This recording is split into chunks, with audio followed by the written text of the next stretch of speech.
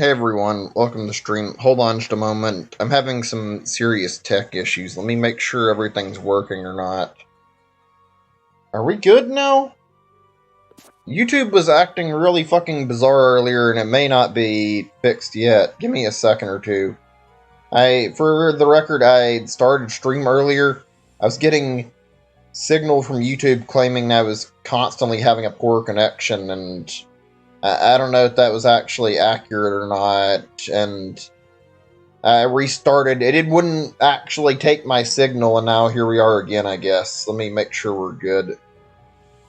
I think so. Just give me a second or two. I'm sorry, I'm like having a really rough day where things are going kind of shit, so let me see. Okay, I think we're finally good. If there's any problems with the stream, let me know so I can, like, check on it. I have no way to know if there's anything going wrong. If I try to play stream to get, like, a feedback on my own end, it just lags things, so I have no way to look at things. Any streamer's nightmare is dealing with goddamn tech issues all the time. Hey everybody, how are you all doing? Hopefully good, hopefully better than I am. Today's been kinda not the best day, not the worst day, just been not that great. Like I just said, I've been having some issues at the stream, and there have been, like, numerous tech problems, so yeah, naturally struggling quite a bit to get everything working correctly, and it's been awful. Anyway, where were we? We were talking about some stuff. I had some stuff I wanted to talk about with, like, dreams, but unfortunately I can't remember what the fuck I was thinking about, so I can't really talk about it in depth. Let's do another subject that I wanted to talk about. I like talking about science. I don't talk about it, like, super often. It's always interesting to get... Oh god, YouTube's still telling me there's no data, though. What the fuck? Hold on a second. Let me check the stream health page. It says it's okay. I don't know. I'll try to ignore it and just keep talking. I enjoy, like, looking into science stuff, though. I like looking at, like, all sorts of things, like research, like, let's see, how do I describe this? Like, I guess I was gonna say, like, I like looking at stuff, like, online. You know how you can just, like, look at a lot of stuff online. You can find, if you're interested in something, like, look into, like, studying and, like, how do I word this? It's really weird to talk about. Like how everything out there, there's like a description on how it works. I enjoy seeing that kind of stuff. Hi there, Dragon Claw King. Welcome to the stream. I don't believe I've seen you here on the stream. I don't know. I don't recognize that name. But welcome nonetheless. Just doing some shiny hunting. Hope you enjoy the stream. It's always interested me, like, hearing about this stuff. There's always a lot of good stuff to hear about, like, science, like I was talking about. I remember when I was younger, I used to pay a lot of attention to things going on in my science classes, and I would, if I ever had, like, any questions, not even related to just, like, the actual, what's the right word, well, the actual study you're doing or whatever we were talking about that day, I would just ask. It was always something I was always interested in. It's always neat to see, like, all these things, like, I remember asking about, like, how, I was curious about how, like, dinosaurs were, or, like, that's the right word, how people knew dinosaurs existed, that kind of stuff. I was probably one of the more, what is the right word for that? I was the type of kid who asked a lot of questions, I guess, but it was because I enjoyed learning. I don't know if you guys can relate to that. I was always that kind of person. Even now, I find that to be true about myself. I like to try and find, like, answers to any stuff that I'm interested in, if possible. I mean, naturally that has its limits, but, like, there's still some stuff that I really love to learn about. Science is fun to, like, check up on some of that stuff and read about it. Speaking of that, how's everyone, or what are someone's favorite classes they had during school, or favorite classes you have even if you're still in school? I'm curious to hear about that. I had a lot of classes I enjoyed, also a lot that I didn't enjoy.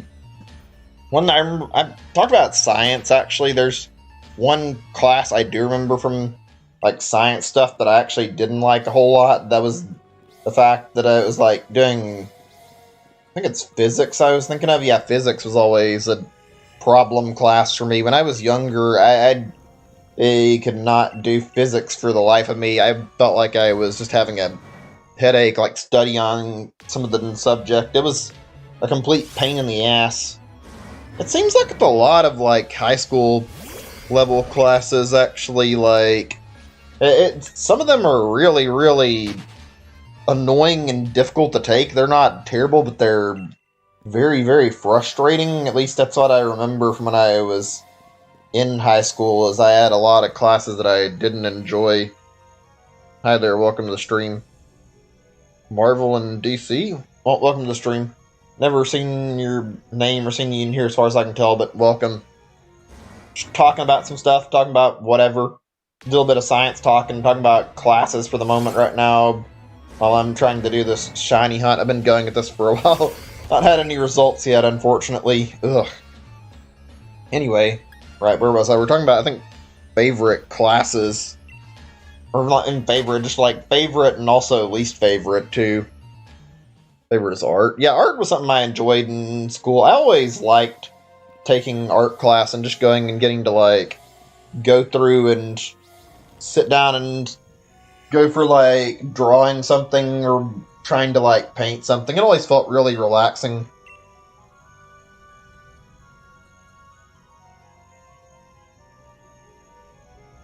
Excuse me one moment. I don't know who the fuck you think you are talking to me like that. It's incredibly rude. Also, the fuck? Okay, never mind, my chat updated, like... You don't come in somebody's chat and, like, first thing you do is insult them. You're not gonna get on anybody's good side like that, that's for sure. That was, like... I don't get why people do this crap on YouTube. I genuinely don't. I've only had this happen a handful of times, but it's like... what's the fucking point in coming into a stream and then intentionally trying to start shit with the streamer? Like, seriously? Why do people do this crap? Oh well, whatever. That kind of took my attention off the game. And also off what I was talking about. Let's try to get back on topic and hopefully forget that even happened. Right, we're talking about classes. I never liked physics. I wasn't good at it. I don't remember, like, a lot of what I had to do in physics class. I think there was, like, some math involved with it. Math is one of those subjects I was never too big of a fan of when it came to high school. I didn't hate it. I wasn't terrible at math. In fact, I remember having a decent time with, like, most of my math classes, but some of them were kind of a pain to work around. I've got to say, like, looking back at it now and remembering math classes in high school, I remember that I really didn't enjoy taking them a whole lot. Like, they weren't bad subjects, but looking at algebra now, it's like, oh gosh, I don't even know how I was able to handle algebra. It's confusing to look at and, like, trying to solve the equations. It's like, I guess because I haven't used it in such a long time, I haven't needed to think about it, and I forgot how to work it. It's just like, I don't know how I figured this stuff out as a kid. Looking at it now complicates me. It confuses the hell out of me.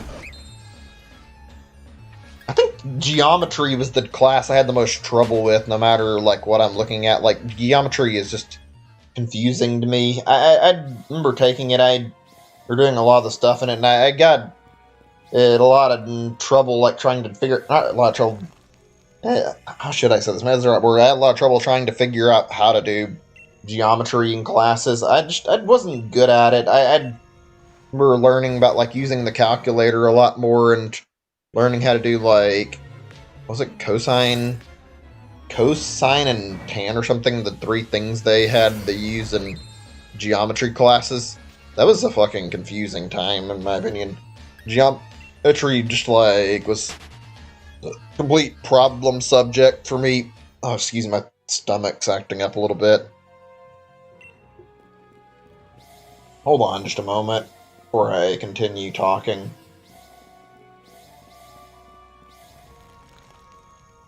I'm just checking on one thing for like in my Discord chat. I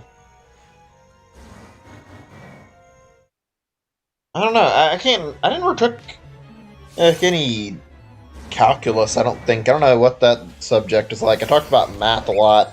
I never really completely understood like some of the, like I said, high school classes, like in especially like math classes. Like I don't know. I feel like algebra is something that shouldn't need to necessarily be high school level. Maybe I'm wrong. I don't have a lot of jobs that required algebra, and I don't think I do nowadays. Same with like, I guess maybe to an extent, if you're doing like some stuff like construction, you might need to have like a little bit of a little bit of, sorry if I'm getting tongue-tied, a little bit of knowledge in like geometry stuff. I've never once actually felt like I needed like a lot of it. In everyday life, I end up just using, if I need to do anything, I'll do like stuff on calculator. I don't really feel like I need to do any of the stuff I've learned from high school very much. Also, when it came to like working on math problems in school, I don't know if like a lot of people can relate to this, but like I ended up having to do like a lot of my questions that the calculator did like quite a bit. We were discouraged from like actually using a calculator, and especially on like, well, on tests, yeah, and also just in general, like when it came to like the state assigned test, we didn't get to use calculators either, which I didn't understand that, frankly. Give me a second or two. I just wanted to check a small thing or two. Today's been a really awkward stream for me. Not terribly awkward. I had a lot I wanted to talk about, but I don't know if it's all going through where I would like to. Like, I'm able to think of it clearly. It's definitely a weak point that I have and that I need to work on, is like working on figuring out how I'm going to convey my thoughts easier, how I want to like remember stuff I want to talk about, that kind of thing. I'm bad about that. Also, I don't like how I've had to time somebody out like very, very quickly in the stream because they were rude. That was just that was extremely weird how somebody came in the chat room ready to start something. Let me get back to where I was again. I don't know. Math isn't my strong suit.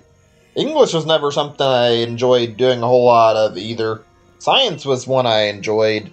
I mentioned science a bit, and I did like looking into science. For English, I think part of it's that I just didn't like essay writing especially, but also like grammatical stuff is confusing. Like where to place your commas can get confusing really easy. Trying to like, I think it's mostly essays I don't like. Reading was pretty alright. That's something that we had to do in English every now and then. I felt like I did enjoy reading and like seeing certain stories we got to read in the textbooks or whatever. Studying some of the stuff wasn't too bad. I never had problems like capitalization or anything. That was pretty simple. Most of it was like not too bad actually from what I remember. English was, it was more essay writing that I think I had a problem with than anything. Especially when it comes to the whole point of like, you gotta sit there and learn how to do citations. That was the worst that I can remember. Is I think it happened around like 10th grade or later. I don't know why that's a thing with writing. Fucking, you have to learn to cite everything if you're doing like a paper, or otherwise it can be claimed that it's like stolen or something. It's like, shit, can you even say anything without somebody trying to claim that what you're saying is like stolen from them and decide it first before you actually say it? It's like, essay writing is a fucking headache.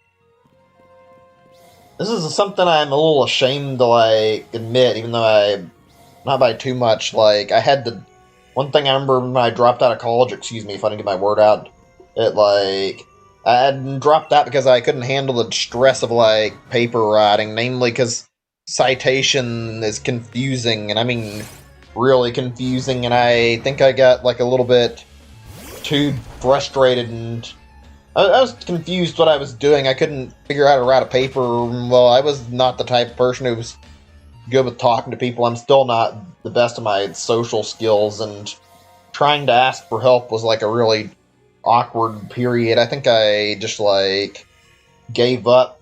To be honest, though, I didn't actually want to go off to like a standard college. I wanted to go off to college to learn how to make video games. I wanted to go up to like a trade school or whatever. I had like a very specific school I wanted to go to. I wanted to go to that Full Sail University, and I didn't get to do that, and I felt like I was throwing away my time in college, so it's only natural that I didn't keep in the school the whole time. I don't know, it was not great, but I felt like I wasn't spending my time wisely there. I was kind of forced to go there for, well, not really forced, I guess, but like my parents wouldn't pay for the college I wanted to, and I couldn't get the money for the school I wanted. And also on top of that, like, they kept egging me on to go and get my basics, and I kept telling them that I didn't feel like I needed it, and that the school I was talking about didn't mention that you'd need basics. And when I like asked some questions about it, it was all like stuff that you'd learned at school, not really basics you'd get from college. I don't know. It's all a bit of a weird topic to get into. Not anything bad, not anything amazing, just, yeah. Ugh. Sorry if the stream hasn't been super entertaining right now. I'm trying to keep it entertaining. I'm not sure if I'm doing the best job at it. I've had a really, really rough day, actually. Just the start of a day that's not gone great. I felt like my brain went zombified a little bit today, where I couldn't keep my train of thought going, and also having internet issues, and I tried to start the stream and I had to restart everything to make sure everything was working correctly. So yeah, I would say today's been off to a really, really bad start. Excuse me, I don't know why my stomach's acting up. Ugh. I'll try to keep pressing on, though, and we can talk about whatever. Is chat okay? I just want to make sure. I've been seeing people pop in but not say anything. I think it's alright, just checking the test message. Alright, where were we? We were talking about, I think, school stuff or whatever. I want to talk about that a little more. Let's see. I took a lot of computer classes, I think. Those were pretty fun.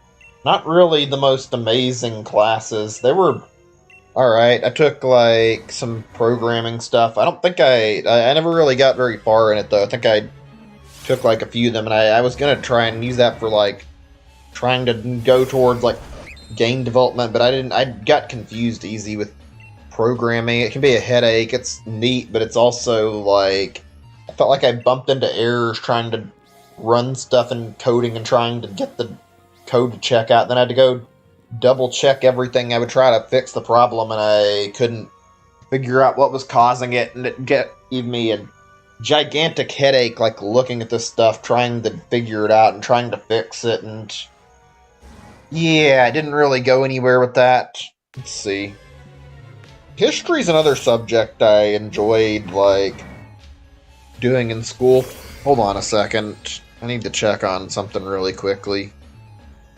Yeah, okay, I think I'm good now. I just wanted to check on, like, one thing really fast. I've got to say, like, history was pretty interesting. I enjoyed reading about, like, American history, and I enjoyed reading about history from, like, other places, too, even though we didn't get to read as much on that. I've always wondered if, like, different textbooks for, like, different nations have, like, different, like, this might sound silly, and I'm saying the word different more than I intend to, because I want to say this, but I don't want to sound like I'm not trying to consider how I'm speaking. It's just that I don't know how else to word this, like, if there's, like, it worded differently in different textbooks about how, like, certain historical events happened, like, say, the American Revolution or whatever, like in the British textbook, or I think the French helped us too, maybe. I don't remember how that went, if I'm not mistaken. I think it was, yeah, the French that saved us from losing or something along those lines. I'd have to double check it all. I mean, I hate to say that I'm not completely that great with our own history, but it's been a while since I've studied it, so naturally it's not all something I remembered super well. I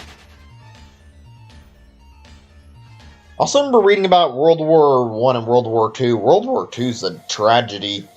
I have been interested to see how like different textbooks account like World War Two, just to see what it says about it. We're just reading different textbooks to see like what they say about like different areas, like say I'm sure the French textbooks have like different stuff written in them about like their elections or whatever, or possibly about different events that go on, those kind of things. I'd love to see some of that stuff and see what it's about. I haven't really been outside of my home country of the USA, obviously. I'd like to.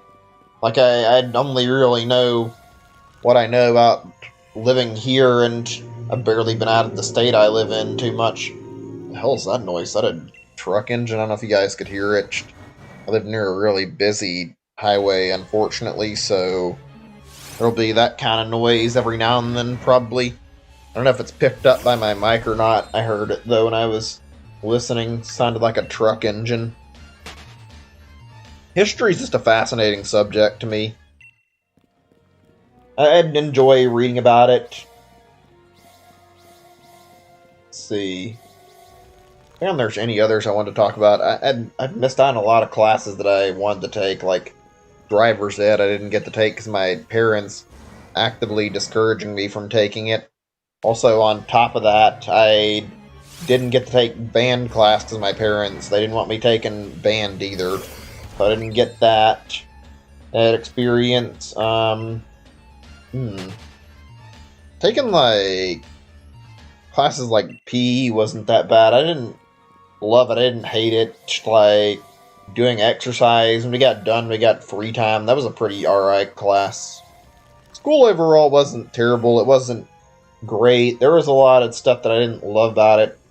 I don't know about you guys. I think I'm done with class talking, at least for right now. We could talk about it a little more later and discuss stuff, because I do enjoy talking about it some, but like, one thing I didn't love, and this is a common thing in schools, I didn't like going to pep rallies, and I don't know if pep rallies are like a thing that's super common in school or not, like in outside the US. I think in the US at least they're fairly common, but like, there was a lot of screaming in that, and it was kind of obnoxious. I know they were trying to like get people like fired up and try to get school spirit or whatever. Like, there were a lot of people who took it a little too far and would like scream all the time, and it felt like it could like possibly damage your ears. Maybe I'm wrong about this, but like, I remember we were sitting in the bleachers and like doing these pep rallies, and we had to, wanted us to all yell, and we had to do this, and it's like,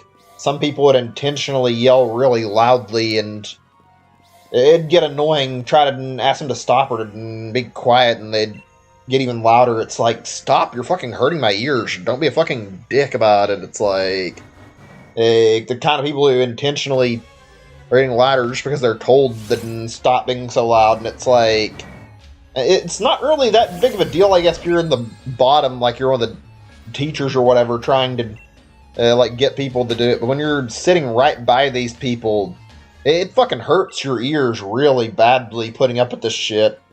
I'm glad I don't have to deal with it now. It's like, that was not a fun time in school. I really didn't enjoy that very much. It was always a pain in the ass going to pep rallies, and I didn't like it because of that reason. It's like, no please, I'd rather not have loud shouting in my ears for like 20 minutes or so. It's like, I would prefer we could just skip doing this altogether. It just felt unpleasant more than anything. I don't know. I don't know if anybody can relate to that. It's not a fun experience, in my opinion, dealing with that stuff.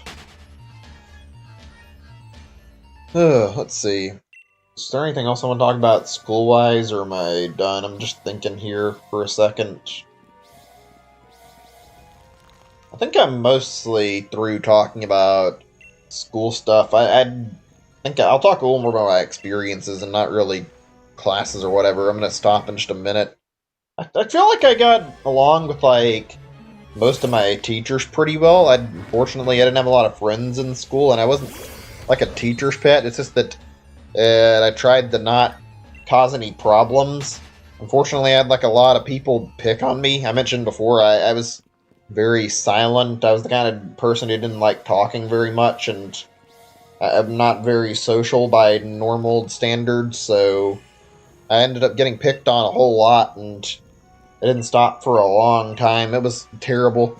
I did this crap all the time, and I always felt miserable putting up with it. People bullied me just because I didn't want to talk and would get angry over me talking and not talking. It's like, really? You can't just handle that somebody doesn't want to talk? You can't just leave them alone just because they want to be silent and don't want to talk to you or talk to anybody? It's like, why is that such a big deal? I don't know why people got into, like, arguments or picked on people over shit like that. It's like, there's nothing wrong with somebody not wanting to talk. I feel like it's one part of adult life I'm much happier about. I mean, I had some friends in school. There weren't a whole lot, but, like, I did meet people, and things got better when I was getting near my, like, senior year, and also, like, later in high school, things got fairly calm. I was able to get by without being bothered too much, but, like, yeah, let's see, what was I gonna say? I got distracted. I met more friends, I guess you could say. Things calmed down that way. It was pretty bad before that, though. I feel like in adult life, that's a thing that's changed and not really a big deal or a bad thing. I don't see anybody acting like this in adult life where they throw a fit over somebody not talking to them. It's like, in fact, I don't really find myself stopping to talk to people very often in my everyday life. It's more like I just go about my day and do what I need to if I'm out, and I guess if I need to make conversation, I can talk to people, but outside of that, I don't really find any need to talk to people, and I don't get bothered for not talking to people. That's something I'm much happier about. You don't see that kind of crap as much as an adult. I think most people realize that by that point, acting more mature and not causing fights for no reason is probably a good idea, rather than being immature and fighting somebody for no reason. I don't know. Just my 2 cents on it. Somebody else wants to talk about, like, their experiences at, like, school or their favorite classes or whatever, like I was doing, talk about that kind of stuff, feel free to. I do want to go back and talk about, like, one class that I mentioned maybe a little bit later, like, talk about that some more, that art class stuff. Which I enjoyed science class. That was a fun time to go through, at least in most cases. I don't think I loved dissecting stuff. Also, I enjoyed just, like, learning and reading about stuff. I liked hearing about, like, stuff like greenhouse gases, whatever. One of my favorites was, like, biology. I think it's because we get to learn about a different set of, like, animals. We also got to learn, like, stuff like about, like, cellular stuff and whatnot. That was interesting. Same with stuff like learning about, like, say, what's the right word? Learning about, like, atomic level stuff, that kind of stuff. There was some good stuff in science, in my opinion. Also, it's just interesting to see how stuff works, like the inside of a volcano. We learned about that, I think. We learned about, like, what was it called? I remember those, the term for, like, rocks, how they have, like, different phases they go through, or there's, like, different types of rocks. Maybe phases wasn't the right word. I think I might be thinking of something else and getting my thoughts a little bit jumbled up, but I think you guys can kind of relate to what I'm talking about, maybe. I remember, like, learning about water and, like, all that stuff, like how it goes from solid, liquid, gas. That was something that's really, really interesting, too. Science is fascinating to me. There's, like, a lot of facets of this topic that I could talk about. Actually, I guess we can talk about art right now while I'm on the subject, instead of just skip over it completely, because I feel like maybe it'll be better to stop talking about this later and just, like, get this out of my system. I don't know. I'm just thinking. How do you guys feel about art, out of curiosity? Do you guys enjoy art, or do you guys not enjoy art? Like, do you enjoy, like, drawing? Do you not enjoy it? Curious. I feel like it was a fun class for me. I liked getting to sit down and draw stuff. I liked getting to paint stuff. We got to do a lot of neat activities. We got to do, like, the whole speed painting or speed drawing thing where you got to, like, draw something in, like, a short span of time and try to see how much better it looks with, like, more time. You get, like, 5 seconds on one, then you get, like, I think, like, 10, move it up to, like, 20, then you get, like, a minute or something like that, and then you get, like, a 5 minutes or something, that kind of thing, and you can see how you get more detail. I mean, that's not exactly hard to imagine. It's easier to draw when you've got more time on your hands, in my opinion. It impresses me to see people who can do, like, speed drawing, and they can draw, like, something really quick in, like, say, the span of a whole minute or something.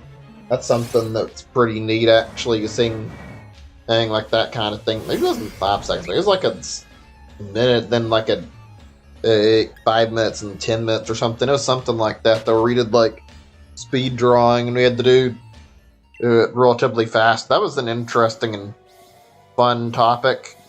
That was something that was worth going through and doing. That was something I enjoyed. We also did something where we had to do, like, draw on something and then pass around the picture and let others, like, draw on it, and we'd add on to their drawing. That was a weird one, but I liked it. I'd found it to be a fun enough subject. Not something I loved, just kind of something that was really, really different. I mean, I'll admit, I remember I was kind of kid who drew, like, whatever, and I didn't like people messing around my drawing too much. Like, I remember I drew, like, a Yoshi or something on one drawing I did, and I got a little bit upset somebody ruined it and made it into something completely different. That was, like, one thing I didn't love. I didn't mind too much. I always struggled a little bit to get, like, great drawing. I'd do my best. I felt like I got more what's the right word? More skill at drawing as I kept trying. Hey, C's, welcome to stream. Good to see you. Glad you could make it to stream.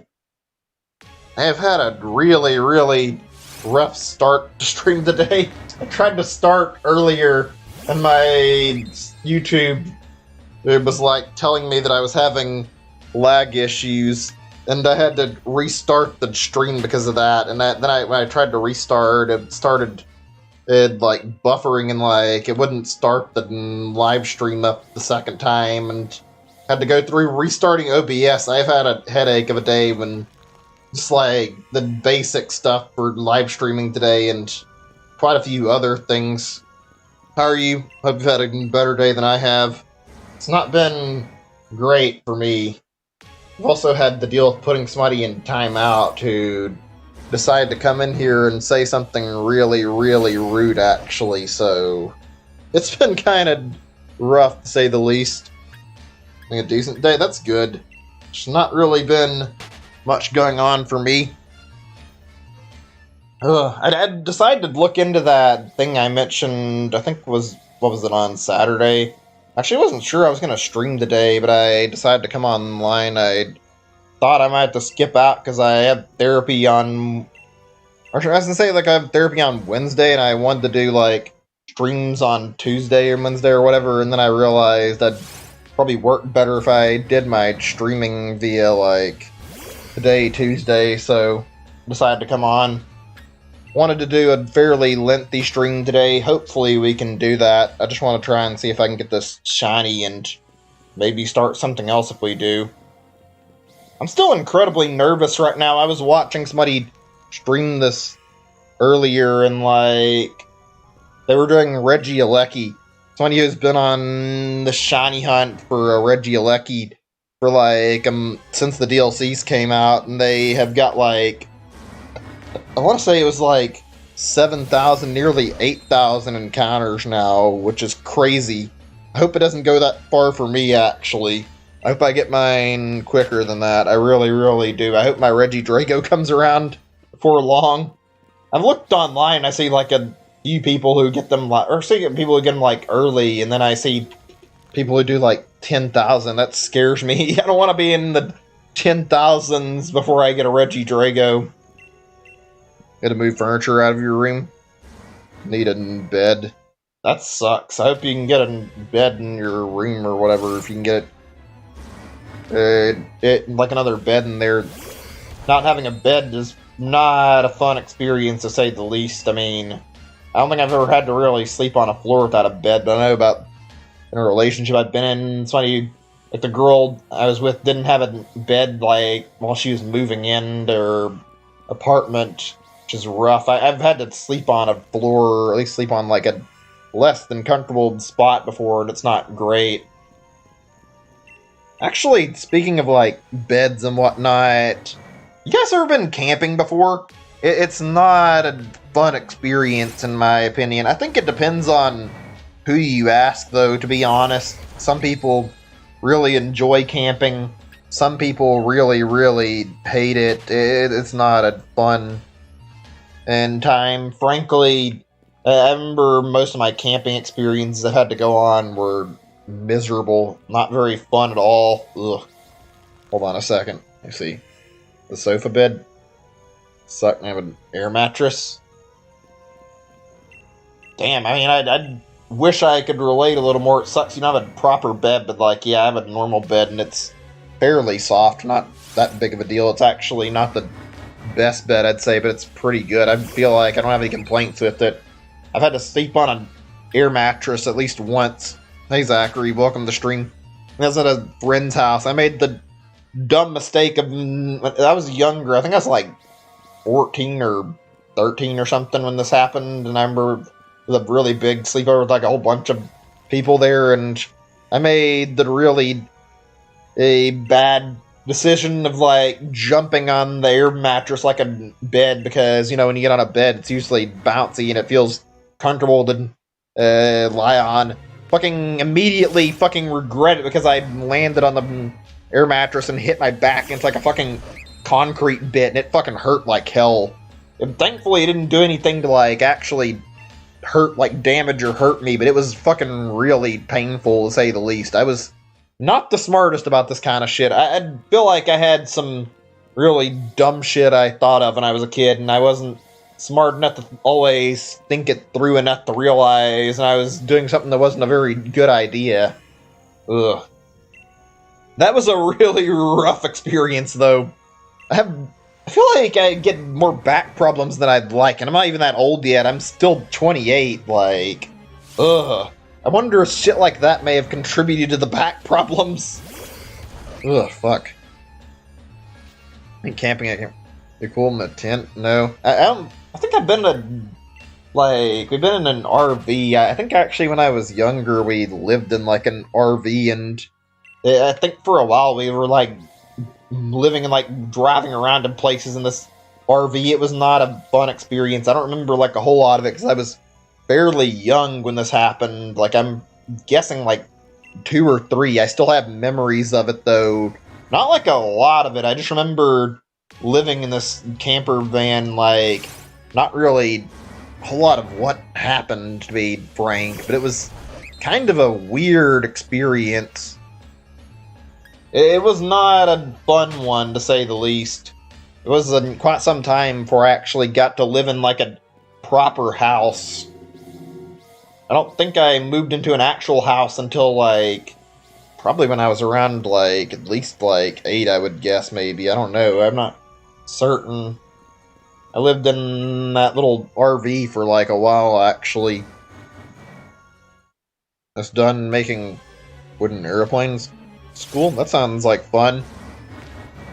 I remember taking, like, classes for, like, doing, like, welding or, like, little things like making stuff like wood shop. That was actually pretty enjoyable. Like, some of the few things related to ag stuff that I actually didn't mind, even though I hated doing it overall, since my dad made me do so much farm work as a kid and, like, working on the farm, and I didn't want to, and that kind of gave me a really sour taste towards dealing with ag in general.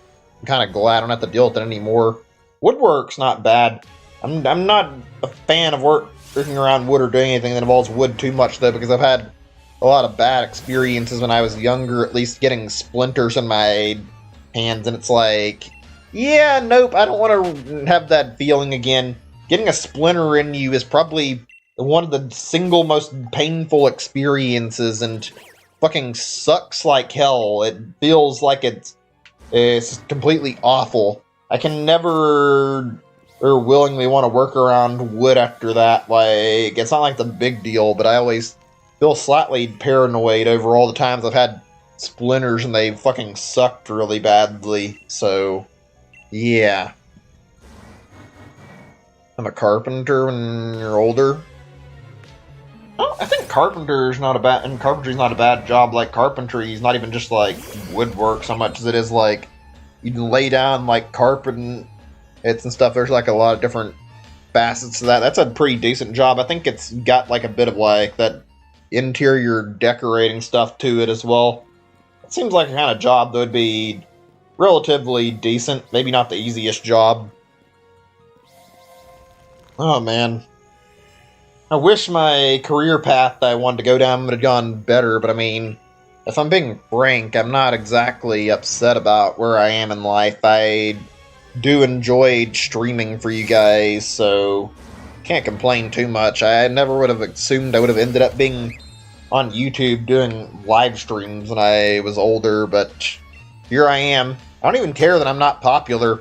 I just enjoy chatting with you guys and talking about stuff. It's actually pretty relaxing and refreshing to sit down and have these kind of conversations. It genuinely means a lot to me. Hang on a second. Let me go back to my thing with my stuff on it. Like I said, I have that list on Notepad that I use to keep track of some topics. I'm going to mark some of the stuff off that I was talking about, actually. Oh, oops, give me just a second or two. Sorry if I'm silent for just a second. Okay, I think we're good. Yeah, let's continue now. Right. I'm going to change the subject for just a little bit. Might talk about whatever in a moment. Like, I've noticed something really weird, and this might just be me. Might be not actually a thing, but like, have you guys ever noticed, like, when you're younger, it feels like time passes by, like, really slowly, like when you're a kid? At least it felt like that for me. Like, time was really, really slow and felt like it barely passed by at all. Then as you get older, time feels like it gets sped up by a lot. Like, it feels like time really, really just like goes by without you even realizing it. I don't know if you guys can completely relate if you're not out of high school. I think it's something with maturity where this happens. Like, as an adult, it feels like days go by really, really fast for some reason. As a kid, it didn't feel like that at all. 5 minutes to me as a kid felt so long. It felt like it would take like hours sometimes for just this 5 minutes to pass up. It made certain things like you have to go to like your parents are in a meeting or whatever, and you have to wait outside, and it's like, oh yeah, you gotta sit there and wait 2 hours, and it's like, it felt like torture. Nowadays, go and do stuff, it's like, you get busy for a little bit, and it's like, where'd all the time go? It's fucking weird. I think I remember, like, looking this stuff up on Google, like, some time ago, because I was curious about this, and it's definitely not just me. Like, there's actually people who feel the same way, and feel like they've had that same experience of, like, time being really slowed when they're a kid, but as an adult, it's way quicker. The time most days now, yeah, I don't blame you about that. And girls go, yeah, one more time. Yeah, that's exactly what I mean. Like, even if it's not much, it feels like the older you get, the faster and faster time passes by, and it just comes by in the blink of an eye. I think the only exception to this is sometimes when you're in a really, really shit scenario, it ends up being a little different where your brain perceives time slower, and then because of how fucking miserable it is now, you want things to be over. It feels anything but fast. But yeah, I've had that a lot. It feels like the years, like, it feels like it just happens in the blink of an eye nowadays to me. Like, I feel like I feel like a month starts and just ends so fast. I don't know how to describe it. It's really bizarre. It may not be that quick for everybody else, but it's like, it certainly feels like that. It's something. Let's see, 2 more hours now in the walking time. Yeah, I know what you mean. It really feels like you just lose that extra time, and you end up wondering what changed. I remember reading up on some scientific papers about this thing. Ran up papers, but like I read on this like online out of curiosity, and I remember like reading something that said like people were studying like how time worked, and like how also like they supposedly one way they could achieve like a fountain of youth effect would be going through and studying like this exact thing I just got through mentioning, and studying like how children perceive time versus how adults perceive time, and something around that could actually be like the answer to how we actually end up getting like longer life, if not like eternal life. Personally, I don't think I would want to live forever, but I mean, it's interesting to think about the fact they're trying to make research in this still, and there's quite a lot of headway in it, it seems like. It's a really, really fascinating subject. Oh, man. I don't know. It's something I think about quite a bit. Kind of miss those days, actually, when I think about it sometimes. That's one thing about life that sucks. You guys may not have the proper experience of it yet, but, like, as a kid, life is fairly worry-free. It's not terrible. You get to do a lot of things that are, like, pretty easy, relaxing, just take life at your own pace. But also, you don't get to have, like, proper freedom as a kid. You're pretty much restricted to what your parents do. What your parents do and, like, what they allow you to do. Even if you want to do something, if they say no, you're not going to get to really do anything about it. And as an adult, you're able to do a lot more, but as an adult, you also have responsibilities and other shit you have to deal with, like paying for bills, or you have to get money somehow, whether it be a job or whatever, and it can make life kind of not very fun to deal with. It can be a real pain in the ass.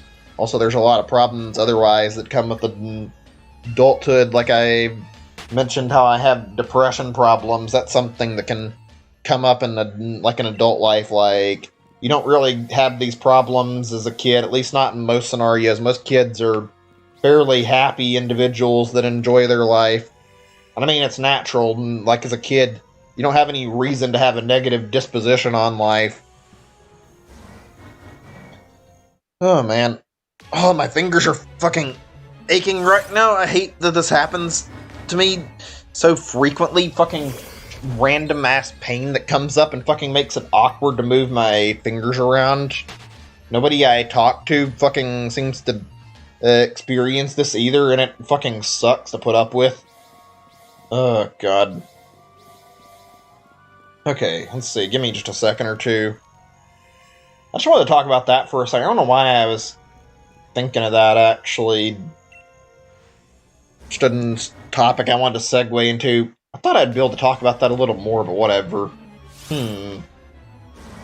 Talking earlier, actually, did we already discuss, like, favorite classes in school? I think we did. I just wasn't sure.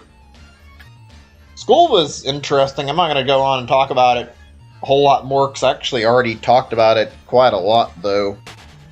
Let me see what I've got on here that's good for discussing.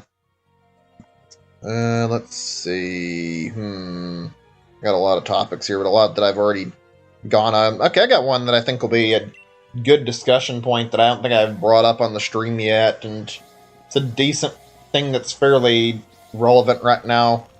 So this is about, like, just YouTube and I guess, like, streaming in general. How do you guys feel about the VTuber thing? I'm just curious, like, what all you guys think of it. I don't know how to feel about it, frankly. It's weird seeing how this came up as, like, a trend out of, like, nowhere just recently. Like, I guess it happened, like, this year or last year or something. Like, it's only kind of gotten popular, like, just recently. Like, don't get me wrong, I think if you look the stuff up, like, you could probably find traces of VTuber shit being, like, around the internet from, like, several years ago. Like, there's the fact that there's, like, these holograms or whatever and, like, live streams, like how those Splatoon things they did happened. Those are kind of like that, I guess, like how they're set up where they're doing the little holographic live stream or whatever. Also, when they do, like, those pop idol things, those are kind of like that. I always find it really, really weird. Yeah, I don't know how I feel about it, to be frank. I guess I think this thing popped up, like, what, like, last year is, like, when it came mainstream? Because, from what I remember, unless I'm mistaken, I swear VTubers were, like, a thing that were, like, kind of big in Japanese audiences. Like, it was something that spawned in, like, Japanese live streams, and then it kind of got more and more popularity, and as it did, it kind of ended up spiraling into, like, a bigger and bigger thing that people were interested in, and then it became, like, a thing where more people everywhere were getting interested, and I think American audiences kind of popularized it even further from there, and now you see them everywhere. It's really weird to see it. Like, I find it interesting how people will be perfectly fine putting up a VTuber avatar, but they don't want to have a like, webcam. I don't know. Gotta go. Alright, later, C's. Thanks for hanging out. Sucks you can't hang out longer. I'm gonna be on for a while, actually, so if you still want to chat, then feel free to come back on and talk. I'll probably be on for significant... Excuse me, my stomach and my... I don't know what that was, whatever. Yeah, I'm gassy feeling right now for whatever reason. I'll be on for quite some time. I think I'm gonna be on for, like, possibly up to 8 hours, depending on how this goes right now, so if you want to come back and you can, then I'll be able to chat some more. I'll be on until, let's see, what time is it right now? It's 2:50 where I live, and, I guess around 10 or 11 my time, I'm not really sure. I'd say about 7 hours from now, at least, I'll probably still be online, just for a time frame. Just wanted to throw that out there. Okay, I guess we'll continue talking right now in the meantime. Stuff that I can talk about. I mean, I still feel like I can talk about this a little bit. I don't know if I would personally get into the whole VTubing thing ever. I don't think I have any interest in it. I don't have any interest in doing a webcam. I've had people ask me about it and bother me, like, why don't I use a webcam? And it's like, I don't happen to be comfortable using a webcam. That's why I don't use one. I don't understand why that's hard for anybody to grasp. I don't feel like it's a problem or like a thing I bump into too often, but it's also just that kind of thing. It's like, I really don't want to use a webcam. I don't think I'll ever bother to anyway as a result of it. It's the same reason I probably wouldn't have any interest in using VTuber stuff, because I would rather not set up a webcam. I don't feel like I'd care to use a VTuber thing for the same reason. I think it's kind of like it captures, like, your body language too. I don't know, I just don't feel like I would want to have that on my stream. I don't really care about doing that. I feel like I'd look really lazy, and I don't really do a lot of my streams physically, or I'm not really that active. I don't really wish to show anything in my stream setup, so yeah. Plus, you need to have your stuff looking kind of nice in order to have it set up. I'm really bad about not getting everything cleaned up when I want to sometimes. I feel like I'd rather not have to deal with that when it comes to streaming. I'd rather not have to deal with, like, an extra hassle of having a cam on in the background and, like, making sure everything looks good. Plus, I just don't feel like I'm comfortable showing my face on stream. I know VTubing kind of gives you that opportunity without actually needing to deal with all that, but it's like, I don't have the interest in the first place, frankly. I don't know. It's just me. Interesting to hear people's thoughts on it and to see how people feel about it. We're the big ones anyway. All I know are, like, that Corona-chan person that I don't know very much about. Also, that name is like really, really similar to how coronavirus sounds. And from what I can tell, that person is only popular like relatively recently, around the time 2020 or something. I don't know, maybe I'm wrong about that. It's like, interesting coincidence. Not that it really matters, it's just a coincidence, but still. Let's see, is there anything else I want to talk about with this whole thing?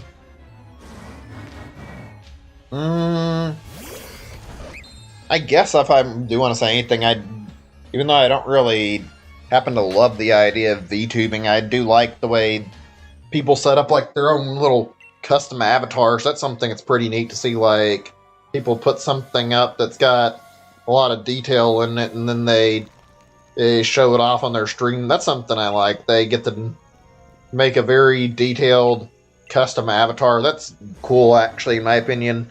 Seeing people's VTuber avatars they come up with is something that's actually pretty good about it. Outside of that, I don't know if I love it. I don't know. It's just not my kind of thing. I don't watch anybody who does it. I don't know if I'm going to watch anybody who does it ever, because I don't really have that much interest in it. That's just my 2 cents on it. I wanted to bring it up as a topic because I thought it'd be interesting to discuss for just a little bit. I think we're done talking about that right now, unless anybody brings it up again and wants to talk about it for any other reason. Then we can discuss it a little bit more and we can talk about whatever in that situation. Oh boy, give me a second. Good. Add this to my counter while we look at the subjects, and then we can get back to what we were doing. Hold on a second. Let me let me mark this off here.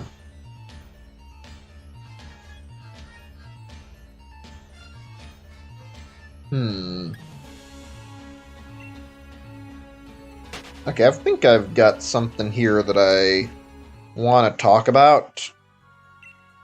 You guys see bugs in games very often, just like weird issues or glitches that pop up in games, like when you're playing stuff?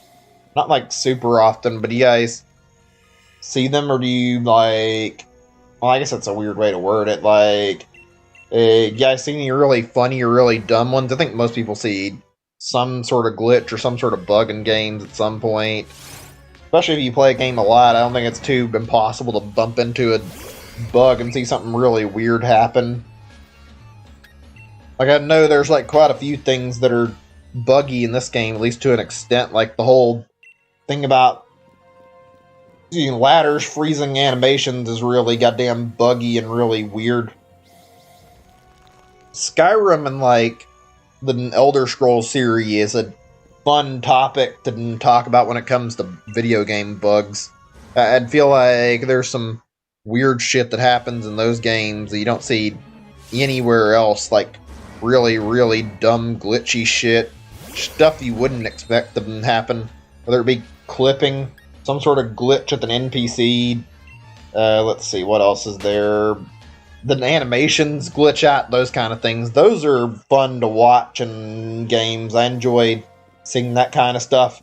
I remember saying something really funny earlier, watching a stream earlier. Is it like the person who was playing had like media share on their thing, and those are playing like a clip of Oblivion, and this is this really stupid funny bug that happened where basically they went in this building, things were supposedly normal, and then you see the guard start glitching out really badly. Like, the guard got, like, glitched in the door. It's, like, ragdolling and, like, getting stuck around the door. Like, it's thinking flap around and, like, move around a whole bunch. And basically, like, it's trying to get free of the doorway. Just watching it was freaking hilarious. And the dialogue from, like, one of the NPCs that was nearby was, like, talking about, like... I think it's something like, the civilian is stuck at your mercy. And... hey, will you help them? And it's like, the timing of this dialogue, when this NPC got stuck in the door like this, it's like, you could not have had better comedic timing for this dialogue to pop in, and then be about helping somebody, like setting them free. It's like it happens right when this NPC gets stuck in a door. It's like that's pure coincidence, but that is like the best coincidence I've ever seen. That it just happens to line up like it. I fucking loved that. That was funny as hell. Oh gosh. I might have to look that up and show that. I don't know. It was funny. It was really funny. That's one of my favorite things to see in games when it comes to bugs. Is seeing like that kind of shit where games just glitch out really hard. Especially for like fucking ragdolling in the game and they glitch into like a wall or like a door or something and you see the model freak the fuck out. I love that shit. It's so stupid. I don't know. It always looks really dumb. Oh man. Seeing ragdolling in game it's something special and really funny. Why? I can't say what it is exactly that I find funny about it because I'm not even sure what it is that I find funny about it. It is funny though. It's really fucking stupid, but it's fucking funny. Oh gosh. I think that's partially why I enjoy playing games like Gmod so much. That kind of stuff happens really frequently in Gmod. It's also really easy to replicate, at least to an extent, to get something like glitched out like that, seeing the ragdoll physics. It's like, fuck up. I gotta look something up really quick that I'm curious about. Not that it matters, just something that I want to search.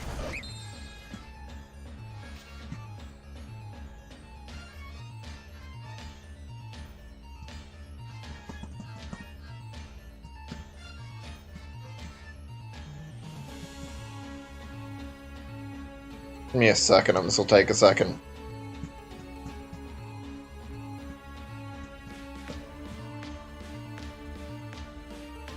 Okay, give me a second. It's talking about that. I get the feeling, I don't know, I think this is the idea that when you see a game fucking break and you see a ragdoll get stuck in something, it just looks so ridiculously stupid. I don't know, I'm trying to describe why I find this funny. I guess just seeing something flail around to get like stuck in a wall is inherently really goddamn funny. I don't know why it is, it just is. Fuck. Okay, give me a second or two. I'm trying to think here and what I want to talk about at the moment regarding this thing, so I want to talk a little bit more about this stuff. I did say something that was pretty interesting earlier. I don't know if I'd say it's glitchy stuff, although there was some stuff. I was watching somebody made like a video of like Cyberpunk 2077. Had some interesting material in it. It was supposed to be about glitches, and it was about like quite a few things. Like showed like a thing where a car crashes into somebody, and the car fucking crashed and like glitched out and started freaking out in the game, and it like went under the ground. It was pretty funny to watch. They're really stupid, really interesting glitch. Also, I noticed somebody had like a thing where it was like fucking, and had like, what was it? If they had like a, oh yeah, the cops in the game are infamously bad. That's right, it was the AI. Like, if you do anything that's illegal in the game or whatever, the game spawns police behind you basically, which is totally unrealistic. The fucking AI just like shows up right behind you and starts shooting you. There's no fucking attempt to hide the fact the game's doing it either. It's really weird and kind of seems like really bad coding. Seems like the game has a lot of like bugs actually right now, and I hear a lot of people talking about how glitchy it is. I don't know, I don't have any interest in picking Cyberpunk up. It seems like an alright game. Not something I'd be interested in.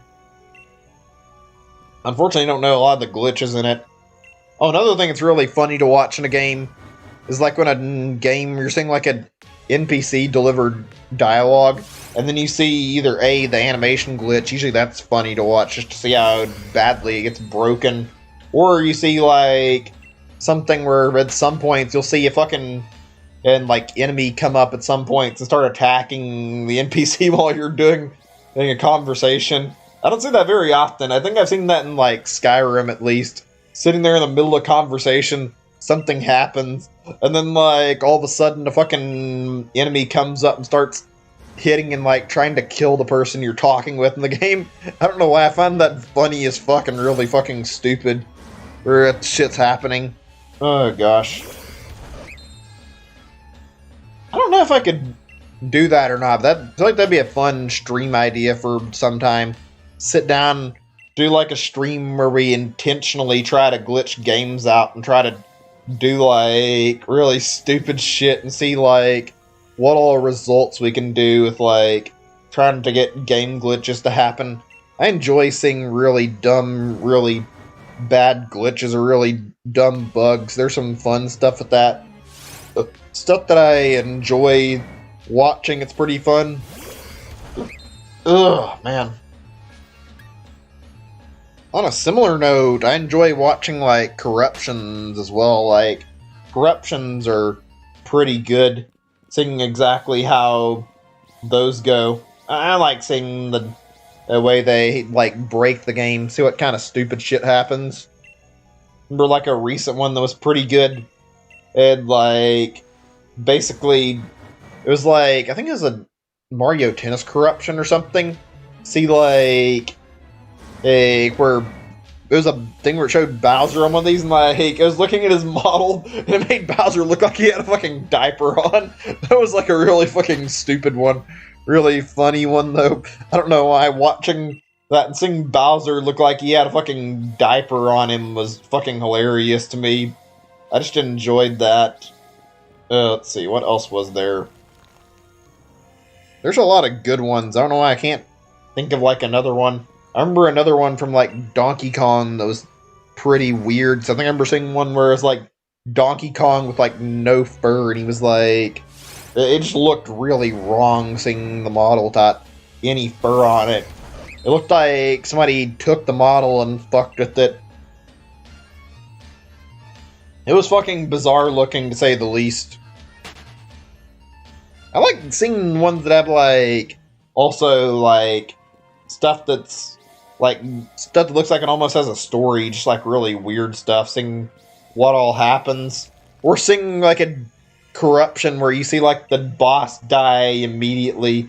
You just, like, hit them in, like, one hit, and you see the fucking fight end. That's always funny, whether it be a corruption or a glitch. I don't know, I like the idea of that, especially if you're playing like a game and you're seeing like a final boss fight or something. Fucking hit them one time, instantly dead. It's like, oh yeah, this is the big tough final boss fight, but it can't survive getting hit once. I double check my thing. I don't know why I'm checking it right now, considering it hasn't been that long since I kept trying. I just wanted to look and see if there's any results. I know there's nothing yet. I don't know why I felt I need to look and verify that. Trying to think if there's any other really good ones. I mean, some of them are good when it comes to audio that are funny to watch what happens, where they make very interesting things where it's like the audio sounds really funny. That's usually pretty good. It really just depends. It's usually like the visual corruptions that are my favorites that look pretty funny.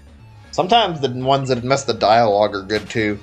Corruptions are a really good thing. I feel like I should try streaming corruptions at some point. I've never really streamed them, so maybe. I don't think I've ever done any corruptions, though, so I have to learn how to use a corruptor first.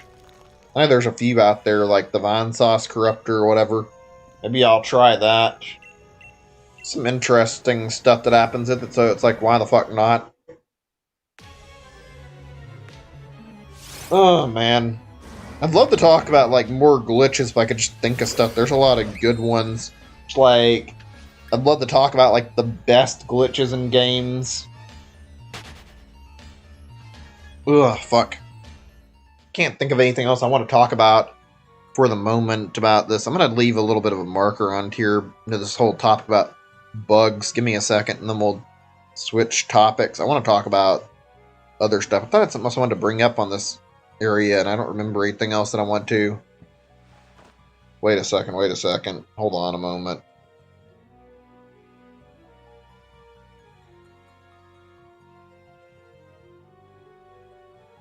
Oh, wow, actually, I think I It's funny, I was thinking of something completely different when I was looking at that, and I think I set that in my list to be talking about, like, bugs and actual bugs, like, you know, how insects, spiders, that kind of thing, arachnids, whatever. I was talking about that before, and I fucking remember I wanted to talk about that more, and I ended up forgetting. Also, this could apply to glitches. I guess I'll write that down on here and then, like, make a mark by it, since why the fuck not? That'd be something to be worth bringing up on stream again to talk about. Okay, there we go. Right, let's see. Did I add this one? I don't remember. I'm gonna just say I did, and assume that I actually did. If I didn't, whatever. Not really a big deal to me. It's not certain for sure if I did or not. Okay, yeah, let's see. Thinking right now. I want to talk about another subject. Actually, anybody here bilingual? Anybody's actually still watching right now? Out of curiosity? If not, not a big deal. I'm just wondering. I can't speak more than English, so you don't have anything to be ashamed of. I've always wanted to learn more languages, but I'm not very good at keeping dedication to learning more than one. I'd like to, though. I remember taking Spanish when I was in high school. Didn't really help a lot. We learned, like, some stuff. We learned, like, certain words. We learned, like,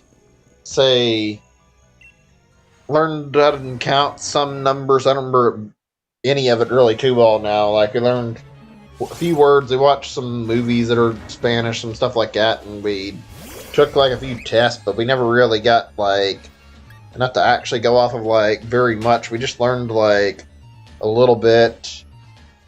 I would like to, though. I'd like to sit down and learn, like, another language properly. Whether or not it's Spanish, I don't know. Spanish is something I wouldn't mind learning, but not on the top of my list. I've seen a lot of people drop on the streams that are presumably foreign and don't speak English as their main language. I've seen quite a few people who dropped in here and don't seem to be able to speak any other languages than their main language and don't know English. I always feel bad when I tell people that I can't speak their language and that I can't talk with them. I mean, I don't feel terrible. It's like I kind of have to be real and just be honest. It's like if I be speaking like Spanish or something in here, I'm gonna have to be truthful and say, yeah, I can't understand what you're saying. I can't really communicate with you. Sorry. Otherwise, I'd be more than happy to talk with you, but I don't have any way to know what you're talking about because I don't speak your language. I've always wanted to learn another language. I think I've tried a few different languages, and my problem is I need to sit down and dedicate myself to learning one. Maybe I'll try that in the future. I haven't had any reason not to, frankly. I'd like to, since I have not really put any time into it. It'd be a definite decent thing to look into, is to learn how to speak another language. I think I'd be down for that. I think I've also had I've had like a few different people that speak different languages in here. All I can recognize for sure that I remember were like Spanish, and also at Science Spoke Japanese came in here once. I'd like to learn how to speak Japanese, but that was awkward.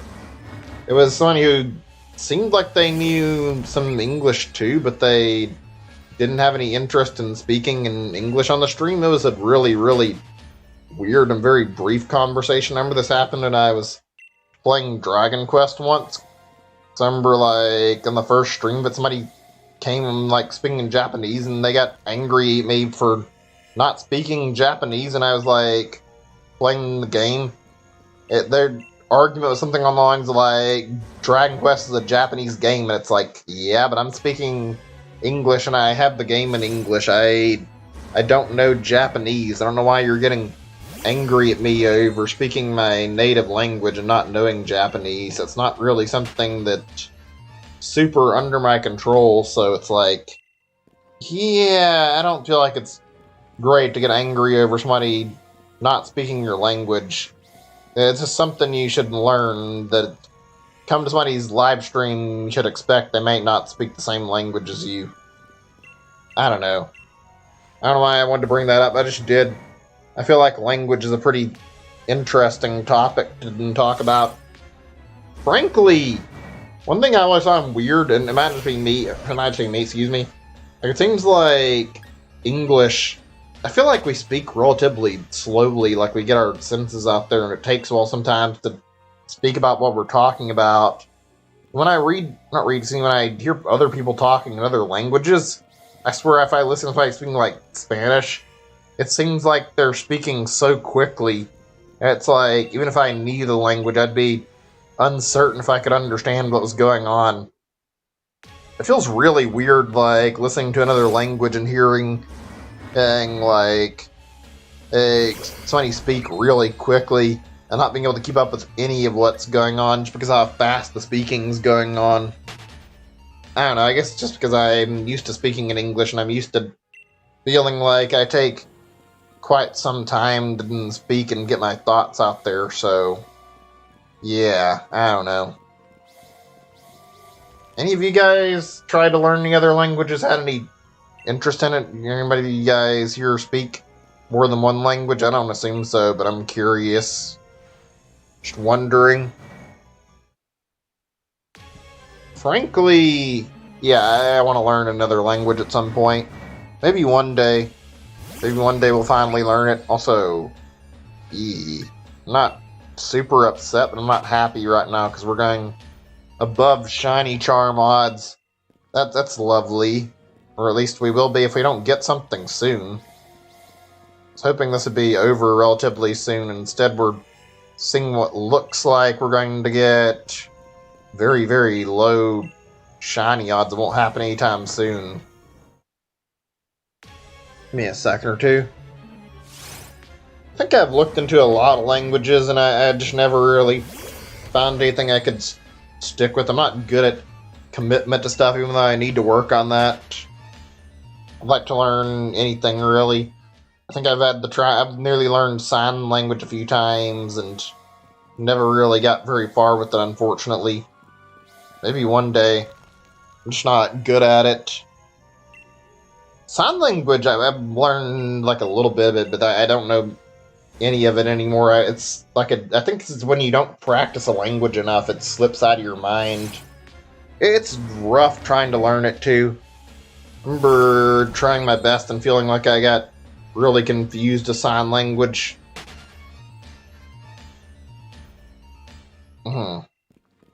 One day I'll learn another language, I hope at least. I want to do that. I think the closest I've came in that, it's not very much, is that I've tried to do self-taught Japanese before, actually. I've had interest in it because I'd like to get games early. That was a long time ago, though. Back when there were still, like, regions getting games much earlier than each other, like Japanese would get their games earlier than American audiences. That was something I wasn't happy about, and I found that I was jealous of, and same with, like, certain shows I wanted to watch. I wanted to be able to watch them at the time of their release or whatever, and couldn't because I didn't know Japanese. I know there's subtitles and stuff, but it doesn't always happen to be a quick matter when you see subs and stuff. At least it wasn't back in the day. I don't know if it's quicker now. Nowadays it seems like it's quicker. I don't know. Language is an interesting topic. In fact, I'd still be interested in talking about it some more. It's really interesting to think that we have, like, so many different languages. I wonder if this is the case for animals to any extent, that animals, like, have different languages they speak, or if it's all, like, one universal language for each species, like I've heard. Like, according to science, like, some study was found on, like, prairie dogs, and prairie dogs can, like, speak in a way where they can send specific messages out. They have, like, different messages out, and they can, like, communicate with their own language. I would assume it's that way with most animals, that each animal can understand each other pretty well. Like, dogs probably can understand each other. Same with, like, cats and pigs probably could, that kind of thing. I would assume that their communication is pretty simplistic and they can understand each other. How they convey things, even if we don't understand it. Like, we don't know if they're, like, the way they vocalize themselves is how they hear each other or how we'd hear them only. At least I don't think we do. I don't know. I'd have to look into that to see exact specifics and details.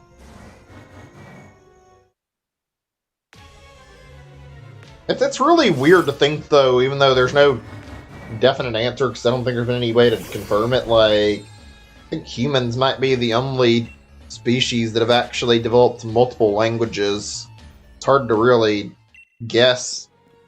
You could say it's better, but I don't know if I'd agree with that. It's like, we'd be able to communicate easier if we all had the same language. I mean, I've seen people try to dispute that, but it's like, why do we need to have multiple languages? Wouldn't it be better to just have one language to talk with? The only reason I can think of where it's that big of a deal is people try to hide stuff, and it's like, is that still a good reason? I don't know. There might be some reasons for why having multiple languages is better, but none that I can think of.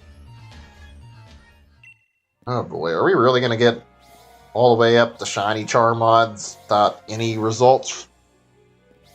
I was hoping my first legendary shiny hunt like this would be better, frankly. Like, first one where I'm doing soft resets or runaways, and we're not any further than we were before. Also, I can't tell if my chat's working or not. I think it is, but I don't know. Let me send a test message, and let me check something on my YouTube page, actually, really quickly. This is going to be a really slow day, isn't it, since we're doing, like, a good 8 hours or something.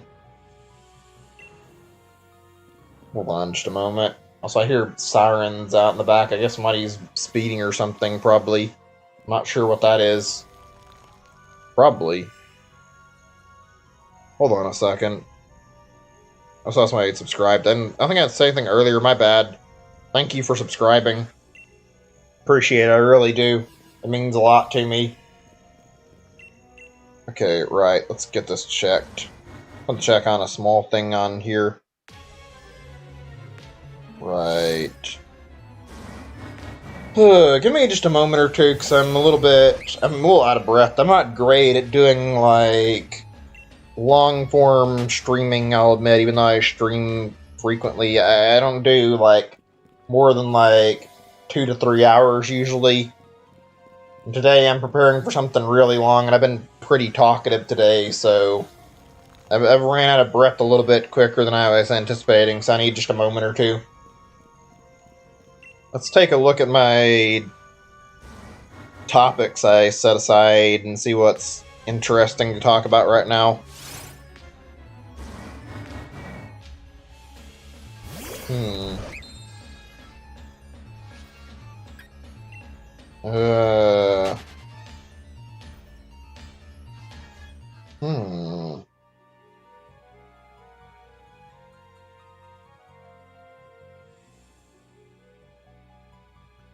I got another topic I want to bring up. Something I was in the mood to.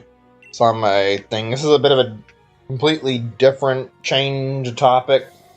Something I want to talk about for a little bit. How do you guys feel about open world games? You guys like them? You guys hate them? Curious to hear opinions on this. Excuse me, my throat's acting up a little bit. I personally don't mind them. I will say I don't feel like a game should be open world just for the sake of being open world. I feel like that's a waste to make a game and force it to be open world just because you want to make an open world game. That's kind of I mean, I guess if you can make it fascinating and interesting, then yeah, by all means go for it and make something cool, but otherwise, don't make it just because you just want to make something open world. Breath of the Wild's like the best open world game I can think of that I played. Breath of the Wild's fun to explore. Very good game. Very interesting game. Good gameplay, in my opinion, that's really, really interesting and keeps you going. Like, you always can keep making your own goals in the game. I've seen people who can keep going even when they, like, finish 100% of the game and get stuff done.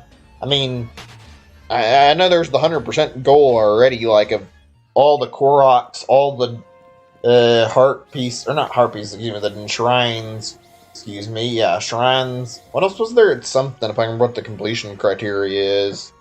Shrines, heart pieces, and... Not heart pieces, I don't know why I'm saying that. Shrines, Korok seeds, and something. Give me a second. Let me see what Google says really quickly. I want to see what this says about this being, like, 100%. I don't think I added that one. If I didn't, whatever, it's only one off. Anyway.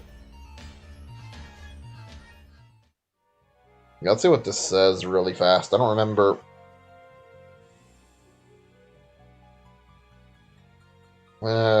Give me a second or two. Seems like the dungeons make sense. Okay, right.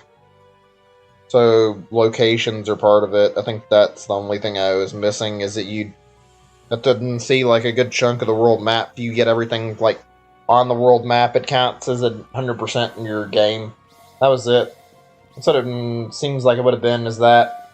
That's not too bad of a goal. I mean, you really want to keep going at it more. There's going after trying to get at, like, true 100% and getting, like, all the side quests, all the big gear items, maybe barring, like, stuff like amiibo stuff, considering that, yeah, I'd say that shouldn't count since it's basically really hard to get, and also on top of that, like, it requires the amiibo. I guess you could spoof it, but I mean, I'm not big on doing that. I only did that with, like, Animal Crossing at most, just for the sake of getting certain villagers, and I still don't really care for amiibo spoofing, so yeah, I don't know, I don't really feel too great about it either way. I mean, amiibo have had some weird functionality in games. That might be something that's worth discussing some more later and bringing up in detail.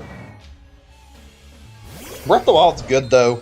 You got the true 100% requirements if you get all the game. I mean, 100% if you don't want to do just the main game. You also have some DLC. There's a lot. There's enough that I feel like most people would be very satisfied doing all of it. I don't know if anybody's actually managed to get, like, all the side quests and all the shrine quests, all that stuff, that, like, the unique stuff you can do, and try to finish the game like that, and then count as 100% complete. That's something I thought about doing, but that's something that'd be torture and probably crazy. Just the idea of getting, like, say, 100, or not seeing 100, seeing getting, like, all the Korok seeds scares me by a lot. I don't think I would want to do it. Played through the game a few times. I think I did once all shrines. I did the DLC. I've done it once where I just did, like, main game. I might do a playthrough of it on stream at some point if I feel the urge to. It's a really good game. I don't think the modding community's done anything like custom shrines or custom levels or anything neat like that. Maybe custom items too for, like, playing the game. I know there's, like, weapon skins and whatnot, but that's not what I'm interested in. It's not something I care about. I can get a good look at this thing. I don't think it's shiny though. I think it's just ordinary Regidrago. Yeah, it looks like an ordinary one. Still nothing. Oh boy, we're going to go straight over shiny yards, aren't we? We're probably going to end up missing it and not getting it until, like, 2000 something, I am willing to guess. I'm starting to wonder a little bit, since people said that they didn't think the shiny charm affected the Regis, but I believe it does. I'm having a little bit of doubt, though, after not getting any results yet. Especially after seeing somebody get, like, 7,000 plus on Regidrago, so anyway, whatever. Why not open world game some more? Maybe we'll go back to Breath of the Wild and talk about that a little more. I don't know if there's anything I want to talk about in it too much. Grand Theft Auto's never been something I've been big on. I don't mind that. I don't know, I never really played it before, and I never really had, like, a lot of interest in it. It's a neat set of games, and the gameplay style is something that's fascinating enough, but I don't know, whenever it comes time to actually play those games, they never really keep my interest.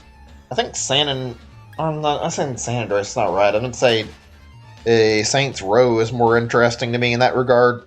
Maybe I'll play Excuse me, why am I saying the wrong games? I'm going to say Grand Theft Auto 5 at some point, because I know they've added a lot of content to it, so it's like, maybe I'll consider it.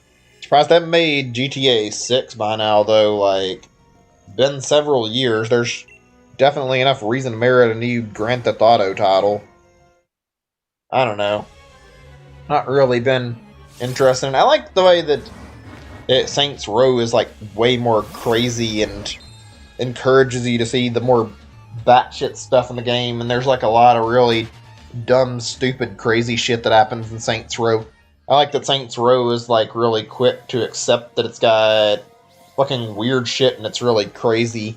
That's something I wish more games would do, is let their more creative or interesting side, to say the least, out. That'd be something I would enjoy seeing out of more games, but nope, no games I see that are very like this. It's just mostly stuff like that, but like Saints Row.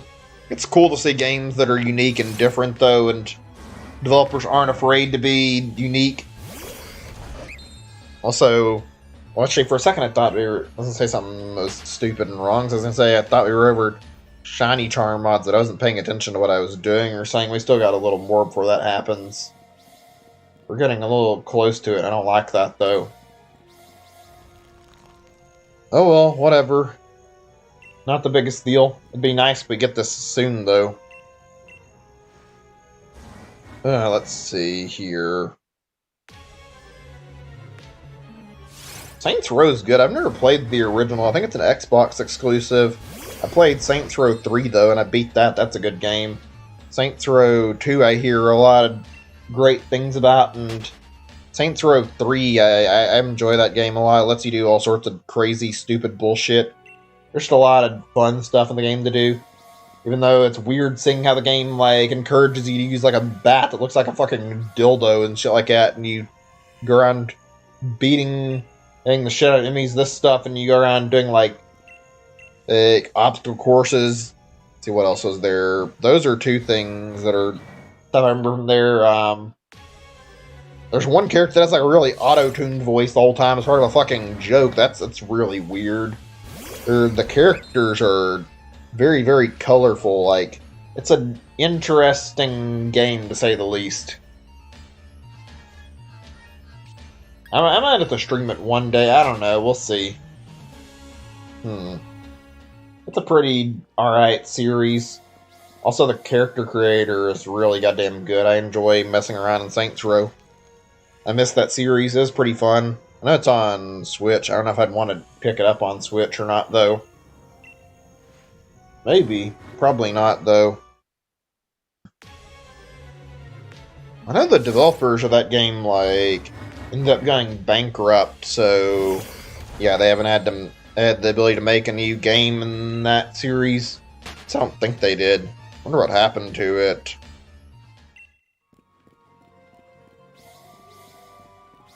Let's see, other noteworthy titles that are open world that I can think of.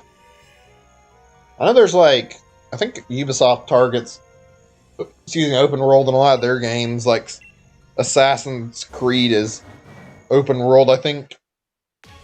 Okay, I think I remember this. 20 more and we're at shiny odds, I'm pretty sure, which is not great, to say the least. That's definitely well above shiny odds. If we can get this before then, that'd be cool. If not, I mean, it's not likely. Anyway, yeah, Assassin's Creed, I think, has it. I don't care about that series. It seems like a lot of games. This is just me, maybe. Maybe I'm wrong. It feels like a lot of games have open worlds that are just empty and don't have anything in them, which, frankly, why even put an open world in a game if it's not going to have anything of substance in it? Why put an open world there just to have an open world? If I'm going to have an open world to explore in a game, then make it a fun one. Make it something that's worthwhile. Make it something that people want to enjoy exploring. There's a lot of them that are good.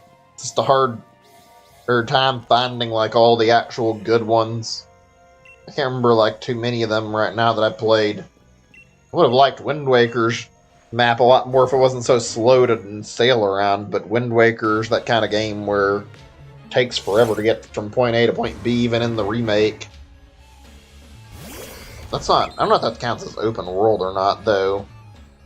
Zelda games are pretty good. I enjoy them. Let's see, what else is another big one? I know Red Dead. We'll talk about that in a second. I think Watch Dogs had like an open world game actually, like... how that was done. I think Watch Dogs 3 or whatever was open world. I don't know how that turned up. That was kind of... that was not the most amazing looking game. Then again, the series in general doesn't seem amazing. When I seen the first game looked kind of lame, and I hear people said the second game was better. And apparently the third game's alright. I don't know, I'd have to check. It's a really, really odd looking series. Maybe I'll check in on it at some point. I don't know if I have the interest, though.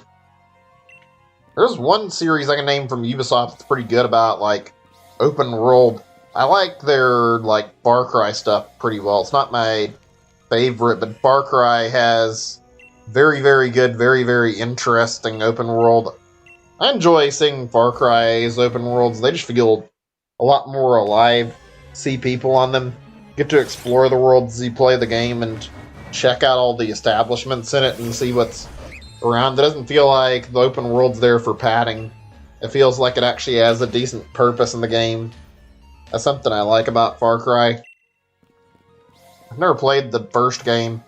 I've only played the third game and the fifth game, and I also played Blood Dragon and finished that. I didn't explore that one as much. I had some computer problems trying to run that game, so naturally I didn't exactly want to sit down and play it for a long period of time knowing that it was crashing. That might be a good replay for me on... well, I might do it on stream, I might not. If I have, like, chance to... if I want to go back to streaming again, that'd be a decent time to play Far Cry 3 on stream, but I don't know if that's going to happen or not. I consider it. That'd be worth thinking about, though. I've had, like, a lot of times where I booted up and never finished it. I remember I've beaten Far Cry 5, but Far Cry 5, I really didn't like how the game ended. Like, all the ending options were kind of lame, frankly. It was rather anticlimactic to see, like, a forced bad ending in the game. I don't know. I know it might just come off as whining, but it's like, it felt like the developers were trying to spite the player for trying to do the right thing. I don't know. It was a weird game. It got into something about a fucking religious nutcase who started a cult. Talk about a really, really weird plot line for a game. I'm gonna think at least one more pretty decent, like, open world title that I've heard about. Like, I know Red Dead gets a very, very good rap. I've never played any of the Red Dead Redemption games. I would like to, maybe someday. I feel like those games are pretty decent, so I mean, maybe I'll check that out. Those games look good. I like the whole Wild West theming they've got going on in Red Dead, and frankly, I think that'd be a pretty fun thing to play on stream if I ever get a good opportunity. I know it's on PC, so it's like, maybe I'll think about it, actually. I just don't know. We'll see, though. That could be a fun thing to stream if I ever do go back to streaming regularly. All this depends on about stream games. It's got to be if I go back to streaming, because I don't know if I will be streaming regularly. What I'm doing right now is kind of an exception to the rule and not the actual rule, so it's not really the same. So I didn't think I ever linked this on the Discord. Actually, you know, I'll wait until they hit, or not they, it hits the 2-hour mark, and then I'll link the stream for anybody who wants to watch it. I was going to do it right now, but I'll just wait a little bit. Talk about whatever. You guys have any other things you want to add on to this? If not, it's not a big deal. Just making conversation, talking about what I can think about. Open world games are neat. They're a pretty fun topic to talk about. I think I've exhausted that topic quite a bit, to the point I don't think there's anything else I want to talk about with it anymore right now, so I'll let that one go.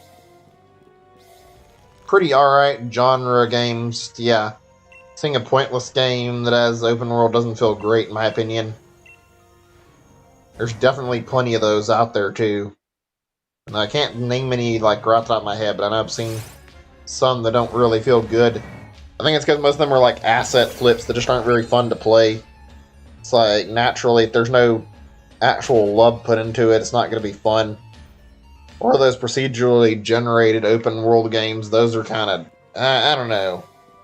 I guess No Man's Sky kind of falls into the whole open world thing. I've never played that. I remember hearing No Man's Sky was like a case of a really bad game that was saved by them adding more content to it, so I mean, that's something that seems like it might be worth checking into since they apparently improved the game. Oh man, we're getting closer and closer. 9 more at most, and then we're at odds, and after that we've reached our over odds shiny, if we even get one anytime soon. Even with all the time I'm spending today, I don't know if we're going to get anything to show off. So I'm planning to put a very, very long time frame of me trying to shiny hunt in today. I think when I hit the 2-hour mark, I'm going to take a little bit of a break for just a little bit, just so I can rest my rest my vocal cords a little bit. I know it sounds weird to say that, but it's like I'm not used to doing longer streams and talking a lot. I think taking a break every like 2 to 3 hours might actually be a good idea. Maybe I'll wait a little bit longer than 2 hours, but I don't want to talk on repeat for a long period of time because I am really, really worried that if I do, then I'll end up feeling like my throat's dried out and I'll be feeling like I'm a little out of breath. So yeah, naturally, I don't want to fucking make myself have a hard time talking. So we'll see. If it's easy enough that I can keep going, we'll just not worry about it then. I won't think about it. Let me look at my list in just a second and we'll see what all I haven't discussed yet, and I can see what all is a good talking point. It's just easier this way. I'm going to open it up now after I get over to the statue again. Okay, let me see what's going on. Hey, Melee Kirby, good to see you. Welcome to the stream. Good to see you. Just been talking about a bunch of stuff, not really missed out on a whole lot. Hang on a second. What have I got on here? I need to mark off my topic I was talking about. I was talking about open world games. Talked about a whole bunch of stuff like Breath of the Wild, Red Dead Redemption, all that kind of stuff. There it is. There. Okay, let's see. Okay, there we go. I have another one that I wanted to talk about some more that I feel like's good. That I think I talked about this on stream and then got sidetracked. Also, I don't know if I fucking add this Regidrago to my encounters or not. Shit. Oh well, I guess I'm just gonna have to not add anything for that attempt. So, what are your guys' favorite game mods, or do you guys use them very often? I'm curious to hear about, like, stuff you guys have played. Any really good mods out there that you played? I'm trying to think on some that I enjoy. I talked about it some, I think the last time I was streaming, I talked about, like, some mods I played and some really good ones. Stuff for games that I really, really enjoyed, especially. Half-Life's like the big one that I can think of that I played a lot of mods in. Half-Life is just that kind of series where it's really, really fun. Also, on top of that, like, people make a lot of cool custom content and mods. Some of the best games I played have been mods. They're really, really enjoyable. You don't play mods too often? I'm not that surprised. I don't think it's super common. Personally, when it comes to me, like, buying games, I end up buying a lot of stuff for, like, I buy my stuff for both PC and console at times when I get the chance to, depending. It's not always, but if I have the option, I like to, just because the fact I like to play stuff on, like, Switch and have portable. Also, I like to have the option to play it on my PC where I can sit down and mod my games if I have any interest in it. It's really neat to see people make mods or custom level packs or whatever for games. There's always some really good stuff. Most of my favorites, I think, are all from Half-Life, because Half-Life just has a lot of good ones. I think I've talked about this one at least once on the stream. There's one I remember from Half-Life 2 Episode 2 that I enjoy really well.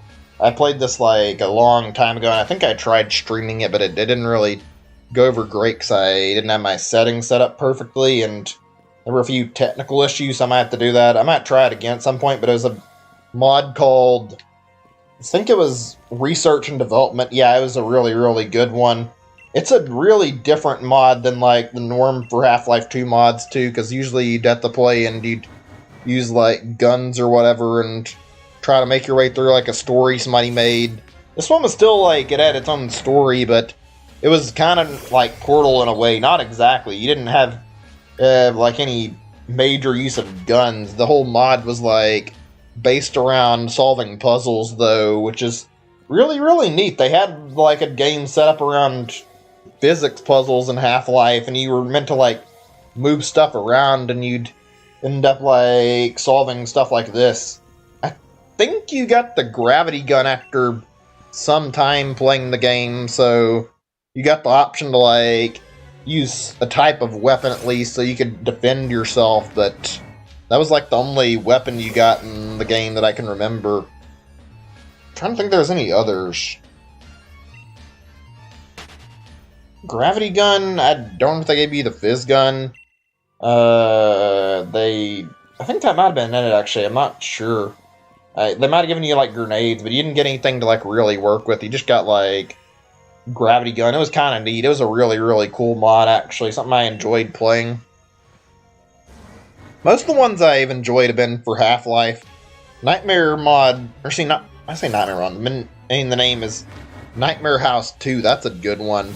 I haven't played through all of it, but I played through a bit of it in, like, stream before things. This is when I had, like, my last computer. I had some problems where my computer was messing up on me, so I ended up making it through it because it was, like, really, really an issue trying to work around all these computer problems, and, like, my capture was being really choppy. This is the point where I ended up, like, giving up on playing PC games on my stream, so I ended up just, like, stopping, and I didn't stop the game early.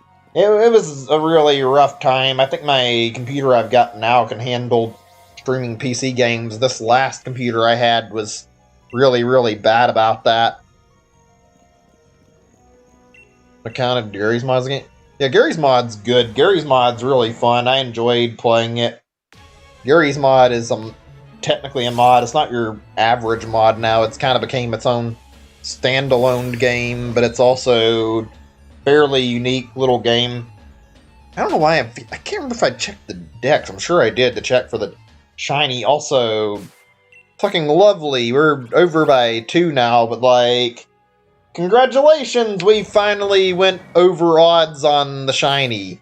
I had a feeling we were going to go over odds on this thing after not getting anything, so God knows when Regidrago is going to shine on us. This could be us sitting here for some time.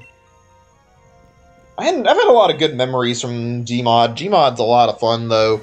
I enjoy checking out all the custom content in it. It's a very, very good game, multiplayer or single player, in my opinion.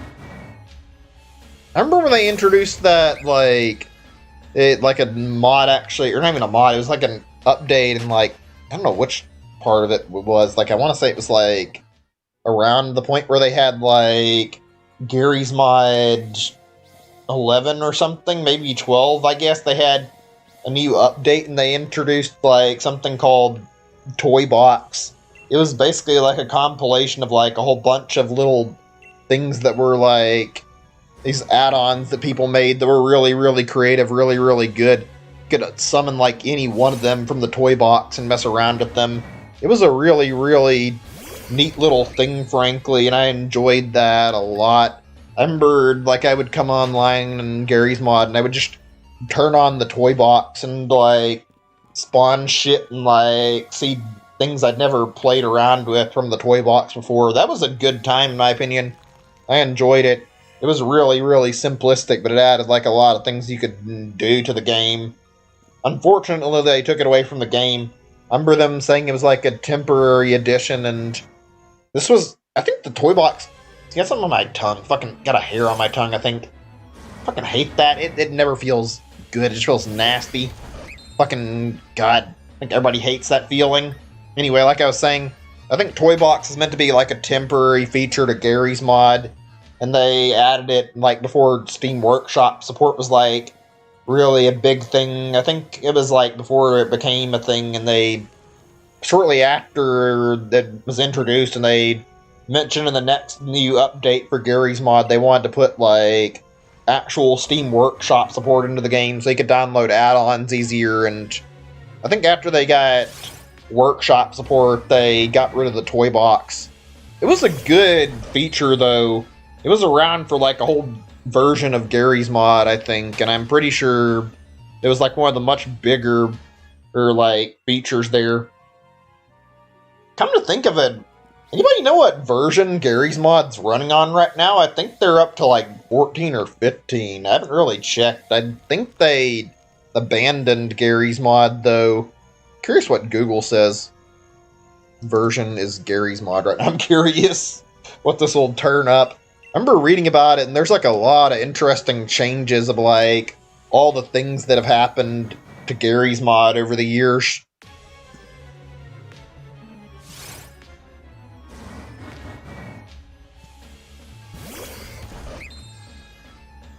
Huh, it's actually still on 13 according to the Google search. Interesting. I guess they stopped updating it. Not like it actually matters, though. Come to think of what all games has that guy worked on? I think most people know the developer of Gary's mod fairly well, Gary Newman, because he made that Face Punch site, and also the guy is very, very talkative and is not exactly the type who's quick to fucking... Or actually, he's not exactly silent about his opinions. He talks a lot, and I mean a whole lot. He seems like the kind of person who tends to share his opinion whether or not anybody wants it, and it can sometimes be really rude shit that nobody wants to hear. Hi there, welcome to stream. Italian? I'm an English-speaking person, and I'm from America, so can't really speak any other languages, but I can speak English. As long as you can speak English, you can chat in the chat room. That's something I've had to deal with sometimes. I feel bad telling people that I can't really talk to them when they speak another language, but it's like, it's not really my fault. I'm not really great with that kind of thing, and I'm not bilingual, so can't really help that any. Welcome to the stream, though. I think you're the first person I've seen here who's Italian, at least anybody who's said they're Italian. I've never seen anybody else come up in my chat who's Italian. It's one place I wanted to visit, too. Italy seems like a really nice place, actually. Especially when I see it in, like, movies and also in, like, shows. I don't know, it just looks really, really pretty. There look like there's a lot of good attractions there, and frankly, Italian food is really good. I've only had, like, so much of it, like the kind of stuff you have in American restaurants or whatever, like, that are Italian themed, but the stuff I have had is good. Like, I know American pizza isn't the same, but it's really good, and pizza is an Italian food, like, in its origin. Also, spaghetti's good, too. I enjoy spaghetti quite a bit. All the pasta-based dishes that I can remember eating that are Italian, they're really, really tasty, honestly. I can't name anything Italian that I've had that I don't remember liking very well. Kind of think I can't remember like much of what I've seen of it, though. I remember seeing it in shows. I think one thing or seeing one depiction of Italy I remember that I liked a lot, though. I remember watching JoJo, and for anybody who doesn't keep up with JoJo, like, the story basically changes characters, like, every time there's a new part of it or a new season or whatever. Like, that's part of the way the manga works. First season being, like, old age shit, then the second season is, like, 100 years later or something, and then it continues. I think the first 3 or 4 seasons are...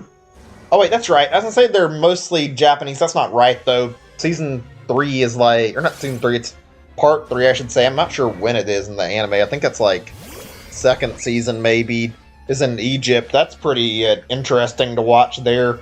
By season 5, they have like one that's in Italy, and it looks really, really good. Actually, I like that a lot. I don't know, and this always looks pretty from seeing different attractions I'd like to visit. If I had like a list of like places I'd like to go to at some point, I think Italy would be very high on the list. Not the highest. I'm not sure what my highest would be.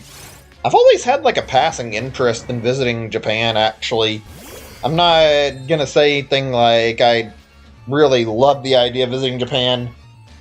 I know there's some people out there who are a little more than rude about it and are quick to call anybody who says anything nice about Japan weebs. I'm not really that interested in Japan, but I would like to see the city and see some of the cities and see like some of the country. It seems like an interesting place.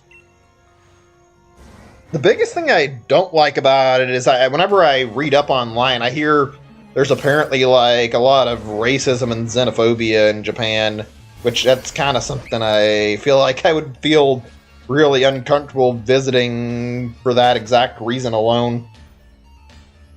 Out of curiosity, for like everybody who's in the chat, like, you guys travel very often, or any of you travel?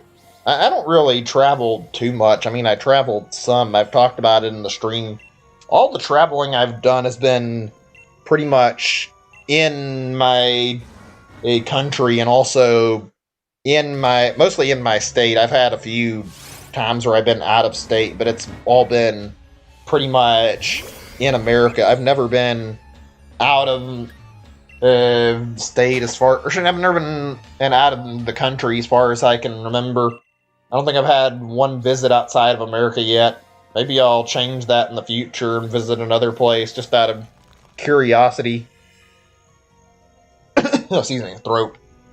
Yeah, I know what you mean. I hear that online. It's kind of not great. I mean, you might wonder about the validity of it, but it's like a lot of people who are like American speak about their experiences in Japan, and they talk about how like openly Japanese people treat Americans very differently and are kind of racist towards them. So yeah, it's not a great thing to hear about.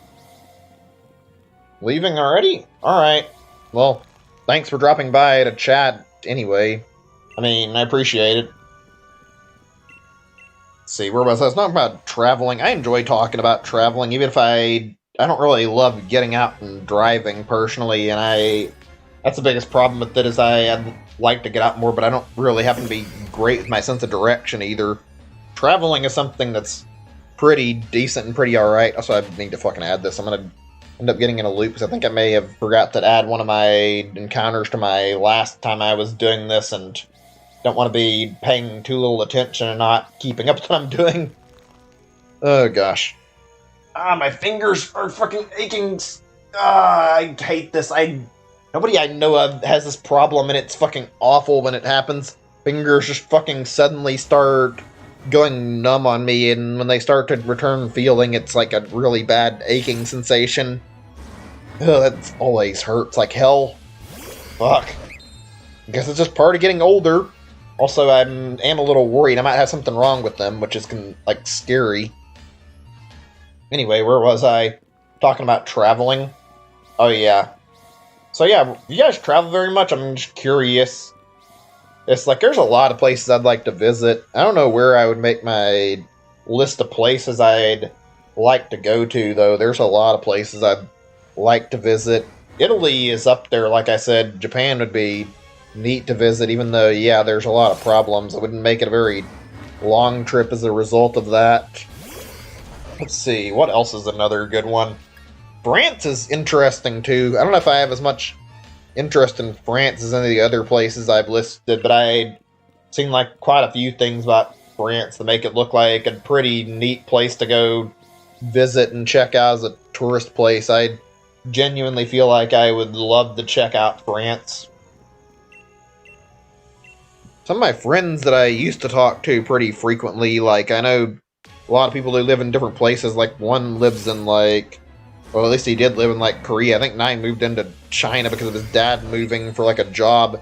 I don't know if I'd ever be interested in going to Korea. I thought of maybe what it'd be like to visit China, but I don't know if I'd want to. China kind of sounds like it sucks, honestly, with, like, how they, like, I don't know, they sound like they don't treat their, like, it's the right word, they, like, it sounds like they treat foreigners really badly, and also, on top of that, I don't know, the way they treat their people in general isn't good. They don't give people, like, general freedom.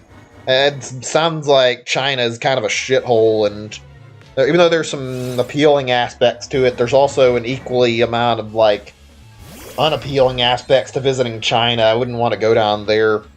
Ugh. Let's see. Australia is another place I've wanted to visit. Like, somebody that I used to talk to quite a lot lives in Australia. I feel like it's still a friend of mine, but we haven't talked in a long time because of my, well, partially the depression problems I have, and also just, like, it's really awkward talking to them because I don't want to start a conversation out of the blue right now, frankly. I don't think I would be interested in doing that because it's kind of awkward just suddenly talking to somebody that I haven't talked to in, like, months, honestly, so I don't know if I would bother with that. I'm not interested in checking out what Australia is like. I mean, I hear Australia, even though it's not a bad place, I hear Australia is not fun to live in, though, so it makes me wonder if visiting Australia would actually be worth it. I hear a lot that wildlife in Australia can be very hostile, apparently. Like, I remember hearing that, or not really hearing, but I've seen, like, a video of, like, some of the stuff that goes on there, mainly with, like, kangaroos attacking people, but, like, I've also seen a video where somebody was just driving down the road in, like, Australia, and they were driving, and a fucking kangaroo comes out of nowhere, and it fucking kicks their car. It's like, what the fuck is with the wildlife in Australia that it's so hostile that it'll just fucking come up and attack your car for no reason? It's like, goddamn. It's like people think kangaroos are like, oh, they're cute, they're harmless. No, kangaroos will fuck your shit up if you mess with them and you piss them off too much. So it's like, you do not want to go to Australia if you're not prepared for that stuff. I don't know. Looking at it online, it doesn't look like a fun place to visit. Ugh. Hi there, welcome to the stream. Thank you, I appreciate that. I have not had a lot of good shiny luck on this hunt. I've had better shiny luck with, like, some stuff I did recently, but this Regidrago is absolutely not going over great, although we're only slightly over odds right now, so I'm not going to complain too much. I've gone through, let's see, recently I think I went after Groudon and Kyogre, and those two were pretty decent, actually. I got Groudon in, like, 38 times fighting it and defeating it, and Kyogre in only 14, even though they both took longer than that, because I had to fight them and ended up losing several times, like a good chunk, probably more losses than wins to Groudons, and Kyogre I lost to quite a bit because it's fucking hard to avoid dying to its Origin Pulse attack. Not had the best of shiny luck overall with that kind of stuff going on, but I mean, it's not been easy either. Appreciate the well wishes, though. Gonna keep trucking at this and doing my best. I don't intend to stop today until I get quite a large amount of time, like, passed. I'm planning to go on for 7 or 8 hours before I stop the stream, so I'll be doing this for a while. Especially since I don't know if I'm going to be playing any tomorrow or not. Okay, let me see. Where were we? We're talking about traveling and, like, talking about, like, different tourist locations. What else is there that I haven't talked about that'd be good? Maybe going over to the UK and, like, going over to Britain, I wouldn't mind, actually, because, frankly, I also know a lot of people that live in the UK, actually, but I've never been there, and I hear a lot about it, like, Britain being pretty good, so I'm gonna have to check that out. Britain seems like a pretty decent place to check out. I wouldn't mind visiting there. 1520. Yeah, it's not that bad of a guess. That's what I was expecting might be the case, somewhere around 1500, but I have no idea when we're going to get this thing. I feel like we're going to be in for a long wait, though. That's the thing about shiny hunting that really sucks. You're not able to, like, actually know precisely when a shiny's going to pop up. You're at the mercy of the game, and no matter how good you do at shiny hunting, you can only just keep trying and trying, and you're at the mercy of RNG. It fucking sucks dealing with that. Ugh. Oh, my fucking fingers, goddamn. This is Edinburgh and really nice places to visit. I've never really looked into Scotland too much. I mean, I might think about visiting that at some point. Scotland doesn't seem that bad, actually. Is it Scotland I'm thinking of, or also is it, wait, Scotland or Ireland that has the stereotype of, like, being heavy drinkers? I swear I hear about that all the time. It's made like a joke on a lot of, like, TV shows. I remember especially in Family Guy they made fun of that. I think I'm thinking of Scotland, but I'm not really certain. Like, I know one of them is very heavily stereotyped where they make it out like everybody who's in the country fucking drinks. Yeah, it's Ireland. That's what I kind of figured. I wasn't sure about that. Oh, man. I haven't watched that show in a long time. Not that I care to.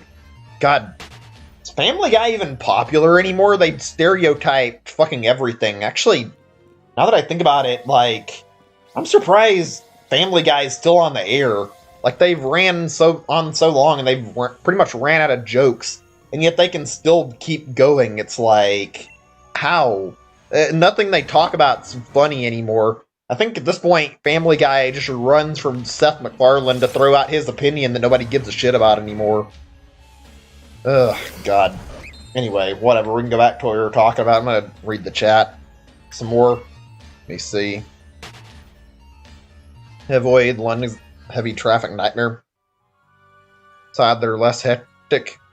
Yeah, maybe one day. I wouldn't mind checking it out. If I ended up doing it, it'd probably be a scenario where I put aside a lot of money for it, because when I went to California to visit California, I ended up making it so that I saved quite a bit of money so I could, like, Uber to get it around in LA and make sure that I could travel easily without worries of dealing with too many traffic problems. If I went to another place where there was a lot of traffic, I'd probably be very quick to contemplate getting, like, an Uber to make sure that I could get around easier rather than having to worry about driving myself. It should be less headache, honestly.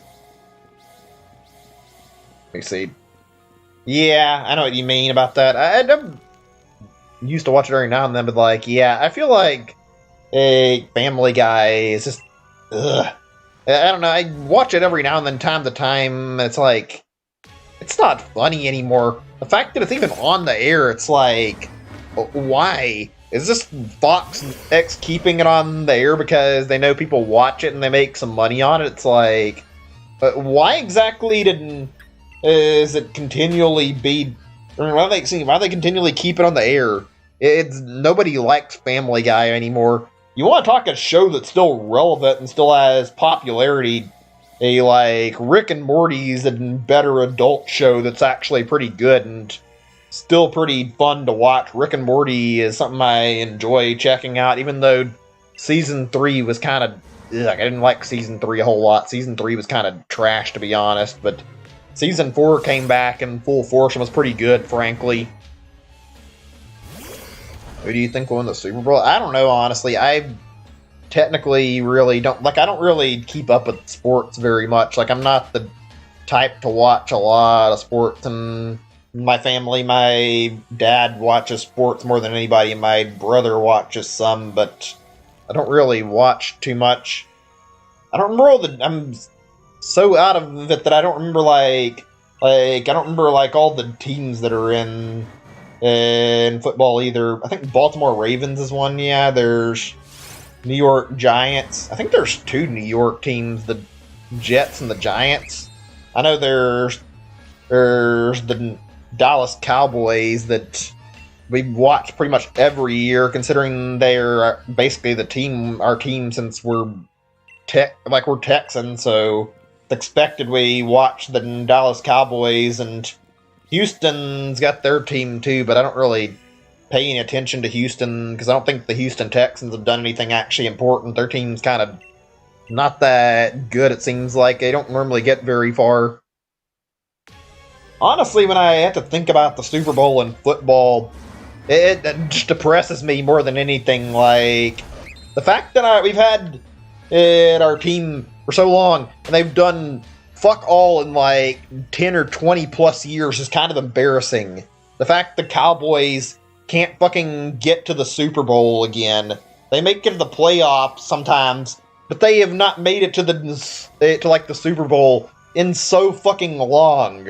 They're one of the worst state teams since they can't do fucking anything right. Every time I watch them, it's just like, what the fuck is going on with them? They can't get their shit together enough that they can find a coach that can help them make it further, at the very least, get further with better players to work with. I think the Cowboys are fucking hopeless, to be honest. I don't know if they're ever going to get it back to the Super Bowl again. I'm trying to think here, who was the team that was I think it was a few years back, was it I think it was 5 years by now, but there was one thing I remember where I think the Cowboys were actually doing pretty good that year. I want to say it was 2013. I don't remember if I'm right about this, but I remember the Cowboys, and I think it was the New York Giants. I might be misremembering. They were both on a heavy win streak, and I think the New York Giants got all the way to the Super Bowl. I'm pretty sure it might have not been the New York Giants. I might be misremembering, but the team I'm thinking of got all the way to the Super Bowl, and they ended up not losing a single game up until the Super Bowl, and they finally ended up blowing it and losing everything right at the Super Bowl. That was a hell of a football season. Everybody was talking about that because they hadn't lost a single game, and everybody's expecting they would end up winning the Super Bowl as well. The Browns, oh yeah, they're pretty good. I wish I could remember the teams better. It's been so long that I don't really keep up with football. I like the Green Bay Packers, too. I haven't watched football in a long time, though. Fuck. I think the reason I'm not really big into football, it's not the kind of show that... Yeah, it's the Patriots. That's it. Yeah, I think it's the New England Patriots, actually, that you're mentioning. Actually, now that I remember. I think that's it. Couldn't remember because it's been so long. That's probably the one. I think the Falcons ended up beating them, if I'm not remembering incorrectly. Fun fact, actually, the school I went to, we have, a football mascot that was, one of the cities called, I think, Blossom or whatever, or Paris or whatever. Yeah, Blossom, but, and our, school that I went to, out of, all the schools in the area, was called, what was it, I think? Wait, am I missing... Hold on a second before I say anything. Hold on a second. No, unless I'm misremembering... Well, I'm going to get back to what I was talking about in a second. I think the Falcons were the ones who won, because I remember the Patriots being on a winning streak and they ended up losing. That's what I remember happening in the football season, and I remember everything, because I remember, their star player... They're being, really upset about how he blew it on their last game of the season. I don't know, it's been a long time, though. But yeah, in this area, and our school, I believe, is called Prairie Land, and our mascot is called the Patriots. It has the same exact symbol, and I've seen my dad, too, works the schools. My mom works at the elementary, seeing somebody mistake the emblem on his coat for the New England and Patriots symbol. It's kind of funny how that happens, all because we have the same symbol on it. Just something I thought I'd throw out there. It's really weird to talk about that. I don't know why we have the same symbol for the football team. I mean, I haven't gone back to that school since I graduated. I just haven't had a reason to. I know some people like to go back and visit school. Frankly, I don't give two shits about it because I'm glad I'm done with school. Oh, fuck. Anyway, where was I? You have to go. Alright. Later, Mel. Sucks you can't hang around longer, but I understand. Thanks for dropping by to watch. I appreciate the company. Hopefully we'll get something today, but I mean, I can't really make any promises that anything's going to happen. I mean, hopefully it'd be nice if we got something. Oh well. Anyway, where was I? Let's see. I guess we can talk a little more about sports. I don't mind talking about that now, actually. I don't really happen to be big on football. I don't watch sports a whole lot in general, though. Out of all my family, I'm definitely the one person who pays the least attention to sports, since my hobbies are more about like computers and playing games. I don't really happen to be the type of person who cares about sports. I do watch some sports every now and then, but I don't even have any cable, and frankly, I don't really look for any alternatives to watch sites. I haven't seen watch sports on, excuse me, either. Like, there is one thing I kind of like. I like watching baseball and also basketball some, just because I feel like I enjoy those because they're more action oriented, in my opinion. I feel like I can watch those sports and understand what's going on with the sports a little bit easier. That's something I enjoy. Basketball's always been something I liked. I think I just feel more at home watching, or not watching, more at home playing any sports than I do watching, and I don't even get to play them that often. I don't really have a lot of people that I talk to in my everyday life, so it's kind of not like I get that chance to very often.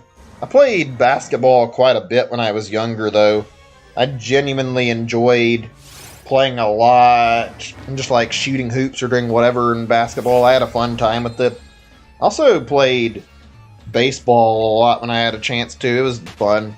Something about baseball is just really, really good. It feels satisfying to hit the ball with the baseball bat and actually send it flying. I'm not really great when it comes to... Oops, shit, I wasn't paying attention. That was my fault. I wouldn't have walked out of the temple if I was actually paying attention to what I was doing. But yeah, I'm not the best at defense in baseball. I'm not really the type who's good at catching stuff. I don't have like a lot of skill when it comes to being precise at a lot of like real life stuff. I'm very, very clumsy. I mean, I enjoyed playing it. That's one thing I'm not a big fan of when it comes to baseball, though, is you have to have quite a few people around so you can actually sit down and get a team of people to play it. If you don't have a team, then you're not going to be able to really play baseball. It's fun, though. It's a really, really good time. I'd say baseball is something I feel like you're very, very active in. I remember keeping track of, like, quite a few seasons of baseball, but frankly, I don't really... Like, I don't really know baseball teams very well, unfortunately. I'd still watch it, but I don't really get it to know the baseball teams very well. The only ones I can think of, like, off the top of my head are maybe the Red Sox, and I'm trying to think if there's any others that come to mind. I think Yankees are another baseball team, if I'm not mistaken, or am I misremembering that for another sport? Like, I'm not great at trying to remember teams and sports, frankly. The only thing I have, like, a decent amount of knowledge of teams that I can think of is, like, probably football, from having so much exposure to it from my dad watching it all the time. Also, gonna wait just a moment, but I need to go to the bathroom in a little bit. I'm feeling like I need to go pee, so just give me like a little bit. I'm gonna take a short AFK break. I'll keep talking for a little bit until I'm ready to go AFK. Let's see. I'm trying to think if there's any other stuff I want to talk about related to sports. I think I've watched hockey some. Hockey's not something I'm particularly too interested in. I know in like a lot of other countries, the soccer's like a really big deal, and I know, yeah, America's the odd one out. We're the ones who call it soccer. Everybody else calls it rugby. I don't know why we do that. That's just the way we... Or not rugby, excuse me. Everybody else calls it soccer, and... Excuse me, why am I saying this? Why can't I get my words right today? I'm messing up my speech. I meant to say everybody else calls it football and we call it soccer. Whereas I think everybody else calls football rugby and we call it football. It's like, I guess we're just the weirdos who like to be different for no good reason. See, are there any other big ones? I know, like I said, soccer's got a lot of popularity because every year you hear about people talking about the World Cup and it gets a whole lot of attention. So, yeah. I like watching tennis and golf as well. Tennis is pretty interesting, even though the biggest problem I have with watching tennis can get boring because you're watching like two people rally the ball back and forth, and sometimes it can feel like it takes forever seeing any progress to get made in tennis. That's not something I'm a big fan of. I feel like I want to watch it and see something happen over time. Golf is more interesting to me. Also, I'm gonna have to take a BRB in just a second. I think I'm ready to go AFK for just a moment. I'm gonna take at least a 5-minute leave, maybe 10 minutes now. I think I might want to take like a little bit of time to myself before I get back to focusing on what I'm doing. Ugh, fuck. What's the wrong thing? I was meaning to hit down here. No shiny yet? Okay, whatever. Not that surprising. Okay, whatever. Okay, let me go use the bathroom, and I'm gonna go probably grab like a water for hydration purposes, and maybe grab like a little bit of snack too, just to keep myself energized. I'll try to keep the AFK break not too long, since I sometimes am not good about keeping tabs on that. I will be right back, and hopefully around 10 minutes. Maybe we'll take 15 the most. I'll see you guys in a little bit, though. BRB.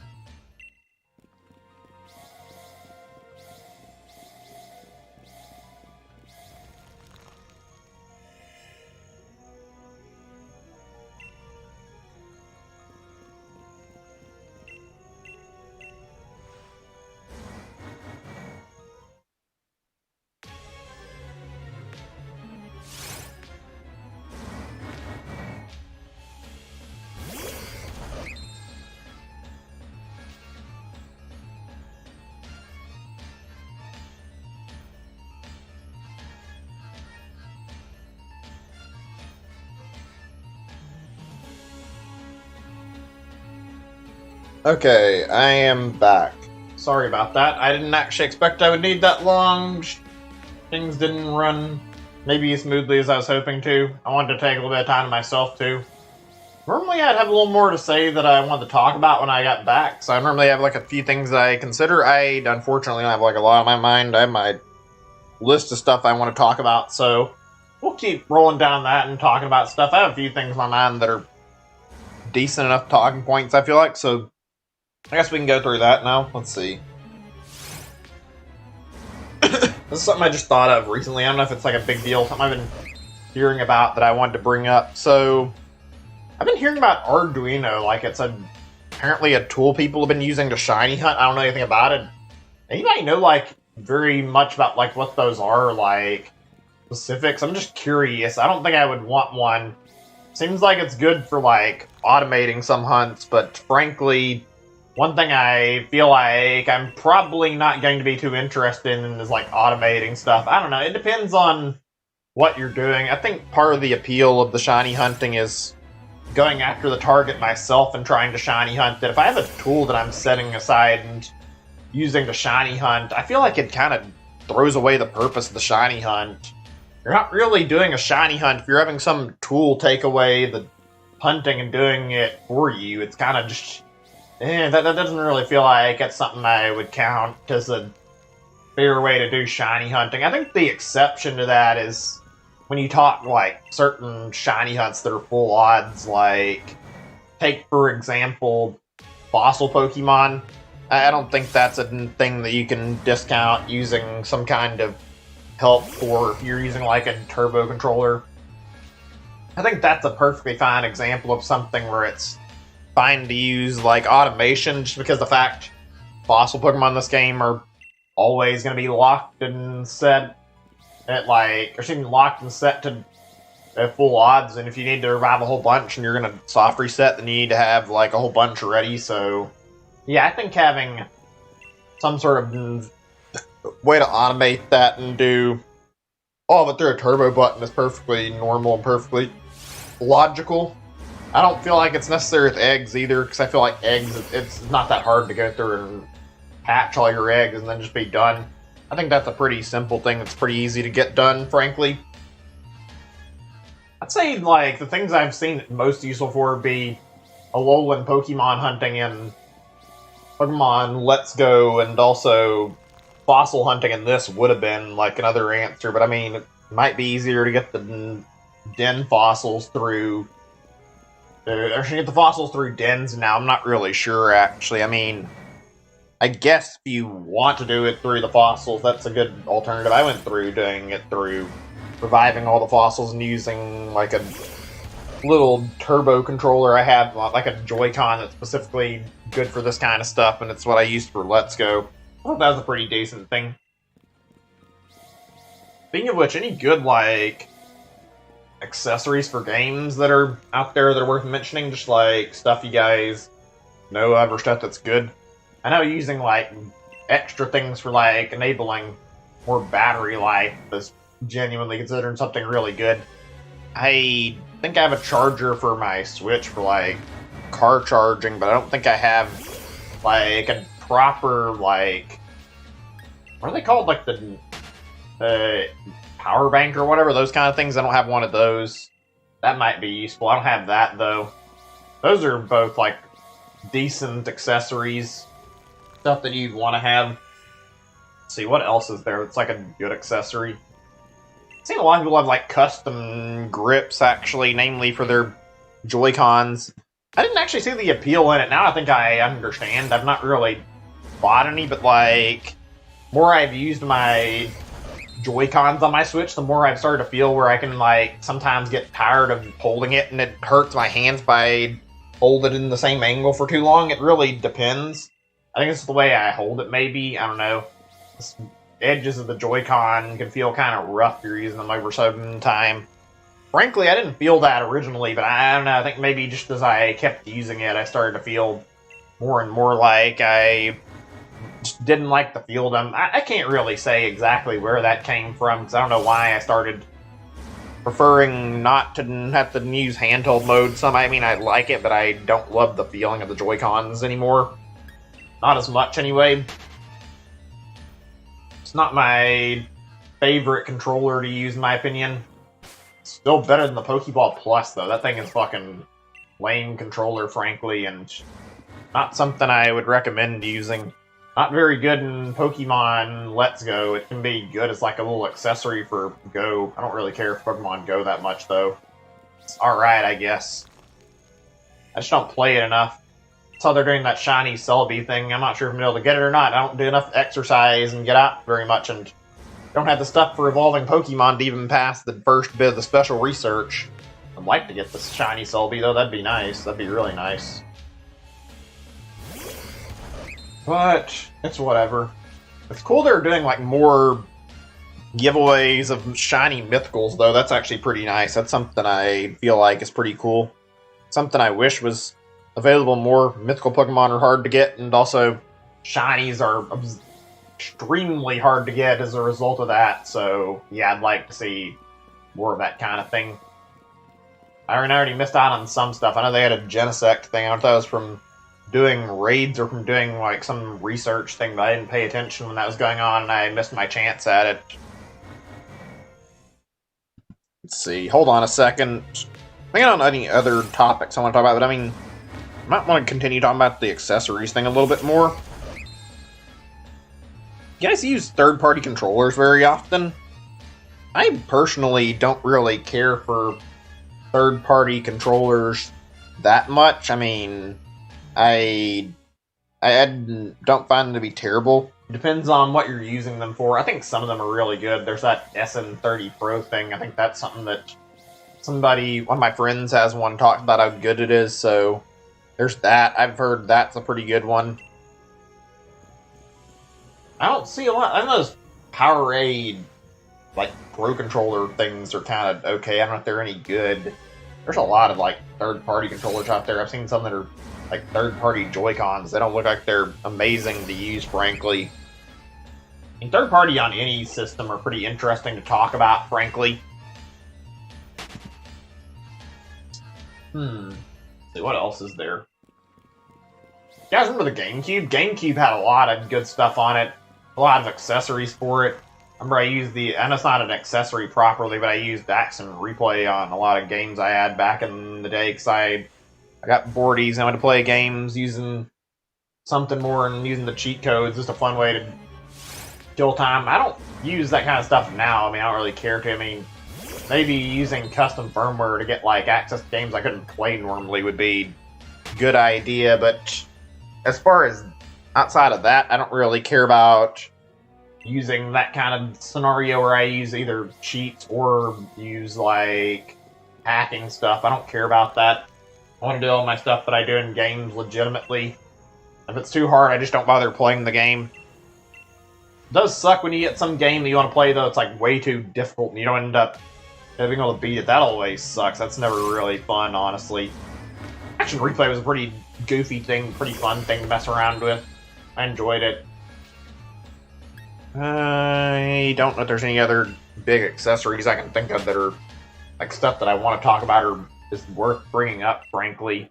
Not stuff that I can remember, at least. I'm trying to see if there's like anything I can think of that are really good. I mean, the bongos for Donkey Kong Jungle Beat and like Donkey Kongo were pretty fun to mess around with on GameCube. I enjoyed messing around with that stuff quite a bit. That was stuff that I really enjoyed.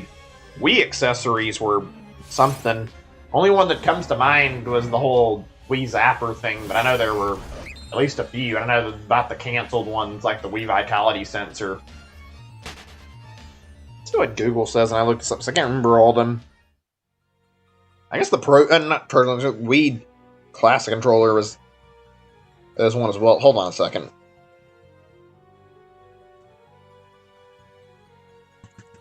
Give me just a moment. I want to see what this says when I look it up.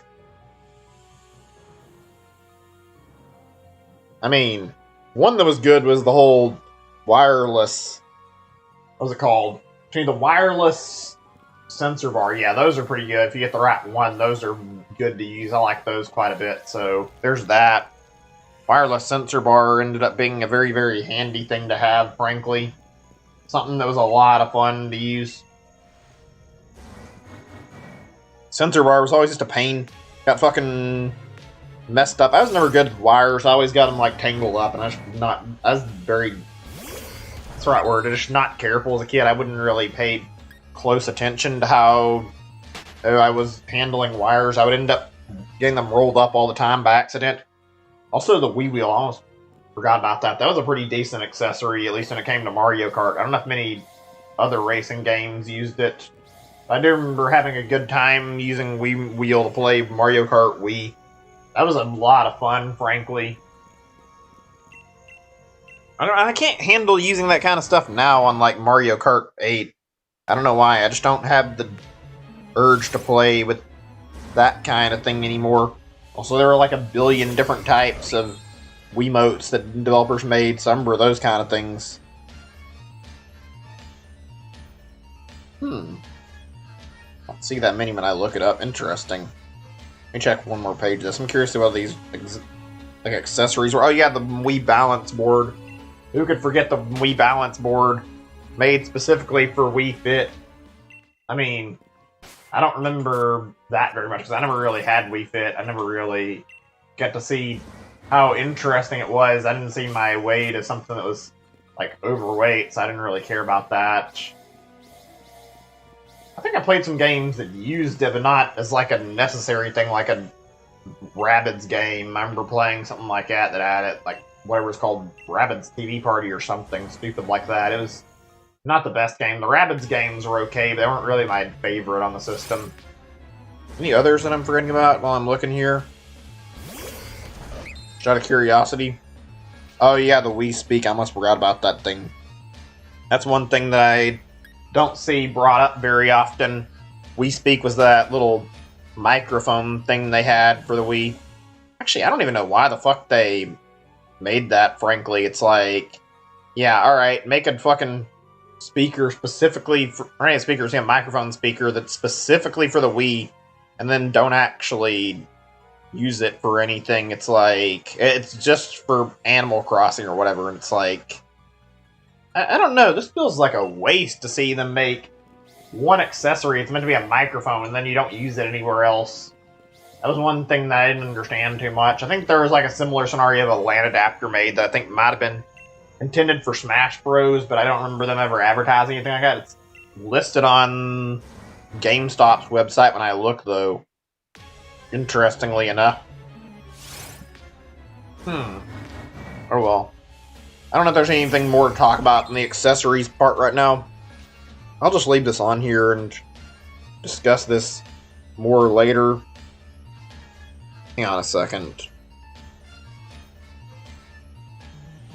Let's see.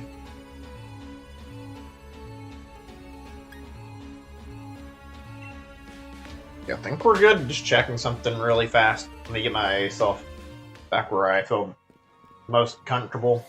I'm gonna link the stream in just a second, or I'll wait until a little bit longer since I've already waited this long.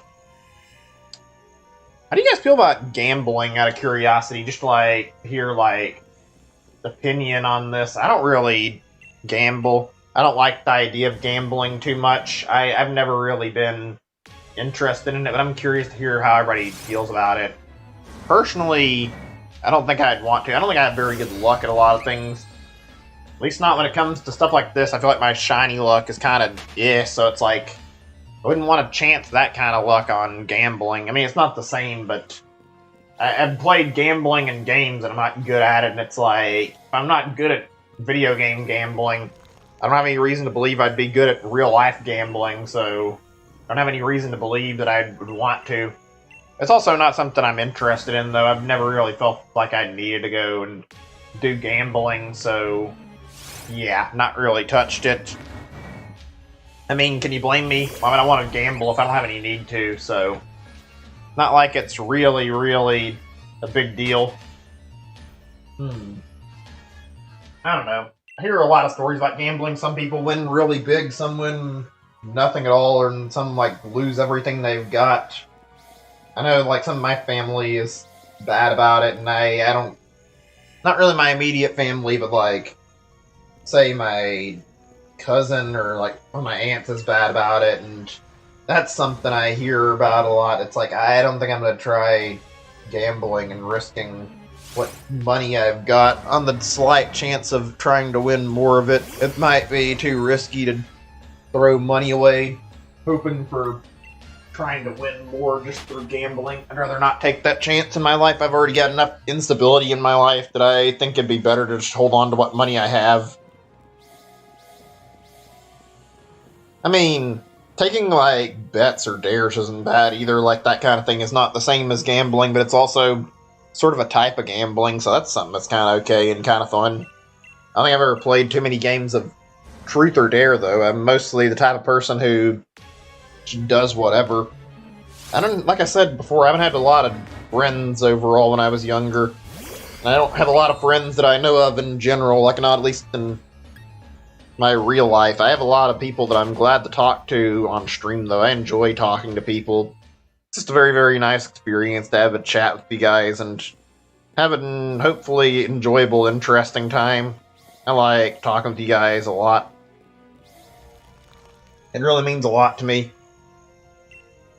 I wish I could meet more people in my everyday life. I'm going to try and do more about that after the virus has calmed down and it's not so bad to meet people, hopefully, but I mean, who knows if that'll be anytime soon. Hopefully that vaccine will come along soon. I keep hearing about vaccine. I hope it's actually nearly done. I don't know how far they're getting.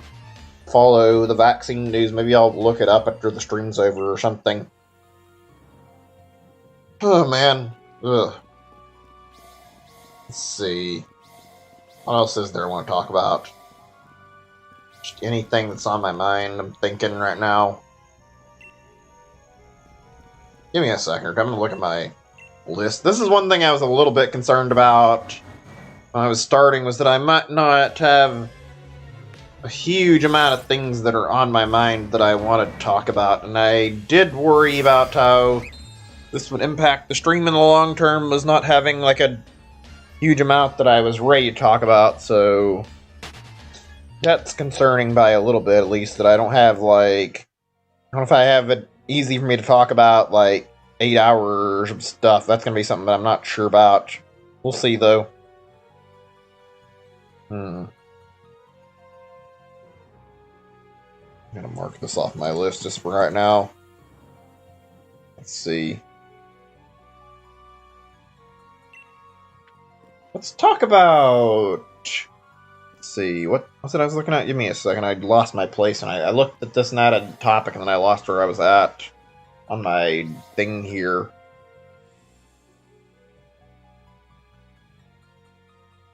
Give me a moment or two. I'm looking at this, and I think I know what I want to talk about. I'm not certain. Yeah, let's talk about... How about we talk about hotels and road trips a little bit? I think that'd be fine. That's something I was looking at, trying to decide on an easy topic.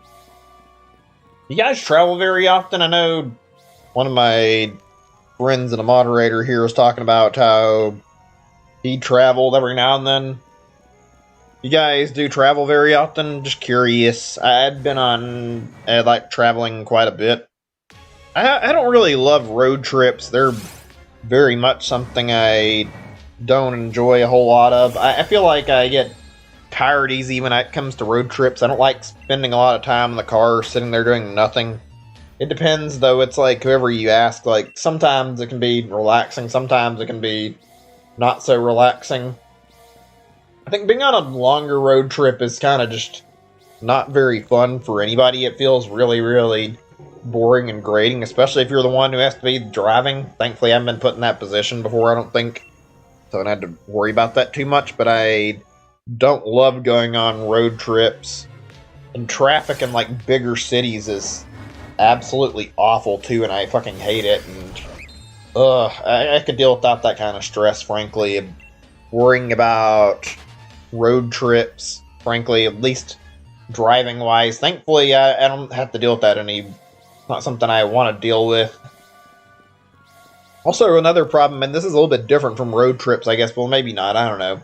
Like, when you get in a city, At least if you're like me, I get lost easy.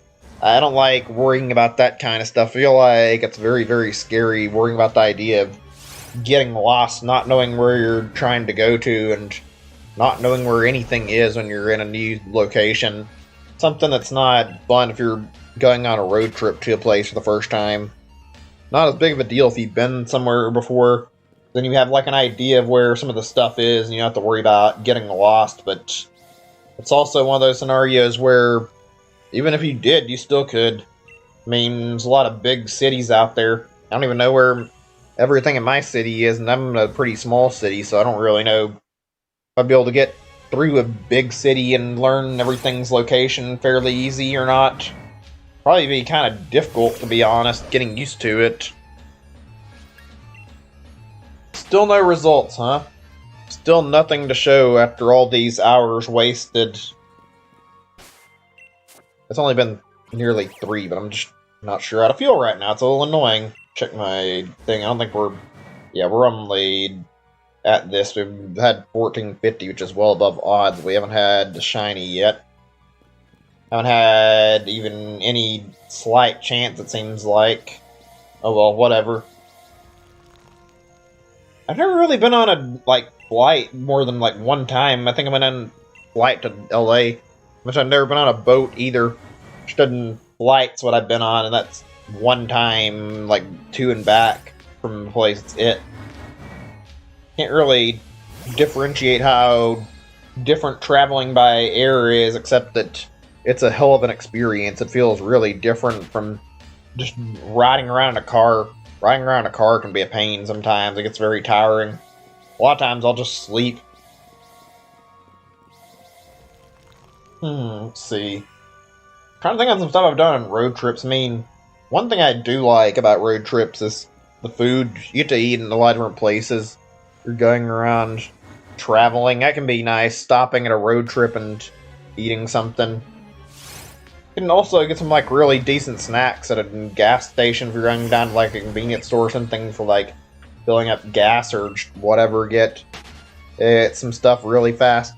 Pick up some snacks or beverages or whatever. That's usually not too bad. And just looking around sightseeing outside's pretty decent. I've been to quite a lot of places. To Dallas, to Houston. I've seen, let's see, what else is there? Been to San Antonio. Waco. There's a lot of places, mostly Texas places. I've been to Oklahoma too. I've been to Arkansas. I've been out of state plenty. There's a lot of places I've visited, to say the least. Road trips are fairly interesting topic. I'm trying to remember if there's any really unfun ones that I can think of that are really bad. I mean, namely, it's just when I'm stuck sitting there not doing anything, knowing we're going to be on the road for an hour or two. We're nearly home or whatever, we're nearly to our location and we're not there yet. That's always a pain in the ass, frankly. I never enjoy that. That part of road trips usually sucks, frankly.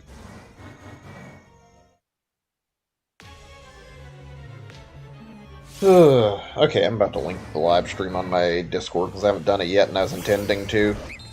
Well, you know what, I don't know why I had this open on another tab and I wasn't intending to, and I completely forgot to close the tab. That was my fault. I don't think it's lagging the stream any, but checking. Yeah, it looks like it's okay. I'm going to reopen that for just a second, actually, and then I'll close it. Just want to look at one tiny little statistic on that page, actually, before we take care of that. Okay, I think we're done with that. So I never really got into doing road trip games or anything too much. I just used, I think, most of my time on road trips playing video games. This is my way to kill time. I kill most of my time in real life is sitting around playing games. When I've got free time. Just fun to play games. Okay, yeah, let me link this on my Discord, since I haven't done that yet, and I hit the wrong attack. I hit the wrong thing. I wasn't trying to sit here and fight this. I want to get out of this battle and go do this again. Give me a second. I'll just link this now.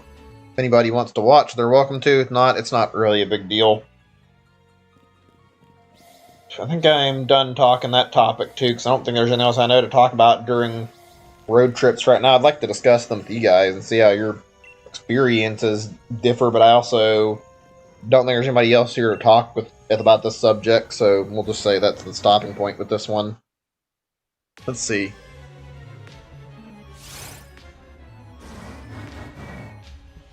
Let's talk about hotels, though. What are the worst hotels you guys have been to? I think it's safe to say, like, 1-star hotels are usually kind of, not that great in quality. It depends, though. I think some of them are pretty good. Some of them are kind of meh in their quality. I've never been to, I don't think I've been to too many, if not, I don't know if I've been to a 1-star or not. I know I've been to some less than amazing looking hotels. I think I've been to hotels and motels, and motels are very basic considering you just go in there and you basically get a key to stay overnight and use the stuff inside of it. There's not really much interaction with like hotel staff or anything. Some nice hotels out there. La Quinta was a decent one. I don't think I ever really feel too happy being in a hotel, though. They always feel really, really weird, and it doesn't feel as good as being at home, frankly. Just like to be back where I enjoy it. I think that's natural when you go on a long trip. Being home always feels good. Also, there's a lot of weird things about hotels, like a lot of them aren't set up easy where you can play games on them. Remember these fucking weird setups on the TV, or they have it set up where you have to pay for it and you can't fucking just hook your wires in. That's always goddamn annoying. It's like they redesigned the fucking TV just so you won't get to play video games on it.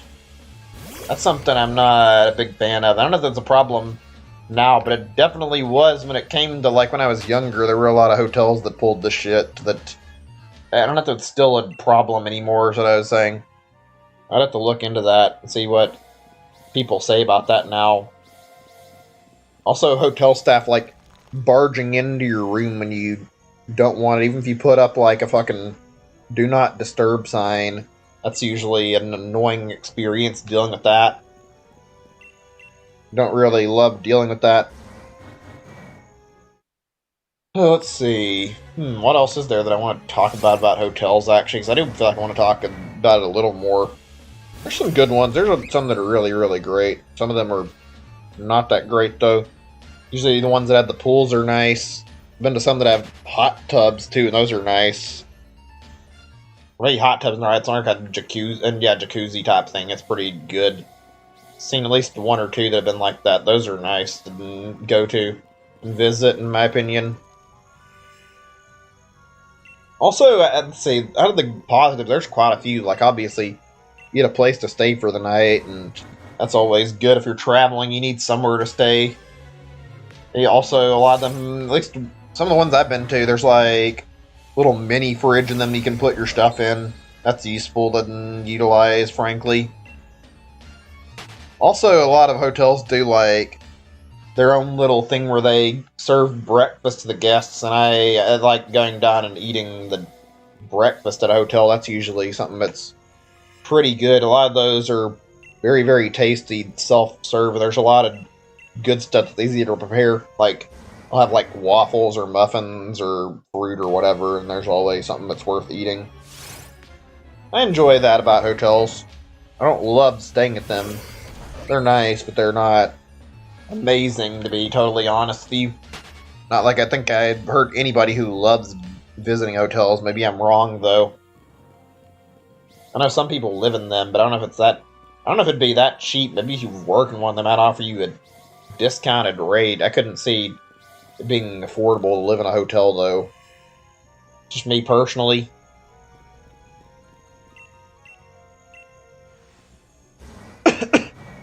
Oh, throat. Ugh. I've had some good memories in hotels, though. Not amazing. It's a story for another time. I'm talking about that for so long. I'm trying to think if I remember, like, before I end the topic of talking about them completely, like, there's any other good things I want to bring up about hotels that I can remember. Realistically, it's pretty much nothing else, though. I think I mostly talked about everything I wanted to already, unless I'm mistaken. Yeah, I don't think of anything else I can think of. I mean, the service is nice. It's nice I can order, like, room service. We never really did. I think my parents didn't want to because they were worried about getting charged extra for room service, so they never let us get anything through room service. Can't really say I blame them, that's pricey. Don't want to pay too much extra for slight extra benefits out of a hotel, so it's like, why would you? Let's see here. I'm thinking right now. Give me just a second or two. I'll leave this on another, like, note where we can possibly talk more about it.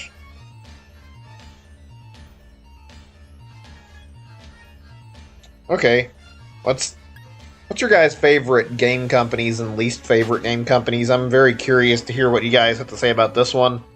Started, like, not a whole lot I can think of that's, like, super interesting to talk about, but this is another thing that I have on my list that I feel like I wouldn't want it to pass by. Something that'd be pretty good. I'm not sure who my favorite game company is. If you asked me, like, a few years back, I'd probably say Nintendo. They're definitely high up there. Whether or not I'd say they're my favorite, I don't actually know, honestly. Kind of hard to really say, yeah, that I'd want to say they're my favorite, when Nintendo's done a lot of stuff that's kind of over the years. Their whole anti-consumer, like, approach to having, like, fan games taken down is definitely one of their worst traits. I'm having a weird case of hiccups right now, and it's annoying. My throat is acting up too. Great. It's not like that time I had a nasty hiccup cough. That was awful. Hiccups fucking suck, frankly. Oh god, did I speak too soon? If I have a problem, I have to mute the mic again for, like, fucking caused by hiccups, then I'm gonna fucking mute the microphone, and I'll even put maybe something there for, like, saying, like, got hiccups right now. We'll talk as soon as it goes away. That way there'll be a notification, at least, of what the fuck is going on. I hope I don't have to do that, though. I really hope I don't. They fucking suck. I don't think there's any easy way to get rid of them, either.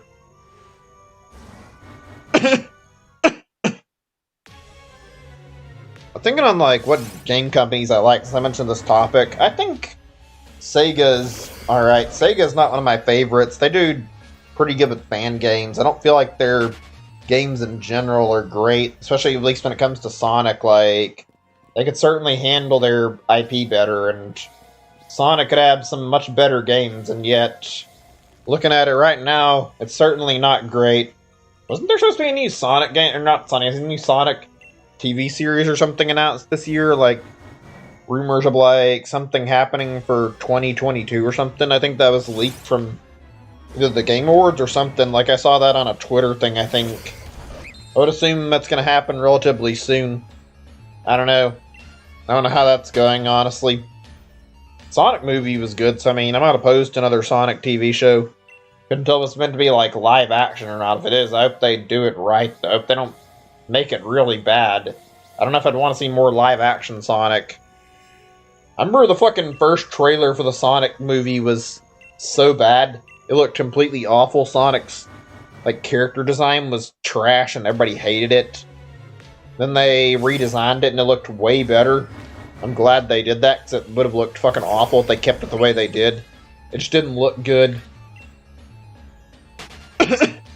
Hopefully the Sonic movie is like, or not Sonic, the Sonic TV series from this point forward are going to be like not super, so just like decent overall. From what I understand, the Sonic Boom series was actually pretty good. I haven't watched it. I know the Sonic Boom video game wasn't good, though. I can say that much with all confidence, so there's that.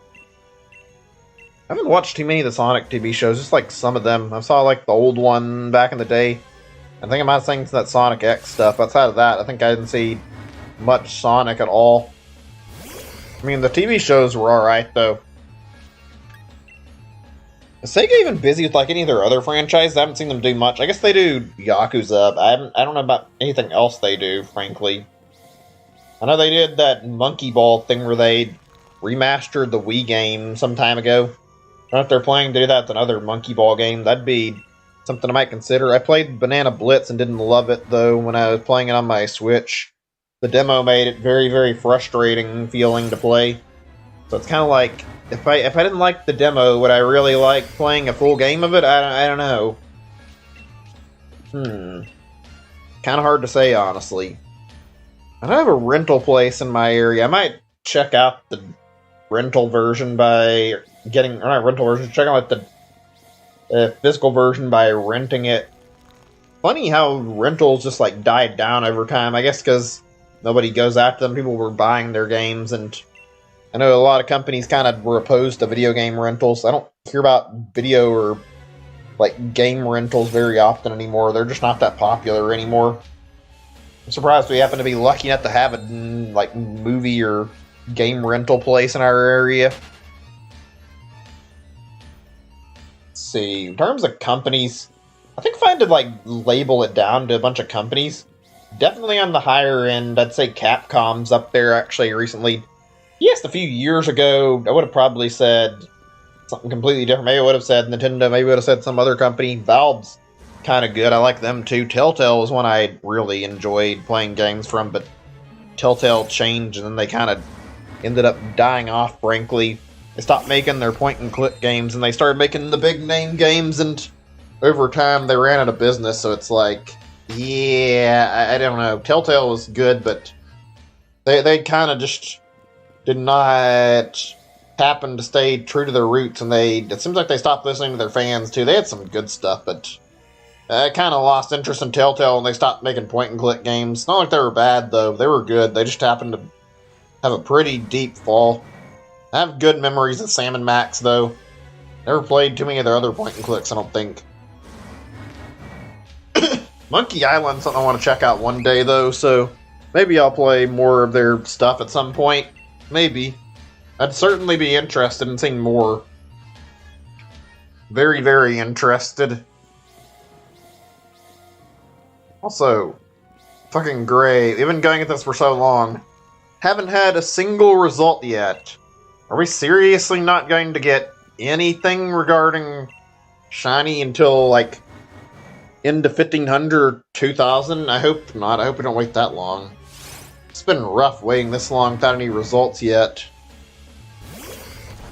Capcom's good. I want to keep talking about that for a little bit. Capcom is great. I like their games quite a bit. I don't care about their fighting games. I mean, it's mostly Street Fighter. I think they have some other fighting games they've done before. I personally, I just enjoy their stuff like Mega Man and also Phoenix Wright. That's really good. I like those games. Those are really, really great. I haven't played much of Resident Evil. I think I played just the Resident Evil 2 remake and a bit of Resident Evil Revelations on DS back in the day when it was or was it 3DS or whatever. I was playing a bit of it and getting used to the demo. It didn't really click with me. I don't know, maybe I didn't give it enough time. That was alright though, when I played that. I enjoyed that. I wouldn't mind playing more of that, actually. Capcom does a pretty good job with all the games they make, mostly, I'd say. They do some very high-quality stuff. I hear good things about Monster Hunter, even though I don't play it. I know Monster Hunter is one of their better franchises, so I have interest in playing that, too. How that Ghosts and Goblins remake's gonna turn out. Certainly looks good. Oh, my throat. Ugh, fuck. I wish more companies were doing those, even though I don't care about having remakes all the time. Just new remakes of some older stuff that people don't get the chance to play would be kind of nice. I don't care about playing remakes all the time, but certainly making some classics available for other people, or even games that don't get to be played, period. That'd be a giant benefit to a lot of people. Oh, man. I wish more companies did that. Oh, well. Let's see, other good companies. I played Square stuff. I don't really happen to be a big Square fan. I still like their stuff, but I mean, I don't keep up with their RPGs very much. I don't really focus on or care about Square a whole lot, frankly. I know they've got Final Fantasy. I played Dragon Quest XI and I liked that, so I might actually end up getting into Dragon Quest eventually and playing more of it and not just 11. That'd be fun. That'd be worth the time, I think, to play Dragon Quest finally. So that'd be something I'd want to do. Play another Dragon Quest game. I don't know. Just a thought. Another good company. Let's see. I don't care about EA. I think EA is kind of trashy. Activision, don't feel anything towards. I don't feel like they're a great company. I just don't feel any emotion towards them. They've not been the best. They've gotten better, though. They've stopped. I feel like they've stopped milking Call of Duty as much. Maybe I'm wrong about that, but like they've at least gotten Spyro and Crash back on to being made on like new games for Spyro and Crash, I should say, are being made pretty frequently now, even if they're not super frequently. We don't know if Spyro 4 is going to happen or not, but I mean, what they've done so far, I think it's a safe bet, and it'll be probably worth it if they do, so I'll support them if they make a Crash. They're not crashing as Spyro 4. Crash 4 looks good. I'd be down to play it at some point. I want to play Spyro 4. Not Spyro 4, I mean, I'd like to play Spyro 4 if it ever happens, but I'd like to play Crash 4, I meant to say. Still haven't played the Insane Trilogy. Maybe sometime soon. Maybe I'll pick it up. I don't know. Been hoping for a discount, and it's not been getting discounted too much, though. Not since it's gotten to be a little older. It's unfortunate, because I do want to pick it up at some point, maybe. Let's see, what else is there that's good to talk about in terms of companies? I've never played much SNK stuff, although there's a comment in them, so I know they make like King of Fighters, and they've got a few pretty interesting like franchises, considering that they got Terry in Smash, so it's like they've at least got enough recognition to get in Smash. There's Konami. I don't love Konami, though. Konami's been on a very, very big decline. Frankly, Konami could be a better company.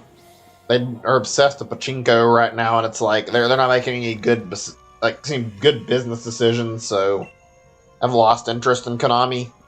Even if they do have good franchises, they're just going to throw them in the trash, basically. They might as well just sell off all their IP and get pachinko instead of wasting Metal Gear and also Castlevania. They don't seem to have any interest in making good games for those series. Sony, I don't have any experience with Sony since I don't have any PlayStations. I can't really relate to them. Same with Microsoft overall. I didn't play many of their games. Maybe I'll check out Halo at some point. Seems like it could be worth it. Are there any other good ones? I mentioned Valve before on stream. Valve's good for all the stuff they've made. Let's see. I think I'm pretty much done talking about game companies for the moment. I can't think of any others right now. If I remember any, I'll be sure to mention them, but I think that's enough for that topic. Yeah, I'll just leave it at that. If I remember anything, I'll say something, though, and I'll mention it, so don't worry, I'll be thinking about that some a little bit. Let's see what else we want to talk about. What else can I bring up, though? Give me a second or two. So I looked up the Crown Tundra Pokédex. I know they aren't including, like, all the legendaries in the Pokédex for some reason. They have like, you can get them in the game, obviously, but, like, I'm surprised Regigigas isn't in this Pokédex. Like, you'd think they're getting all these Pokemon, especially the Regis in the game. Why would Regigigas be left out?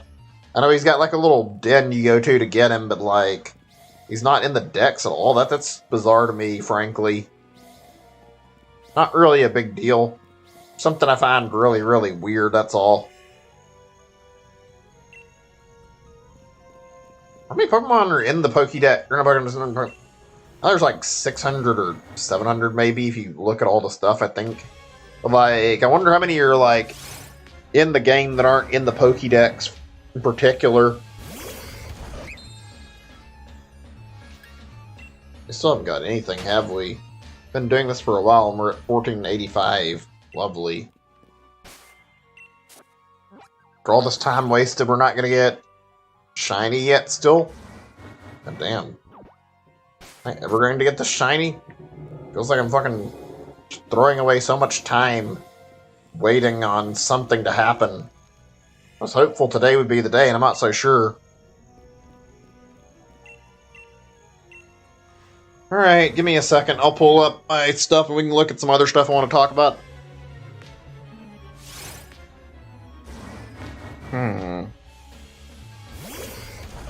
Give me a moment or two.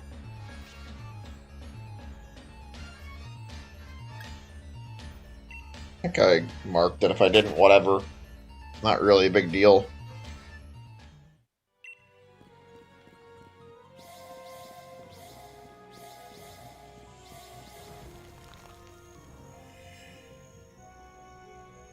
Okay, let me zero that in this list before I do anything else.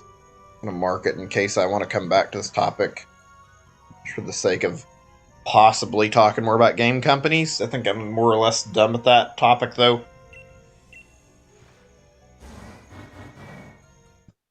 Hold on a second. I was just looking at my stuff. Give me a second. That's something I was going to bring up. I'm going to wait a minute. Oh, God damn it. Give me just a second or two.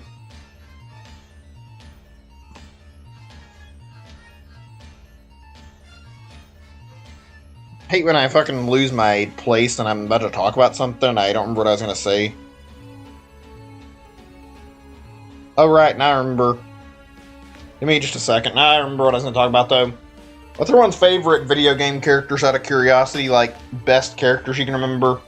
Doesn't have to be main character, doesn't have to be villain, just has to be like a video game character. I'm not sure who my favorites are. I'd have to think on it a little bit. I've got a lot of characters I like. I mean, it depends. I think on a lot of franchises that I have particular favorites that I like from each game series that I play, so there's that, to throw that out there. For Mario, I think my favorite's probably like Waluigi. I'm not really certain of that, if that's like absolute all-time favorite, but Waluigi's pretty good. Waluigi's funny. He's also a really, really good character, even though he's not in mainline Mario. They've still managed to build his personality up to be noticeably unique and funny, despite how different he is and how goofy he is. I like that about Waluigi. A very strong character without being in most of the games. Wario's good. I like Wario's like stark and different personality compared to like every other Mario character. I like how Wario is kind of the crude moron who does a lot of stupid stuff and isn't the same character who cares about what people think about him. He's just a giant goofball who acts on whatever he wants to. That's something that's pretty nice. Bowser's good too, because Bowser, there's like, you can feel Bowser is actually a really well thought out character, and despite being a villain, he's actually a pretty good character. Like, seems like he's a good person. I like Bowser about that reason. I think if I had to go like outside of this and like maybe after Waluigi, I think Luigi is, just because Luigi has like the most personality out of all the Mario cast. I can't name another Mario character that feels more human than Luigi does. He's scared when he has to go into something terrifying and has to like muster up his courage. He doesn't love doing stuff that's like challenging and potentially dangerous. He tries to have a level head with everything he does, and very, very sincere and nice character. Like, Luigi's kind of hard to hate. He's just a really, really friendly character and kind of character who works to fight his weaknesses even when he doesn't want to and has to muster up courage. I feel like in terms of Mario characters, Luigi's kind of inspiring compared to some of the other cast. I think I like Waluigi more just because Waluigi, I like the fact that he's weird and a wild card. He's also really goofy. It's kind of hard not to like Waluigi, so slightly beats out Luigi by just a little bit for me. That's for Mario characters, though, not just like every character, because I have a lot of games that I like playing. Zelda's also another good one to talk about, because there's a lot of good Zelda characters and a lot of good Zelda games. If I'm being like personal, I feel like Zelda and Link are usually probably the most boring characters in Zelda. They're usually the ones that you get the least out of.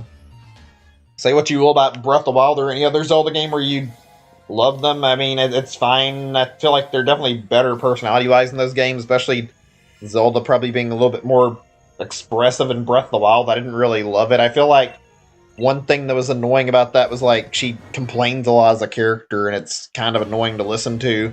I didn't love that about Zelda and Breath of the Wild. She felt like she whined like a lot throughout the flashbacks, frankly.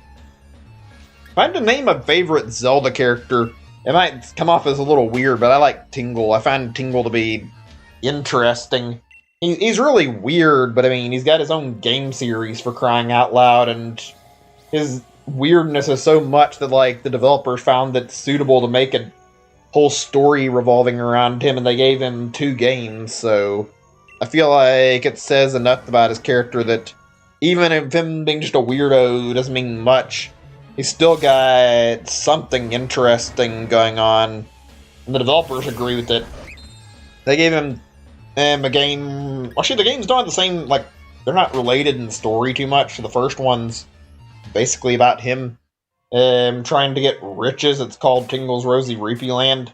It's really, really fascinating and really, really fun to play. It's got a great plot line. That the way the gameplay plays is pretty funny. You go around like getting into fights that are like really cartoon styled, like a dust cloud pops up and you have to like keep tapping on it because it's on the DS. It's really, really silly and really, really fun. The gameplay is like that in a lot of sections. It's also got a lot of puzzle stuff in it. Good game. The other one's like a point-and-click game that focuses on Tingle trying to find true love. I like both of them. They're good games.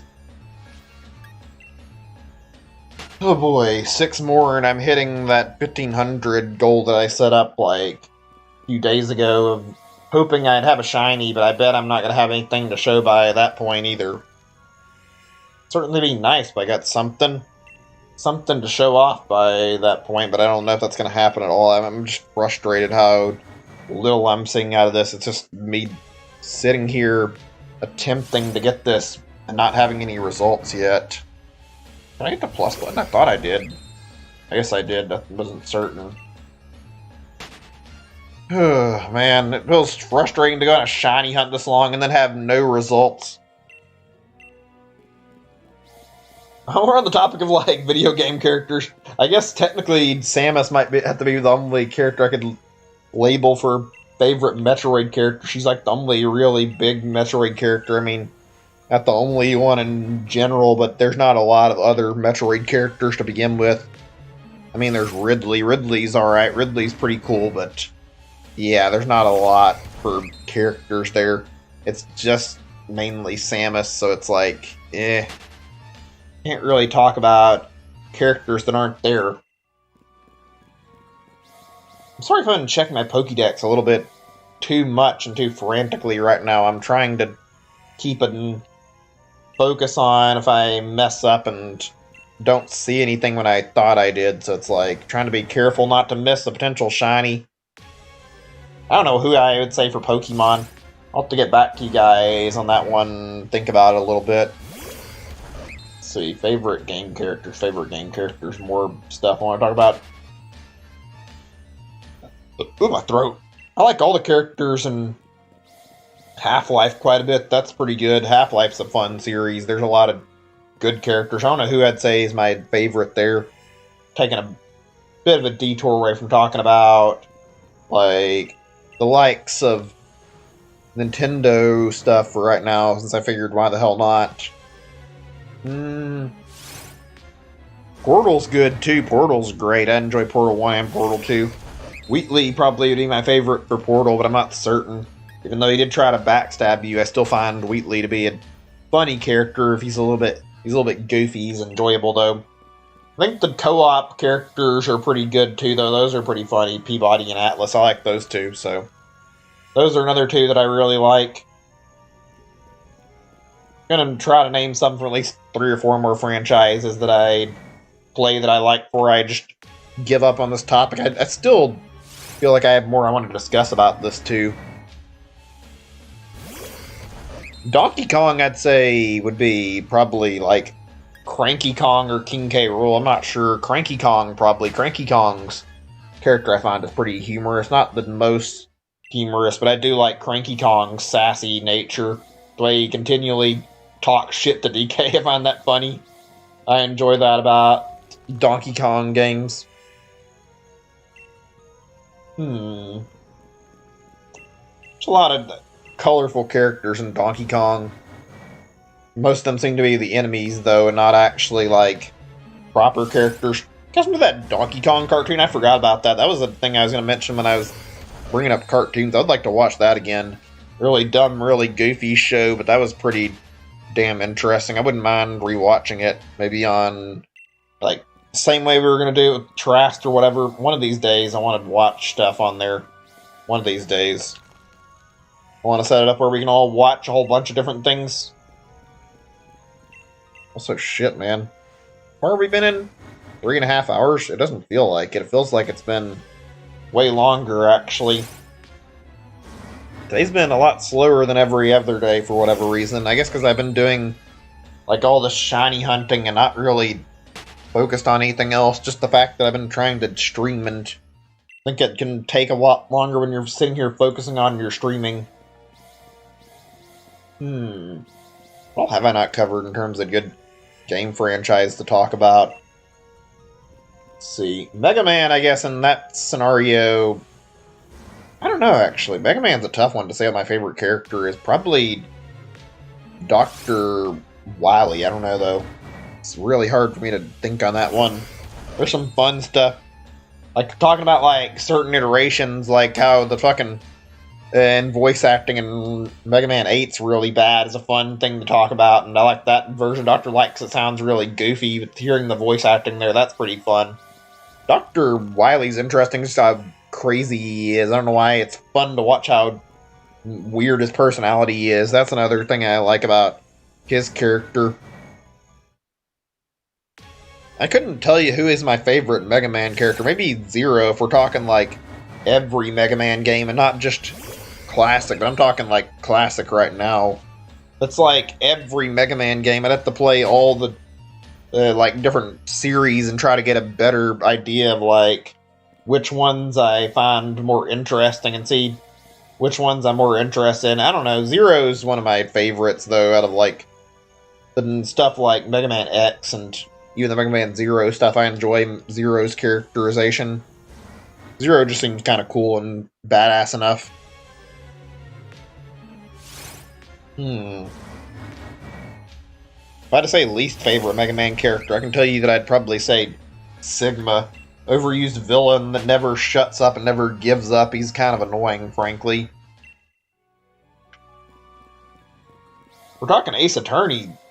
Phoenix, right? I like Phoenix's goofy humor and how he ends up fucking and causing problems for himself all the time. Seeing his snarky attitude and then seeing it deflate really quickly when he gets into a bind is actually pretty funny. Also, the games are just built really well for humor. All the, like, different defendants in the games are pretty good, though. Phoenix Wright's probably one of my favorite game series, actually. I should enjoy how well Capcom does with it. It's really, really a great series, in my opinion. I kind of wish we could have another Phoenix Wright game sometime soon. I'll check something really fast, actually. I want to check on my settings, see if they were where I thought they were. And they were good. Okay, just making certain. Hopefully we get a new one next year. I know there was that leak. Hope that ends up turning out true. I want to stream those games one day. Maybe I will. Maybe. Hard to say.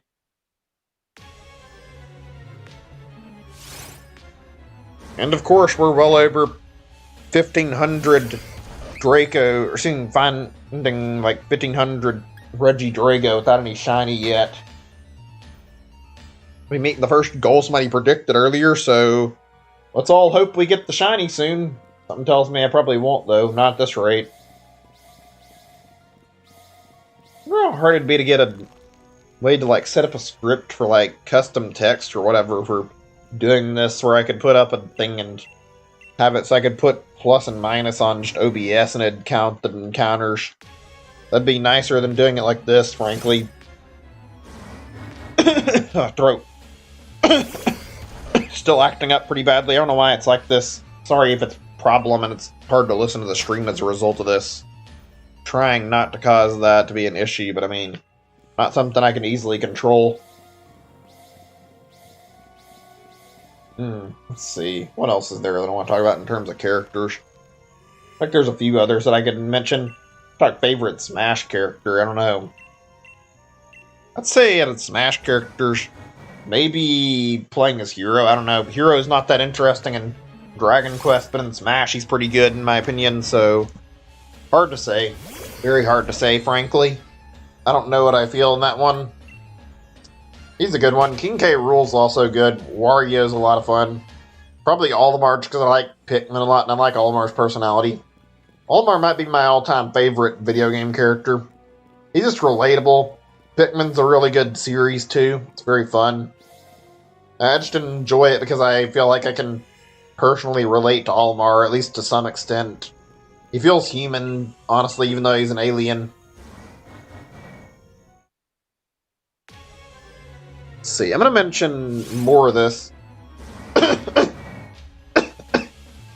Ugh, my throat, ugh. I want to talk worst video game characters too, actually. So I'd like to. Feels like it could be a decent talking point. We'll get into that in just a second, though. Give me a second, my throat's bothering me a little bit. Contemplating getting another water. I might wait a little bit, though. I'll try to wait at least a little bit longer than I did for my first BRB, since I took a BRB and it was fairly lengthy. Not my intent, it just ended up being a lot lengthier than I was expecting. I'll try to give myself more time before I give up. Oh, my throat is acting crazy, though. Maybe I should just get a water and then start drinking it when I feel like this instead of worrying about BRB. I don't know. If it doesn't clear up and it gets worse and worse, I'll just go get a water and then start drinking. I can't afford to have my throat acting like this the whole stream. Let's see, who is the worst video game character? I'm not sure who my least favorite is. Pikmin also has Louie, who's pretty bad. Olimar's boss isn't exactly lovable either. Causes, like, a lot of grief for Olimar and forces him to go up to Hawk... Okay, that's not right. I meant to say go off the PNF404, aka Earth, like, multiple times, and that's pretty damn awful that Olimar's forced to leave his home, like, multiple times just for the president's greed. That's kind of really shitty. Really terrible video game characters are worst ones that I don't love. I'd say every character that was, like, replaced by a generic Toad and an Origami King and Color Splash and Sticker Star is also equally vulnerable to being labeled as, like, a shit character that personally I have no interest in. Those are characters that I feel no attachment to and don't feel bad saying are shit characters. Those are characters that are just, ugh, I could live without seeing those characters. Those are very, very bland, blank slates. I don't know why Nintendo is so adamantly against bringing back old Paper Mario and more unique characters. It sucks. It really does. Let's see.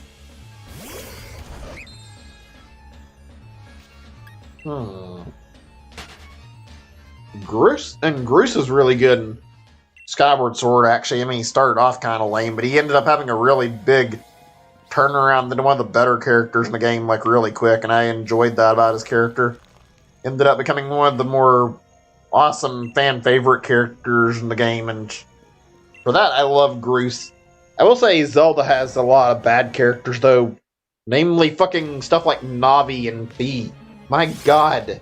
Nobody needs to hear Navi fucking going, hey, listen, every fucking time you end up passing something that she wants to talk about. It's like, I probably already know what you're going to mention, Navi. You don't need to fucking bother me about it.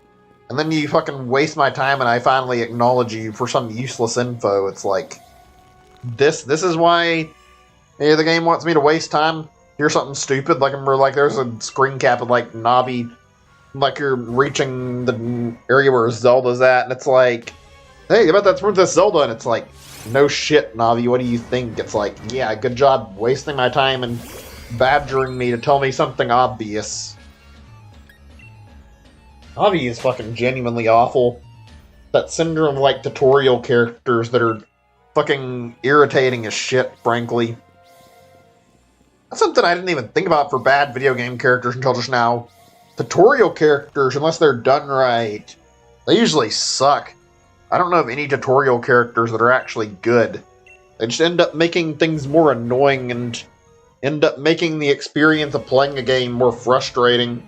Nobody wants to have a tutorial character shoved in their face that doesn't actually add anything to the game. I feel like I speak for a lot of people when I say that, yeah, it'd probably be better off without tutorial characters. Same with, like, Super... What's it called? Super Guide, I think? Yeah. They have, like, a character there that's meant to guide you if you can't beat a level. It's like... It's fine in concept, but if you're putting it in there for, like, dying, like, 2 times or 5 to 10 times, it's like doing it too frequently. Fucking let people die and let them fucking experience losses without putting the super guide in. Let them try to beat the level without fucking badgering them. Put it in too early, you just end up making them feel insulted. I don't feel like I blame them for feeling insulted. It does feel insulted having a character, like, come up and be like, oh, you wanted me to show you how to play the game? It's like, no. I want to beat the level on my own, frankly. I appreciate if you left me alone. It's like, don't fucking shove it in my face. Let me answer it like once, or leave it there if I answer it and I say no, take it off the screen. Don't leave it there. Just, like, get rid of it then. So I don't know if the chat's okay. I'm going to send a message. Just to check. Let me check on the lab page, too. I hate that I do this, but I want to be certain everything's running okay, actually. Make sure everything is A-okay.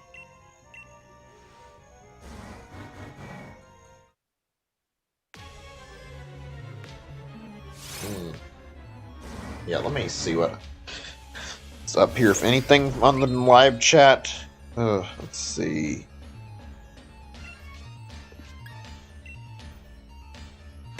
Nothing? Okay, just checking this to make sure everything's good. I'm gonna try to stop checking this Pokédex so frequently after this. Hopefully I can remember to, but throat is still acting up. Yeah, fuck it. I'm gonna go take a really quick moment away from the computer just so I can step out of the room and go grab some water. I've been having coughing problems. If I continue to ignore it, I don't think it's going to get any better, so might as well get some water and hopefully resolve this problem. If it doesn't work out, then shit. I mean, maybe me getting water will help some. Throat's still acting kind of badly, so yeah, I think I need it. Let me count this one up, and then I'll go run, and we'll go grab that water real quick. No, let me pause the game. I'll be back in just a second. I won't take a long BRB. In fact, I just want to get water. Back in just a moment or two.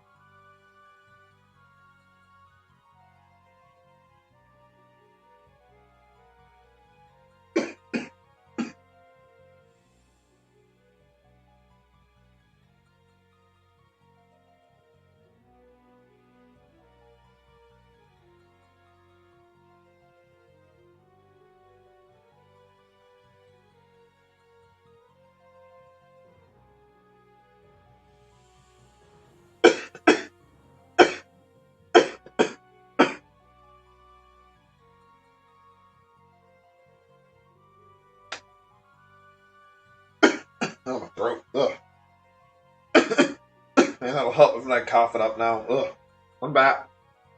Sorry about that. I'm trying my best. My throat's still acting up kind of badly. I got water, though. Hopefully that'll help. I'm gonna feel really shit if I can't fucking stop the coughing. Just want it to go away so I can stream without issue. It's feeling nasty, though. Okay, whatever. Let's try to ignore it and try to just keep talking. Or we are on bad video game characters. Yeah, tutorial characters fucking suck. Anything else I can think of in terms of characters that are lame?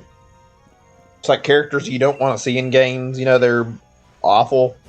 I'd say having characters that chase you isn't fun either. That's not fun, but I mean, it depends. Sometimes it's just character you don't want to hear their, like, actual, well, dialogue from, too.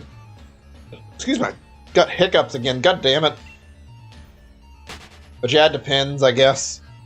Can't think of, like, a whole lot of characters that I fucking absolutely hate in video games. They're not... Some that are not great. There's, like, some really bad video game characters. There's any video game enemies that I don't love running into, though. Those are annoying. Like in Mario World, I remember I used to not like the dinosaurs because they would, like, be kind of hard to dodge, and if you hit them in the head, it only, like, shortened them. That was a little annoying.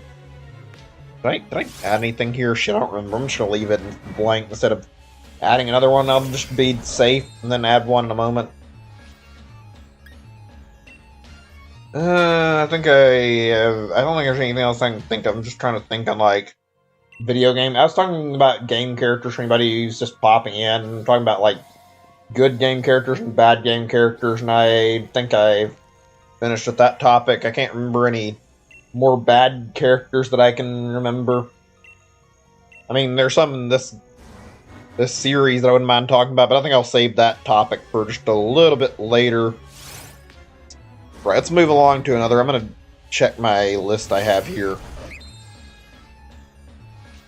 I think I know what I want to talk about. Just give me a second or two to find that I'm looking at. I'm going to make a note here while I'm doing this. Give me a second.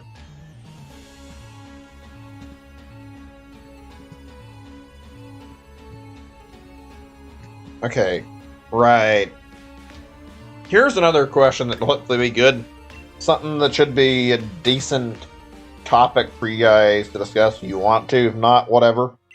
What's the best video game revival you guys have seen? Like, best series revival where seeing dev take and revitalize something, whether it be an old dev or a new dev. I think in some cases you'll see devs, like the same devs that made the game, take like a brand new take to a series, and it's pretty good. I'm trying to think on a lot of these where there's been some that have been, like, really good. Not a lot that come to mind immediately. I mean, there's some I can think of. I'd say Kid Icarus is a really good example of reboot that was done really well. Kid Icarus Uprising was actually really great, in my opinion. If I'm being honest, though, kind of hard to call it a proper reboot, considering Kid Icarus Uprising ended up only being one game, and then they didn't make another Kid Icarus game, so... yeah, unless they do something with it, it's not really a reboot. I can't think of another instance where they've done anything with it, and I don't think they have. They just put them in Smash Bros. That's one good thing about Smash Bros. It gives characters that otherwise wouldn't have a little bit of relevancy, but still. I think I still mentioned before I would like to see Duck Hunt get a reboot. I'd love to see what it all could be done with, like, modern take on Duck Hunt, maybe make it so it's got minigame structure and you get to play around shooting ducks, shooting cans, whatever. Stuff like that'd be pretty neat for a modern Duck Hunt, in my opinion. I bet you PETA would be the first ones to get on their asses about making a Duck Hunt game, though, and having it shoot ducks. They're quick to criticize anything in a video game, despite fucking real problems like animal abuse being out there, and they don't fucking do anything except keep their mouth shut and talk about whatever is convenient for them. They won't mention actual animal abuse, but when there's a Tanuki suit in Mario, oh no, PETA's gonna raise fucking hell. Same for fucking in Pokemon stuff, like they were making fun of Black and White in the day and making a joke about that, and they made that dumb Black and Blue thing. PETA just is fucking lame. I mean, frankly, I don't care. I haven't heard anything from PETA in a long time, so I mean, don't really give a shit about whether or not PETA has anything to say, so, eh. Also, that 1528 somebody predicted is coming up relatively soon. I don't expect we're going to see anything by that point, but I mean, we'll see. Maybe there'll be something. That'd be pretty neat. I certainly wish I could get it right now, actually. I'd be very happy, to say the least. Too bad the shiny is not the most amazing either. It's kind of just... I mean, it's not terrible, but it's not great. I feel like it's not super noticeable. If I had to pick between these two, like Regidrago, and see, I say Lecky and Drago, I'd say Lecky has a more pretty shiny, in my opinion, that's more noticeable, but that's just my 2 cents. It depends on who you ask. I think it's easier to notice, like, the bands, in my opinion, whereas these, like, dragon claws, or whatever you want to call them, I'm not sure what the right word is. If it gets the dragon head, it's like the mandibles, like, that's not as noticeable in my opinion. I feel like it takes a little bit of a glance to actually tell that it's shiny at first. And I have yet to get anything out of this. Also, I think I got 2 encounters from 1528 where somebody was predicting. Where was I anyway? I was talking about something and I got a little sidetracked. I can't remember.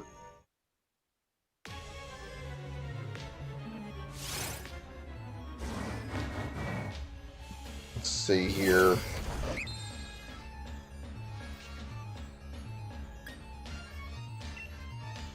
God damn, why do I have to forget this from? I'm trying to talk about something important.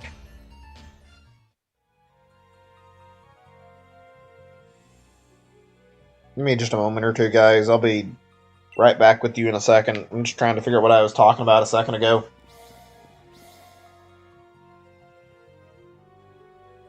I hate when I have this problem. I don't know anybody else who has this problem. I'm just really... What's the right word? I feel like I have, like, short attention span sometimes, honestly.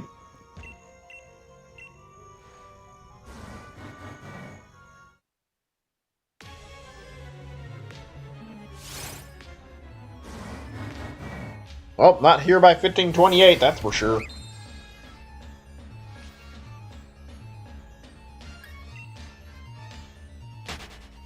Let's see. Hey! I'm not sure. Give me a second or two. Alright, game revival. Sorry, I got sidetracked. I couldn't remember what I had been mentioning. Right, okay, I think we're good now. Right.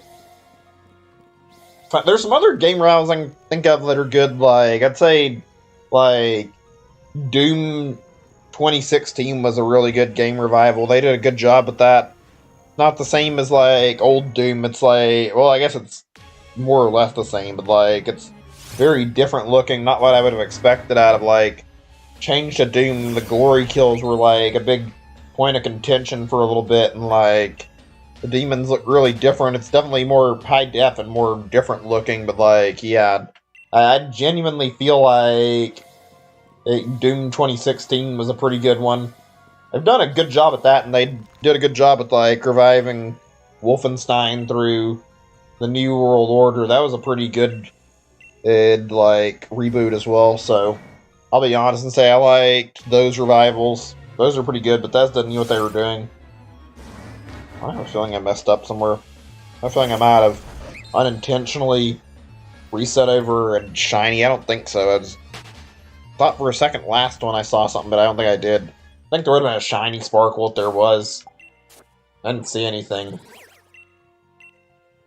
I didn't see anything. I was right. Throat's still acting up. I'm sorry. I'm trying my best to stop it from being a problem. Anyway. Right, let's talk about more stuff. Let's see. Oh, we're talking about game revival still, so I can continue going on about that. I know System Shock got one before, and, like, same with, like, Prey. If you guys played those, I've had a lot of interest in checking out Prey. It looks good. It looks really good. Certainly something that might be worth checking out. I think it's like an EA, or was it Activision? I don't remember. I think EA, but it's like remaking it. I'd be interested in checking into the Prey remake and see if I actually like it or not. I never played it. I missed out on a lot of old games, so checking out reboots or remakes of them wouldn't be a bad idea. Certainly nice to see a developer make their old game and give it a reboot and, like, see how it does. System Shock is an interesting one. I'm not big on horror games, so I'm not sure if I have interest in playing System Shock or not. I mean, I know they remade it. I don't know if that remake's done. I just remember hearing about it a long time back, and don't know if they actually finished it. I feel like I would like to see it, even though I'm not sure if I can handle it. I feel like with horror games in particular, I'm really, really bad, so I don't know. System Shock is creepy. The aliens and, like, the enemies in that game are disturbing, to say the least, and I don't like their designs. I don't like the way they talk to the player very much. I really, really don't love, like, a lot of things about some of the aspects of that game. I like the perk system. That's kind of cool how they give you, like, an option to pick your, like, perks you get and, like, what kind of job you get in the game. That's pretty neat. Seeing, like, how you can do that kind of stuff. Also, you get, like, a bit of puzzle stuff, and it's kind of got, like, puzzle inventory, sort of like how RE4 did. It looks interesting. The game feels kind of clunky. I think I played it on my computer once, and I want to play it, but at the same time, I also don't. I don't know. I wouldn't mind doing that as a one-off, actually, if nothing else. Like, when I get done with the shiny hunting I'm on and, like, some other stuff, maybe I would consider going and playing either the original or maybe the reboot and seeing how it plays on my computer. See if I can handle streaming it. It'd certainly be interesting and maybe worth the trouble. I don't know. I'd like to check it out, at least, see if it's good. Whether or not you guys would enjoy it, I have no fucking clue, but I mean, I'd certainly feel like it'd be a fun waste of time if nothing else. I'm not good with horror games. That doesn't mean I wouldn't enjoy trying, seeing if I liked it. Oh man, are we just never going to get this shiny to pop up? I feel like we've been sitting here for ages and hours and we're just not seeing any results at all. I've been pushing and pushing and pushing at this without any results. Just let me have my shiny. God damn. Do I have to really fight this hard for Regidrago?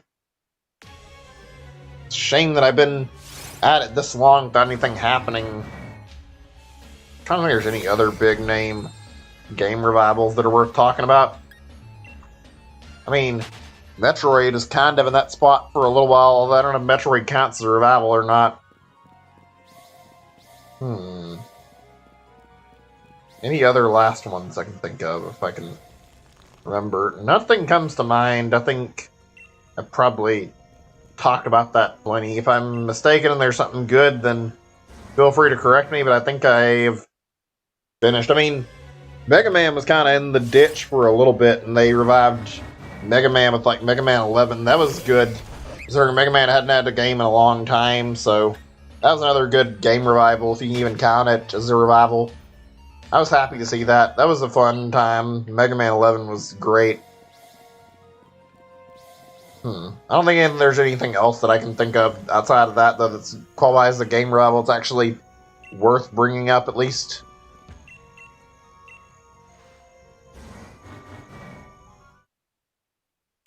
Yeah, there's nothing else that comes to my mind right away. Alright, let me see what I want to talk about otherwise for stream topic. I'll see if there's anything good. If not, not a big deal. We need to get this shiny soon, though. The fact that I have dealt with, like... Well, actually, yeah, I'd say, like, dealt with this kind of problem for the second year is annoying. Like, I had that similar experience last year. Anybody isn't aware, went through shiny hunting Applin last year, and good God, that was fucking awful how long that took. This is already looking like it might potentially contest Applin for how long the shiny hunt could take. Whether or not it actually will, I have no idea, but God damn, do I hope it doesn't. I want this to end soon. I really, really do. I don't want to waste more and more time until I never get anything. I'd rather get this over with and be done. I wish the shiny would pop up already. I guess now, even though it's not intentional, this has kind of turned into an almost tradition to do a shiny hunt at Christmas time. Seems like, well, around Christmas time at least. Unfortunately, it's not looking great at the moment, and last year's was not great either. Especially considering that I spent until January before I was able to get my Applin shiny. That was miserable. Really miserable. Those two hunts have something in common, actually. Shiny Applin took over shiny odds. This is also taking over shiny odds. It's not necessarily guaranteed to keep taking over shiny odds, but still. The worst part of the shiny Applin hunt is the fact that it went into fucking well past, like, shiny odds without charm. But I mean, I was doing all the shiny hunting right, so I'd only have like 1 in a 680 or something, and God knows it took way longer than that until like 4,500, or say 4,000, 5,000 encounters or something, and it's ridiculous it took me that long to get the shiny. It took fucking forever. I think this is another one. I'm trying to keep a close eye on how many I've encountered. Hopefully this one will end before that time, then we won't have to deal with fucking potentially not getting a shiny. That'd be fucking lame if we have to do all this, go through all these processes, and sit here wasting time on this only to get nothing. I'd be devastated to find that I wouldn't get a shiny if I had to go through fucking, like, a whole month's worth of work without seeing a Regidrago. I really want this thing to pop up. Am I going to be stuck on this for, like, weeks on end? Am I going to be one of the unlucky bastards who has to deal with fucking... and goddamn... say... she had unlucky bastards have to deal with fucking 10,000-ish encounters on this? I don't want to fucking deal with that. I don't want to have to be put into the 10,000s. I was going to do all 6 Regis. Now the thought of doing it and going through that pain for every Reggie is, like, actually making me scared if I have to put up with that, possibly. I would lose my mind doing that. Hope that's not what's going to happen. I really do. If I have to go through that, I'm going to cry a little bit. Hopefully we'll get it before 2,000. So stay positive. I'm going to try and not think about possibility of this dipping into 10,000s. Gotta stay positive because we're still early in the shiny hunt. The fact that it's over odds has me annoyed, though. Okay, give me a second or two. I was going to talk about other stuff, and I got distracted about how much I was hating this shiny hunt not going very well, so let me take a moment to think here.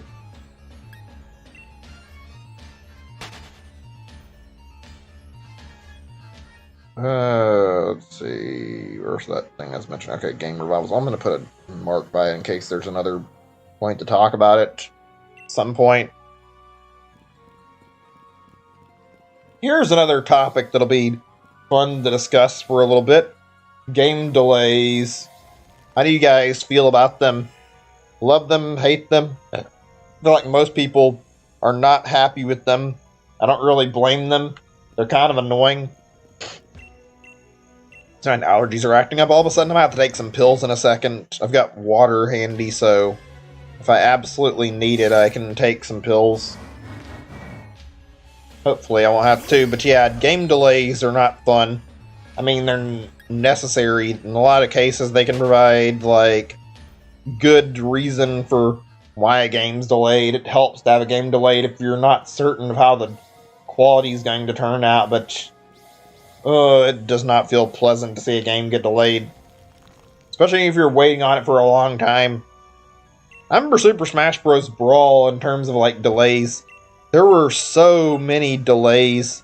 It got delayed multiple times, and took forever to come out. It was like, what? I mean, I think it's 2008, maybe 2009. I think it's 2009, I'm not certain if I remember correctly.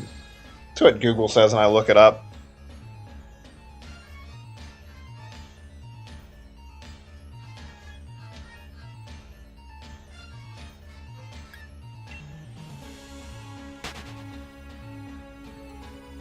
Okay, let's see. It released in... Oh, it was 2008. That's right, it was in March 2008. It felt like it was longer. Probably because the wait was like well over a year. Maybe it's because I was younger too. That was a hell of a time waiting on Smash. We waited and waited and waited and didn't have a release date for a while. Then we saw, I think, the first release date and it got delayed. And then after that, it ended up fucking getting delayed again, I'm pretty sure. Camera is like delayed twice or three times. I just remember at one point they fucking announced a release date of like it being out in like December or January or something, and they ended up failing to meet the release date, and then they mentioned we're sorry, like right on the release date they said they were going to have to delay it again until like another month or two. I think it was in February they wanted to release it, and then they mentioned like having to delay it. It's like, really? You keep us going and then you wait until the literal last day before the release date before you tell us that you gotta delay the game? It's like, could you have not said something sooner? I know like a lot of people made videos on game delays, and I kind of agree with like some of the stuff I've heard. Like, if you're not certain of the date, don't give a release date yet. I know consumers pressure people, but it's like, just fucking wait until you got something ready to show and ready to ship. Don't make us like all think something's coming just to break up the hype and then make us feel disappointed that, hey, there's nothing coming after all. We were all waiting and then it turns out that it wasn't actually too close to being ready. That's something that kind of sucks, honestly, is feeling like we've been waiting forever and ever and ever, and then we end up seeing another delay. I think the whole Cyberpunk 2077 thing, I mean, I think that's a natural comparison to make, is that, yeah, Cyberpunk got delayed and advertised a release date, and then they were acting like it was guaranteed, and then they delayed it, and everybody got angry with them, and frankly, the game is really buggy still, and could use quite a bit more work. It's like, yeah, maybe you should have put a little more time into doing this, and making certain that the game was ready and bug-free instead of trying to promise a release date you couldn't deliver on. I feel like that was a bad call. It's like, work on it, make sure you got the game good, it's golden, give us a release date, even if it's not that long off, and then just release it. Don't fucking tell us when you're not certain of how things are going to go. I mean, waiting until it's golden might not have been great, but it'd be better than trying to give us a release date while the game's filled with bugs.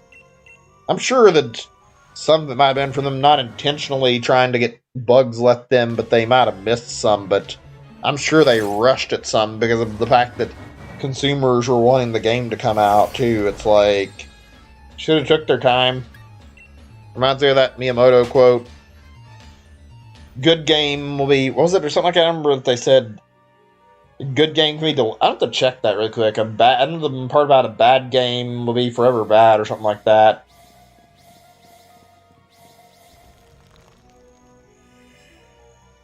I think it's something along the lines of the delayed game will be good. I don't remember the quote. Let's see. Oh yeah, as a bad game is bad for... What's the first part of the quote? There it is, yeah. A delayed game is eventually good, but a rushed game is forever bad. Right, there we go, that's it.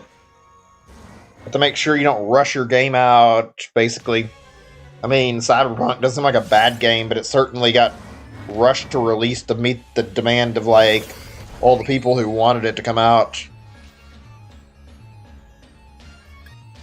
I don't know, whenever I watch it, I can't say I'm thrilled. It seems like the story is not the most interesting. It's alright, but it's kind of a plot line, in my opinion, and I don't feel like I love the open world in it. It's just not my cup of tea, I guess.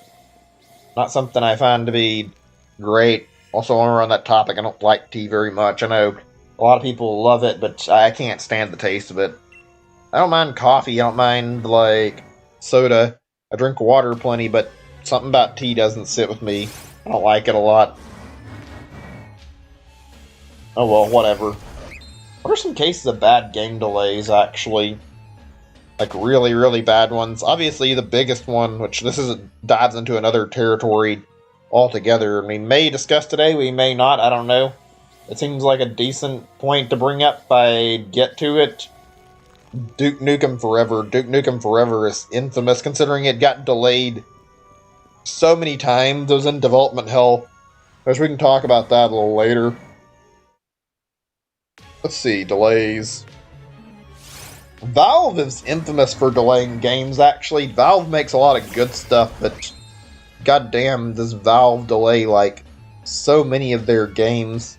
They always keep making a lot of good games, but Jesus, it's like they can't put a release date out there and make it for the life of them. I think one of the only times I can remember for sure, which I might be mistaken, I don't think Half-Life Alyx got delayed. I think that game actually met its initial release date, so props to Valve for being able to make the release date for that.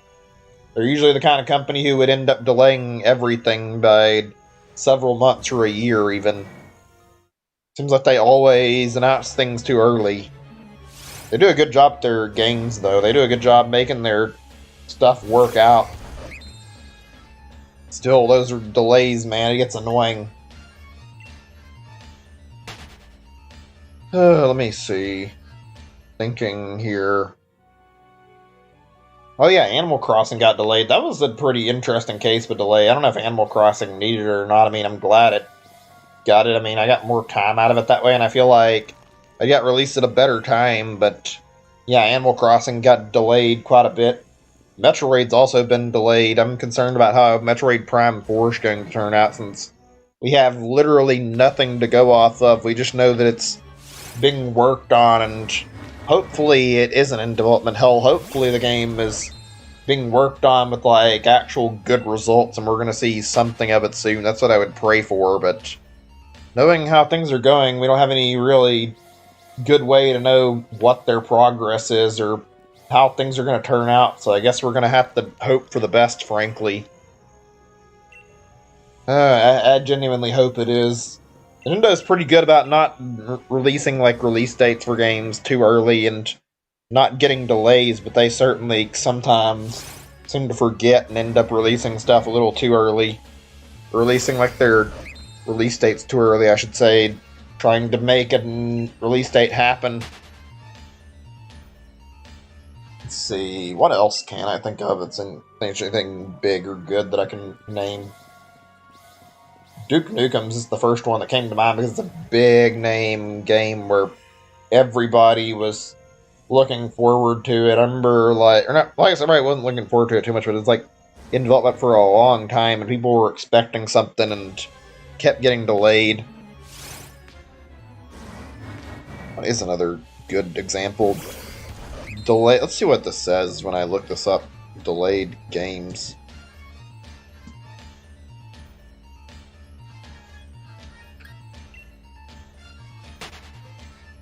Apparently, Deathloop was, and I remember Halo Infinite. I wonder how those are going to turn out. I don't know how good those games are. Far Cry 6 looks interesting, and apparently it got delayed. I was looking forward to that. I haven't played Far Cry in a while, but I like the look of Far Cry 6. Far Cry is pretty fun. Honestly, it depends on how long the delay is. Nothing's work out. I'd say in most cases, yeah, delays are good because they help get games, like, quality assurance that they need and make sure the games play a lot better.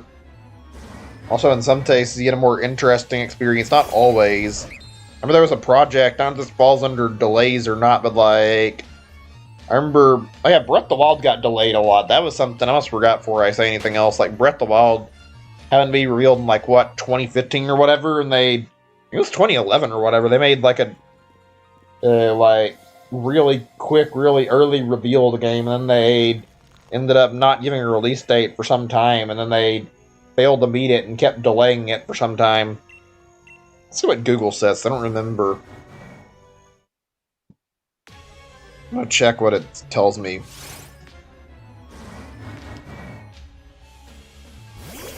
Whoops. Wild announced. 2013. I got the date wrong. I'm not surprised, though. So that's when it was announced. Yeah, it took fucking so long, and I think that was I think that was like the same time they announced it, on the same time they revealed them. I'm in 2014 or whatever. They had like a thing where they showed off like this little bit of the game. Okay, maybe I should change this so I can see what this says when I look it up. But yeah, 7 years, or not 7 years, I'm trying to say 7 years. 4 years. Had that little bit of, like a little snippet of footage over at E3, and then took several years more before they finally gave us Breath of the Wild.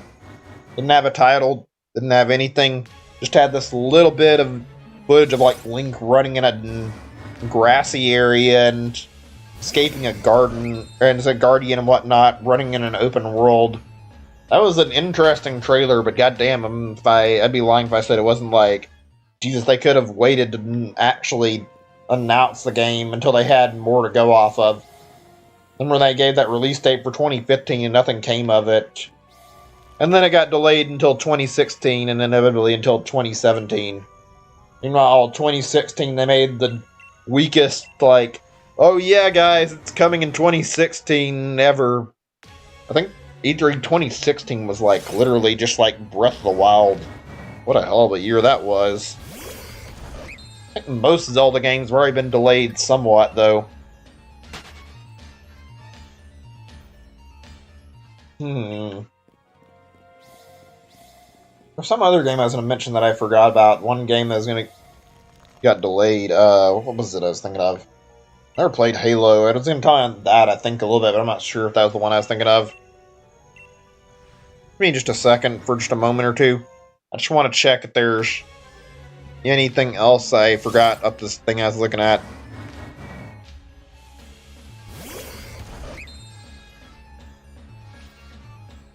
Also, yikes, we're still in the 1500s, fairly far in, without anything to go off of at all.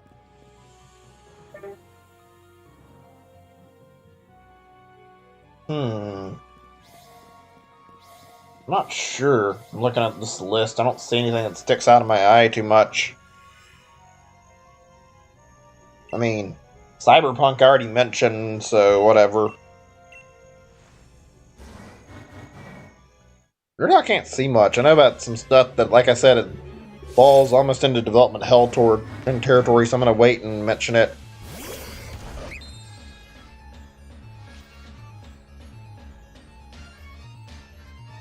I don't see anything. I'm going to have to make a moment to look, though, but see.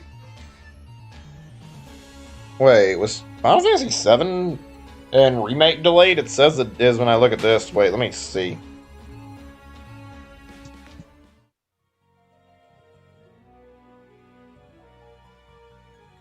Oh yeah, it was delayed, wasn't it? They didn't actually release anything, or it wasn't delayed, but they didn't give a release date. Like, that was something like they released it, and yeah, it was delayed a little bit, and they released it later than they planned to. Also, on the fact that, like, they didn't give a release date for a long time. That's another matter, too, is, like, games that get mentioned and, like, get a reveal, and then they don't end up getting any actual goddamn release date until, like, way later, so that's another fun topic to talk about. I think I'm done talking about game delays. The other thing I wanted to mention was games that are stuck in, like, development hell, which we'll go over development hell probably a little bit later, maybe today. I don't know if I'm going to talk about it today or not. I think I'm done on this topic. I'm going to just take it out of my list for right now. Okay, give me a second. Okay, my fingers are fucking numb as shit right now again, and I hate it. And it's really bad if this keeps happening. It's been like me doing like 4.5 hours or something. Maybe not 4.5, maybe it was less, but yeah, I've been going on, well, nearly 4.5 hours, and I'm getting finger numbing issues again. Great. Whatever, though, I'm gonna try my best to keep fucking trucking on regardless of the pain.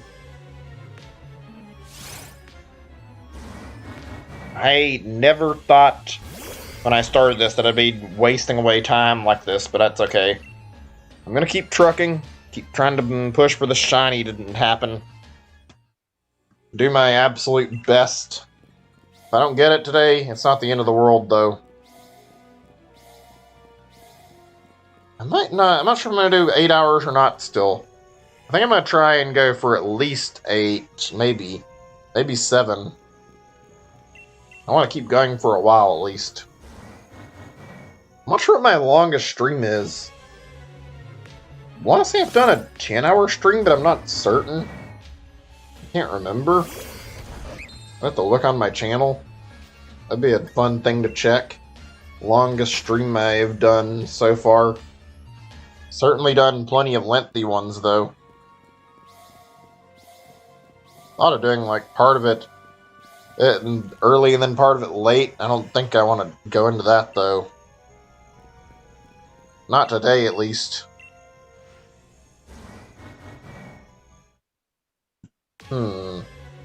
Yeah, give me a second or two. I think I know what I want to talk about for the moment, though. So, you guys prefer retro games or, like, modern games out of curiosity? I like both. I mean, I enjoy playing retro stuff, but I'm not really the type of person who goes out of my way to play retro. I know there's some people who only play retro and only care about retro games. I personally do not think that way. I don't really give a shit about it. I would rather play both retro and modern stuff. If I have the interest, I'll play a retro game. If I have the interest, I'll play modern. I mean, for the most part, I'd probably play more modern games than I do retro games, so frankly, yeah, I'll stick to playing mostly modern, sometimes retro. I get cravings when it comes to those kind of games. Like, some points I really want to play something old school and retro. Some points I just want to play whatever I've been playing. And I mean, most of the time I play modern stuff. Retro is just when I'm in the mood for it. There's a lot of good retro games. Usually it's like one specific game, but it's not always. I mean, sometimes it's fun to just boot up and play like a ton of older retro games. Let's see. I know, like, I think James Rolfe and... I'm not James Rolfe, actually, I'd be wrong with that, but like, I think Mike Matei is the kind of person who's very heavily the type who only really plays mostly retro. I don't see why people play only retro. It's like, I guess, but it's like a thing like YouTube, sure, but there's more stuff that's good to play than just playing older games. Not that there's anything wrong with playing older games, though. Just playing nothing but older games is a little weird. Also, it's interesting to like think about, where do you draw the line at retro? Do you draw it at stuff like N64 10, 20 years ago? Do you draw it at NES and SNES? I don't know. It's like, I feel like that line's getting any more blurred now that games are getting older and older. I think stuff that wouldn't be considered retro in the past is being like marked to something that you could consider retro now, considering how much time has passed. Oh man. Let's see. All my favorite stuff I played for retro games. Not sure what my favorites are. I played a lot. Nintendo makes a lot of stuff that I liked in terms of like the retro stuff. Like Star Tropics is really good. Ice Climber is something I didn't mind. I liked Mario 1 through 3 a lot. I didn't play World when I was younger, so I can't really comment on Mario World. Also like Zelda 1 a lot, so that's a good one. I like Yoshi's Island a whole lot. That's a good SNES game. Duck Hunt is fucking amazing. I love Duck Hunt. Good game. Mario Paint, another great game. Same with Super Mario Kart. That's another fantastic title. And let's see, what else is there? I don't care for Star Fox. I find Star Fox to be very bad for a SNES game, frankly. Star Fox 2 was pretty alright, in my opinion, though. So there's that. I love F-Zero as well. I saw that Castlevania's good. Mega Man's good. I would love Ninja Gaiden more if it wasn't for the bullshit difficulty, so almost. Too bad Ninja Gaiden is a little bit too fucking messed up in how hard it is sometimes. Like, I don't want to play a game that fucking takes pleasure in making me beat it by making it way too fucking hard. Where are we sitting at time-wise? About 4.5 hours. I wonder we're going to cap out for, like, how many encounters we get today. I wanted to do 2,000, but I don't know. For 8 hours, I don't think I'm going to make 2,000, actually, even if I keep pushing. I'm looking at my time limit I've done right now.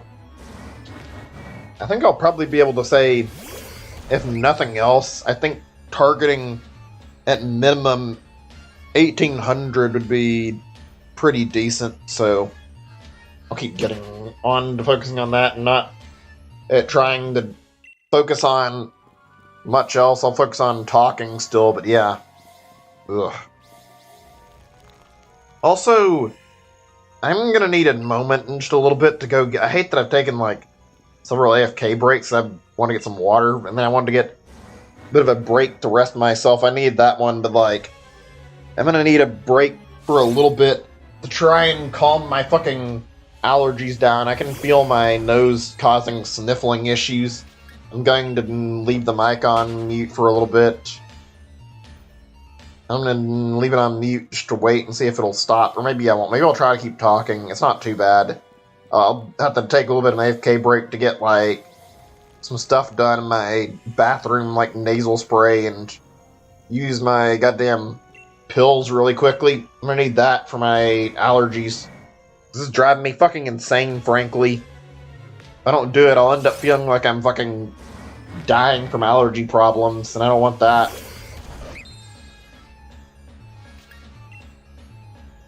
Let me get some water if it's not... Hopefully not gotten too hot right now to drink. Give me a second or two. I guess still cold, good.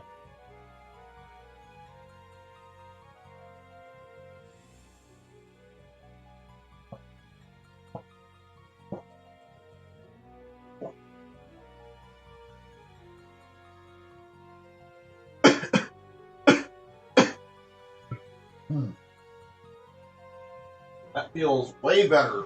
Okay, there we go. Way better. Ugh, fuck.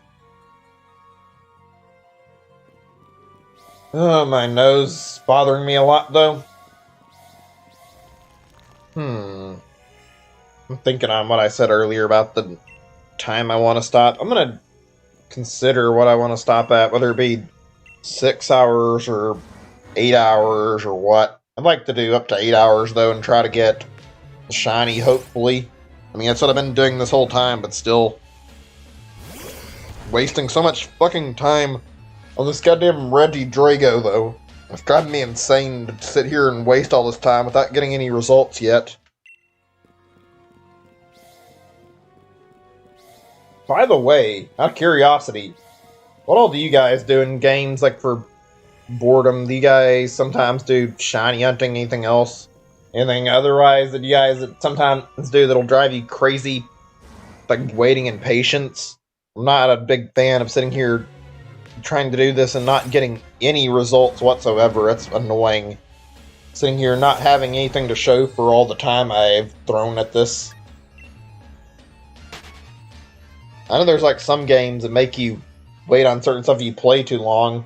On Bowser's Inside Story, there was like a moment where you had to forcibly wait on like a 15-minute break. That was a weird situation. It wasn't bad. I remember Nintendo back in the day, unlike Wii and... say back in the day, it wasn't that long ago. Yeah, for Wii and DS, they would like put up stuff where they'd try to persistently encourage you to take a break while you're playing a game, and it's like, no, just stop. Leave me alone. I'm playing a game. I don't want to be bothered about whether or not I'm taking a break. I'd rather worry about taking a break when I'm done playing the game. Badgering me to take a break while I'm in the middle of it and then sitting there playing is only going to make me frustrated the more you keep shoving it in my face, game. I can imagine that's in most of the Wii games I've played. I'm not actually certain how many games had that. It was annoying, though. It was really annoying. There were a lot of things back in that point that I remember that were irritating, though. Like Super Guide. Ugh. There's a lot of headache features that were in games back in that point. And it's not like, what, 10 years ago or 15 maybe. Feels weird referencing the Wii like it was a long time ago. Really weird, actually. So it wasn't. But it was quite some time still, so... Let me see what else I want to talk about really fast. See if there's anything good I want to bring up.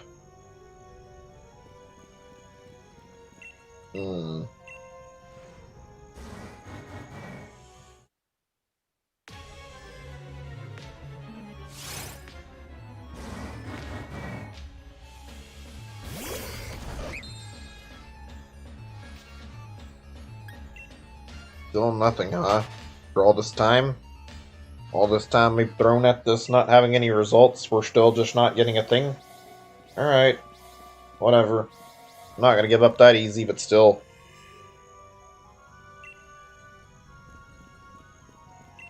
Anyway, whatever. Let's continue playing. Shit, what was I gonna mention? I just had something on my mind. Oh yeah, difficulty in games. Sorry if I got a little bit spaced out there and ended up, like, not thinking for a second and losing track of what I was talking about. How do you guys like to play games? Do you guys like to play with, like, hard mode? Do you guys like to play on easy? I'm curious. Do you guys prefer a challenge, or do you guys like a simple game and you like to breeze through? I think it depends for me on what game I'm playing. Some games I like to have that challenge and like it really easy. Other games I prefer to have it really, really hard and to give myself a challenge. It really depends on what I'm playing. I don't prefer to have hard games usually, though.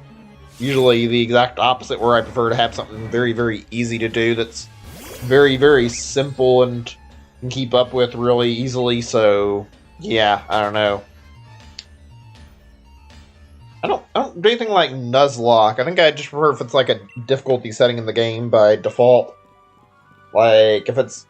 Sometimes if it's the hardest difficulty, I enjoy playing it. If it's a series I'm familiar with. Other times I'll go for an easier setting, just because why not? I prefer to do, like, normal mode or whatever in most cases. If the game's too hard, I don't have any problem lowering it all the way to easy, though, just to save myself some fucking headache and not have to deal with, like, too much bullshit. Nobody wants to be the type of... Or it's nice to deal with the game that's, like, way too hard for no good reason. That's never fun, putting up with the hard games that are just unsatisfying to play, frankly. I never will miss playing brutally hard games, especially when it comes to older, modern games. It's not a good time, in my opinion. I don't know.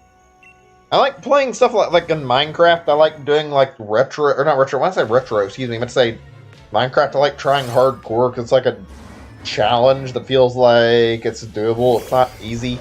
I'm not very great at Minecraft, so I've never been able to beat it, but I mean, it'd be something I'd like to do one day. I do enjoy the idea of sitting there trying to beat the game without dying once. Just an interesting challenge.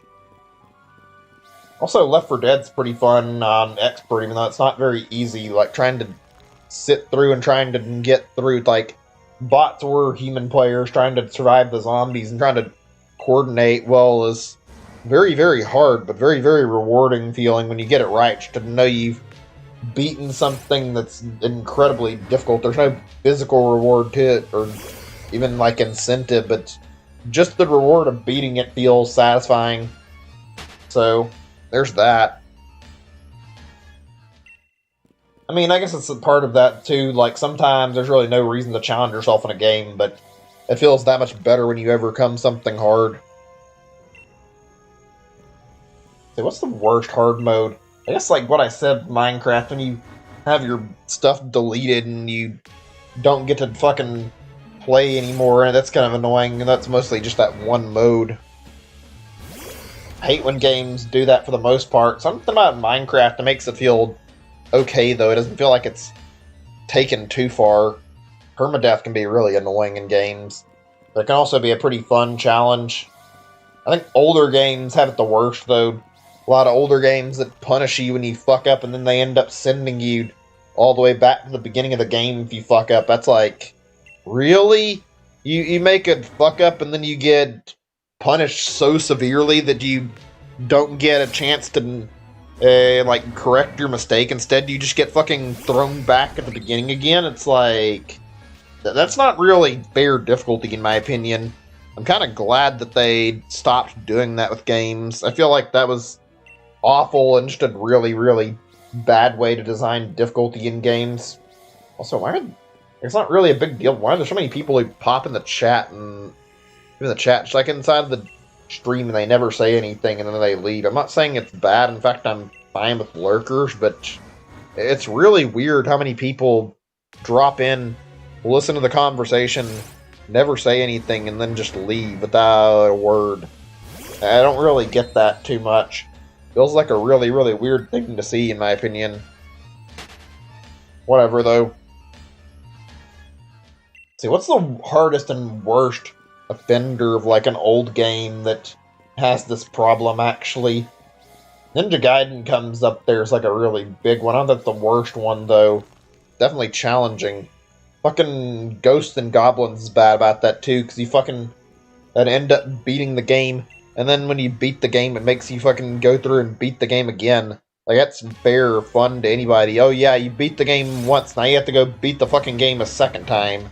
Like, that's fucking cool at all. Let's see. I think Mario is always one of those games I hated playing, like the original Mario 1. Sometimes to an extent, not really, but like sometimes Mario 2, just because the fact it's like, yeah, I don't want to restart when I lose everything. I would rather have the option to sit down and play, and then if I die, then I keep playing. I won't miss that from retro games ever. Fucking, that's probably the best thing that's happened to games, is taking away the ability to have to go back to the beginning of the game if you fuck up or something along those lines. I'll never miss that at all. Let's see, what's the hardest modern games I can think of? Like, bullshit difficulty, or really just difficulty that's too challenging in a lot of cases. I hear Wolfenstein and Doom get really fucking hard, especially Doom Eternal if you play on max difficulty setting. Never played them on max difficulty setting. I haven't played Doom Eternal yet at all, so I don't know how that goes. Give me a second, I'm just thinking. I know Dark Souls is infamous for being fucking ridiculously hard. Maybe one day I'll play that. I've had interest in picking up Sekiro. Or maybe picking up, like, something else like Bloodborne if I get a PS4, so who knows. I have interest in quite a lot of games, though, so I don't know if I'm going to ever get any of those.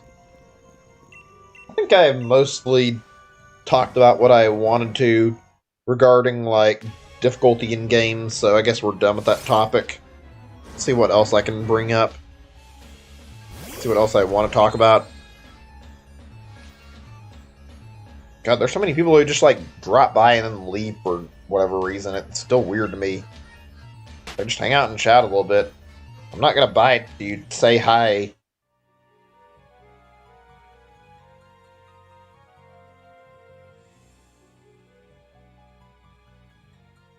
Give me a moment or two. I'm just looking at stuff right now. Okay, I got something to talk about for a little bit. How do you guys feel about memes, out of curiosity? You guys like looking at memes? You guys not curious? I know there's a lot of different opinions about it. I personally find myself looking at memes, I guess, fairly frequently. I don't know how frequently I'd say. I browse them pretty much every year, and I like to see what kind of new stuff pops up as dumb memes. I feel like that's a tradition every year. Check out what's new, see what comes up.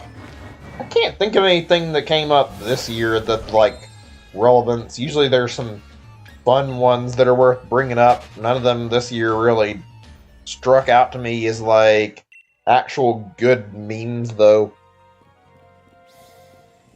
If I can think of any that were good, like, let's see. I think 2019 did have some decent ones.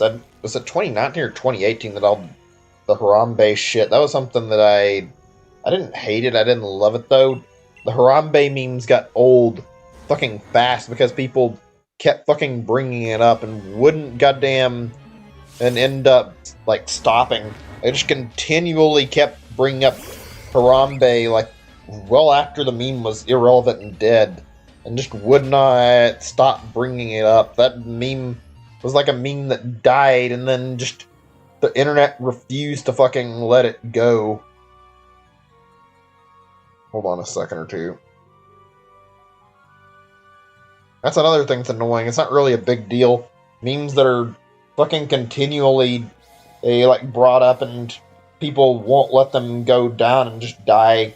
Reminds me of that damn Daniel thing that was like brought up. I don't even know how long ago that was. This was a long time back on like I Hate Everything. I remember seeing it and it's like, yeah, I feel bad for that kid. It's like your whole fucking life is going to revolve around a meme because of the fact that people wouldn't stop fucking saying it. It's like that probably ends up making it hard to get a job.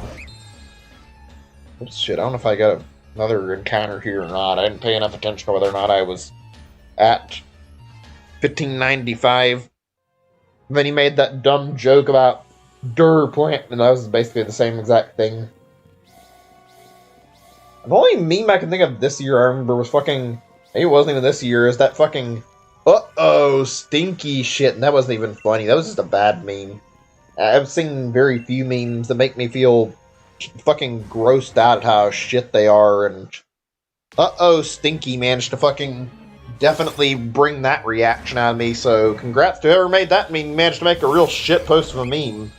One that I don't think anybody actually looks highly at and thinks, yeah, this was a quality meme that was made in whatever year it was made in, and I think it was a 2020 meme, but I'm not certain. I remember the Dame shit with like Yakuza got kind of popular this year. That was actually a decent meme. Seeing like characters use deep fake and sing Bakamatai, that was funny. That was one I enjoy. Really goofy meme. I like that one.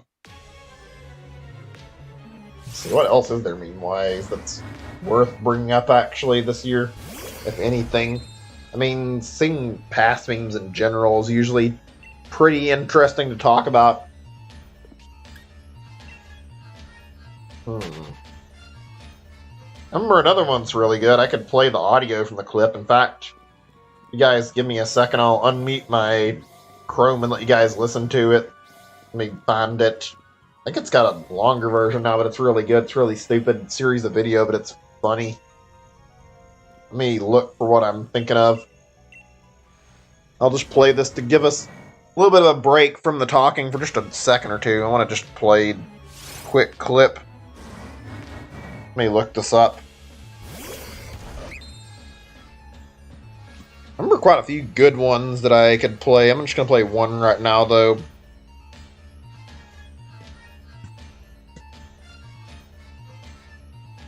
There it is. Just a second. Let me unmute my things. I have it muted for the sake of not having any audio issues on the stream. Let me get my runaway first. There we go. Raise this up a little bit too. If I need to raise it to max, I will. What the fuck is that? I'll just put it at maximum volume. Hey, it's a lot better if you see it. It's like a really weird looking cat. It's funny. Really funny. Stupid. Ma! Yo, there's a stray cat outside. I don't want it starting a fight with Lucy. Lucy, it's okay. It's okay, Lucy. Don't worry about it. Ma! Ma, there's a weird fucking stray cat outside. It looks... I fucking love this clip. Like it's so stupid. Hey, get the fuck out of here. I don't even know if that's a fucking cat. Blink, motherfucker. I love this stupid clip. Blink, motherfucker. Oh, God. Ma! Put the dogs away. There's something in the backyard. This clip. Ma, put the fucking dogs away. There's something in the backyard.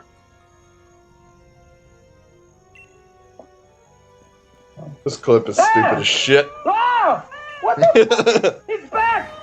Oh! Ma! Call the fucking cops!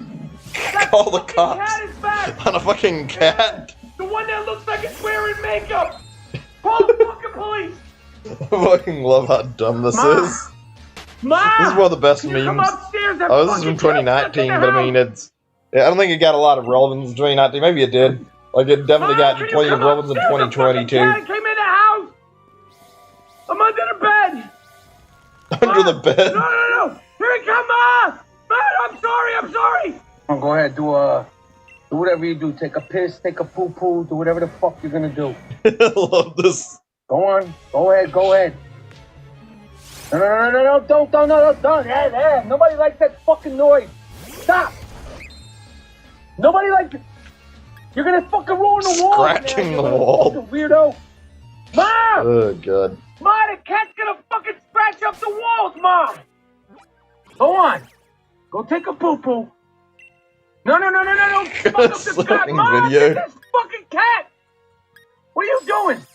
Come on, go take a piss or something. Okay, back to what I was doing. Drive me fucking Get a little crazy distracted for a second. Ma, don't look at me like that. This is how I gotta fucking wake up. You creep cocksucker. This video. I don't want you outside my fucking door when I wake up. I don't know why the fuck you're still wearing a Santa Claus outfit. Christmas was a fucking week ago. And when I tell my mom, I don't want everyone saying weird considering what time we are right now in the year. Blink, motherfucker, make a move. Mom, why is it outside my door, Mom? I just fucking woke up. Mom, the cat's outside my fucking door. Yo, stay in the bag. Yo, get the fuck back in that bag, you That cat's face. motherfucker. Ma, you gotta keep your cat in the bag. You're gonna get us kicked off. Mom, the cat's out of the bag, Ma. You're gonna get us kicked off the train, Ma. Put that fucking thing back in the bag, please, Ma. Fucking video. Oh my god. It's like a whole compilation, and I didn't know that was a thing until after, like, I don't know how long ago I found out about that. The original video was already funny enough, though, and it fucking surfaced on the internet. Ma, there's a weird cat outside! It looks like Grandma! I fucking love that. Oh, God. Fucking one of my favorite stupid memes I bumped into. Fucking good shit, honestly. Funnier than it had any right to be. Oh, God. I fucking love that clip. It's stupid as shit. Oh, man. I just enjoy seeing dumb memes like that. I don't know why. There's something about watching that kind of stuff that makes it a lot funnier. Makes things a little more enjoyable to hear stupid memes like that, too. That one's not the only one that I'd say is good. That's the only one I'm going to let you guys listen to right now, because I don't want to make stream all about that, and also I don't want to keep my... I don't want to have to, like, try to get my stuff ready for showing the YouTube videos right now. I haven't really got my OBS set up for doing it, so can't really do that. If I had it set up, I would.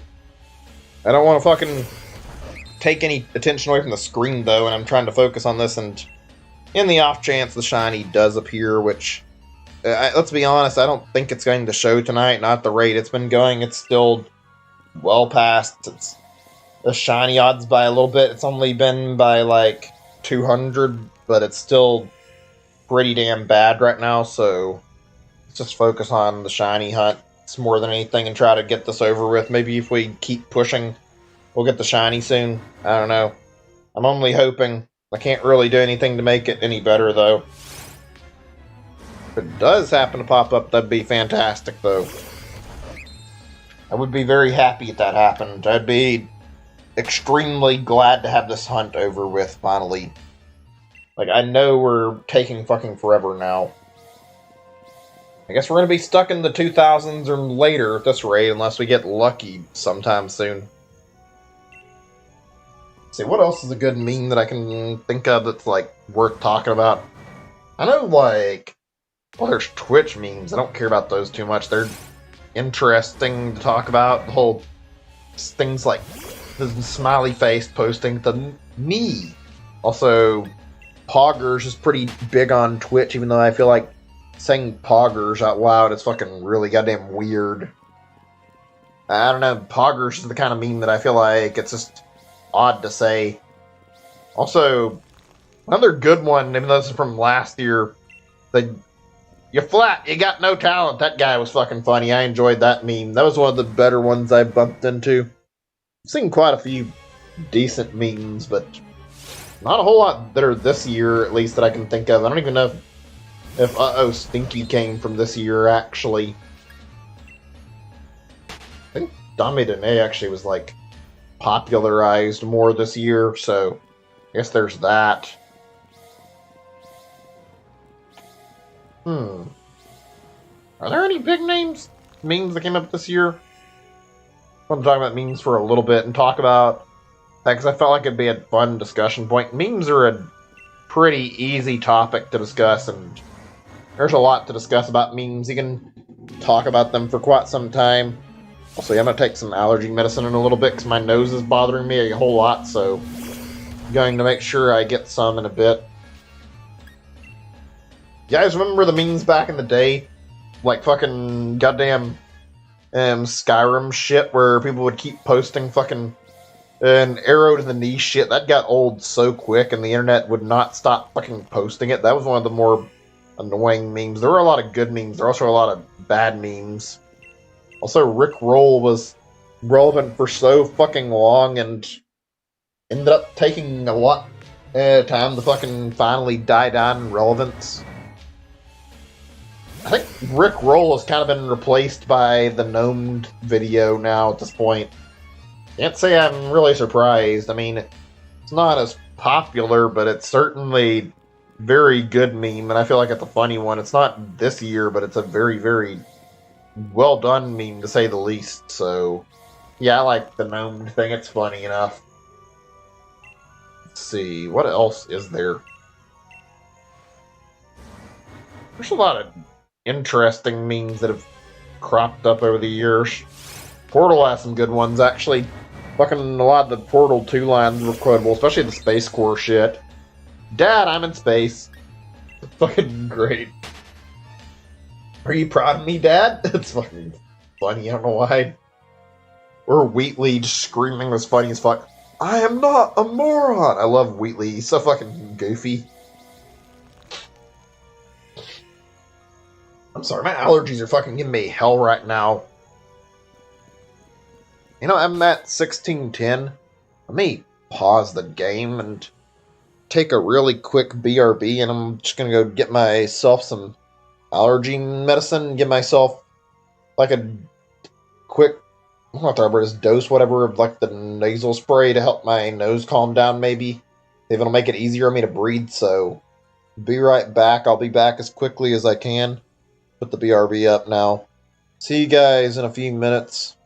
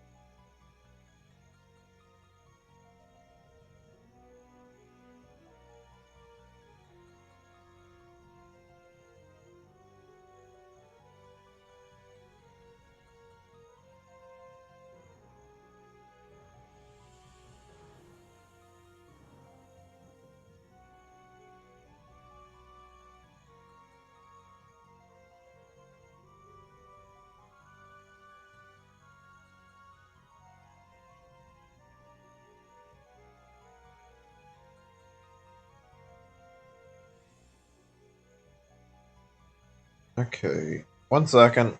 I think I'm good. Give me just a moment. I don't know where I set my glasses, though. Give me a moment or two to figure out what the fuck I'm doing. I shouldn't need this long. I needed to take a short AFK break. I got my allergy spray and took some pills. It's not perfect. It's not working immediately, but I mean, now that I've taken some medicine, hopefully my allergies will calm the hell down and we can actually continue playing without issue. So let's just hope that things are much easier on me and I can breathe and play the game at a fucking normal rate. Oh, great. Now I'm getting an issue, according to YouTube, about the bitrate being low, although it seems to have backed off really quickly. I'm going to be annoyed if this thing starts fucking badgering me about my bitrate all over again. I'd rather not have to deal with the idea of YouTube fucking insisting that my bitrate won't work for the stream. And I've been streaming for so long and there's not been any problem yet. It's like, no, don't even start with that shit, YouTube. Me fucking be. Don't bother me about my bitrate. I'm sure it's fine. I don't need to be told that I need to change my bitrate. It's been working out for me well enough already. Okay, there we go. Up the counter again. Let me see, where were we on topics? I don't remember. Talking about memes, I think. See, I'm trying to think if there's any more I want to talk about, any good ones. I don't know if there's any others that are, like, really big stuff that I want to talk about. I like stuff from, like, TF2. I like some of the Valve stuff. They made some pretty funny memes. There's some stuff that's good there, but I can't think if there's any other great memes that are worth discussing right now. I don't know. If there's any other big ones that I remember that I really loved recently, or even any that are not that recent, just things that I don't remember. I guess not. I can't remember any others. If I had more that I could think of, I would mention it. Otherwise, I mean, there's some good stuff. They're not good stuff. I remember something like people being like, "Oh, X isn't real," and it's like the character just like mentioned like it's like a showing in the picture or whatever. It was a dumb meme that wasn't very funny. It was a stupid meme. That's the problem with memes. You can see some really good ones, some really bad ones. Hard to find ones objectively good. Also, fucking shit like, what was it? The whole nobody thing wasn't funny either. That meme was just kind of stupid and didn't really serve any purpose, frankly. Anything else I forgot about that's decent, that's worth bringing up in terms of memes? I don't think there is, though. I think I'm pretty much dumb meme talk. Only other one I can think of is like the whole, are you winning, son? That one's silly and really easy to understand. It's just like a goofy meme. It's like, relates to parents that don't understand video games, I'd say. So, that's a nice one. It's kind of wholesome, pretty simple, very, very nice meme without anything that overcomplicates it. I feel like that's a good meme that doesn't have anything bad about it. I think that's enough meme discussion. I think we've talked about memes plenty. I can't think of any others that are worth bringing up at this exact moment, so I think we've did plenty of talk. Oh yeah, there is one more I'll mention, one that I found that I remembered from like some time ago.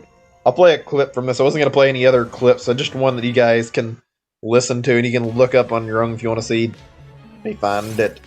It's a clip from like thing, and it's called Wario. It's not like Wario dies in a car crash or something. It's really fucking funny. It's a lot stupider and a lot funnier than you would think it is. It might not sound funny, but the whole premise of it's like way too funny than it. It's so much more funny than it should be. Yeah, let me see this really quickly. Here we go. I found like a clip of this. Give me a second or two. This is a really dumb meme. It's really funny though. Wait, I have my thing on mute. Give me a second to unmute it so you guys can hear this. Whoops, let me rewind that. There we go.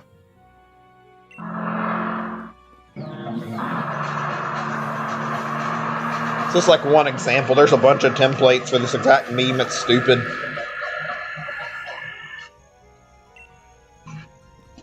Oh my God!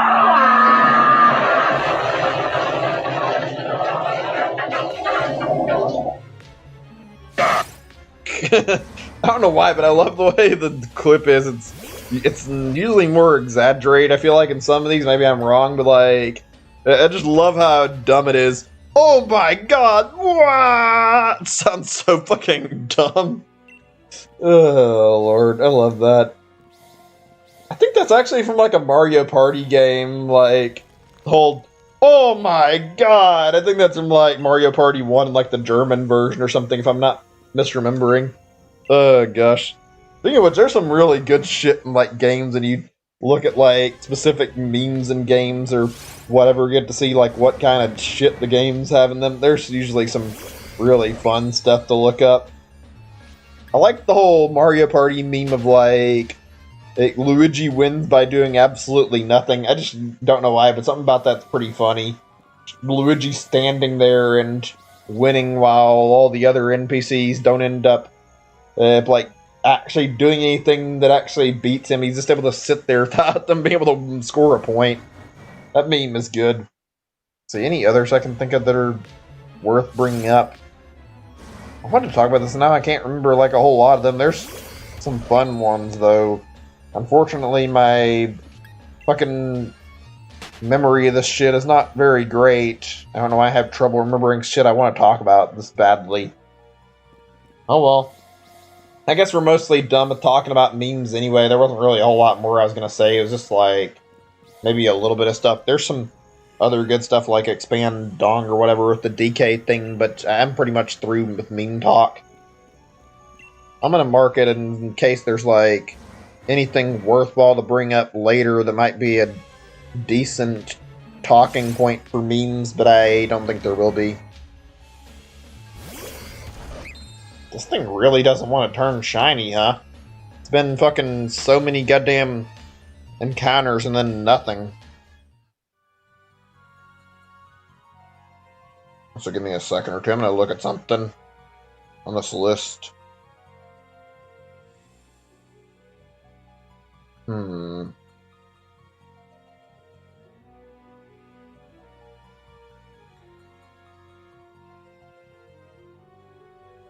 Okay, here's another thing that's good. What's a really bad segment in games, in your guys' opinion? What's something you don't really like to see in games? Just something that's unfun you wish devs would stop doing with games? I personally, like, I feel like there's a lot of things that I'm glad are gone. Like I mentioned, lives in games and like game overs. I think I used to not really see like, it's not the right word. Like I used to think that lives in games weren't really a big deal, but I kind of agree now that they're like, yeah, it's like, it's better they're gone, frankly. Also, on top of that, like, game overs were just kind of annoying. Got in the way, die for no good reason, then have to restart the whole game. That was fucking irritating, frankly. I didn't like that feature of games whatsoever. That's something that I'm glad is gone.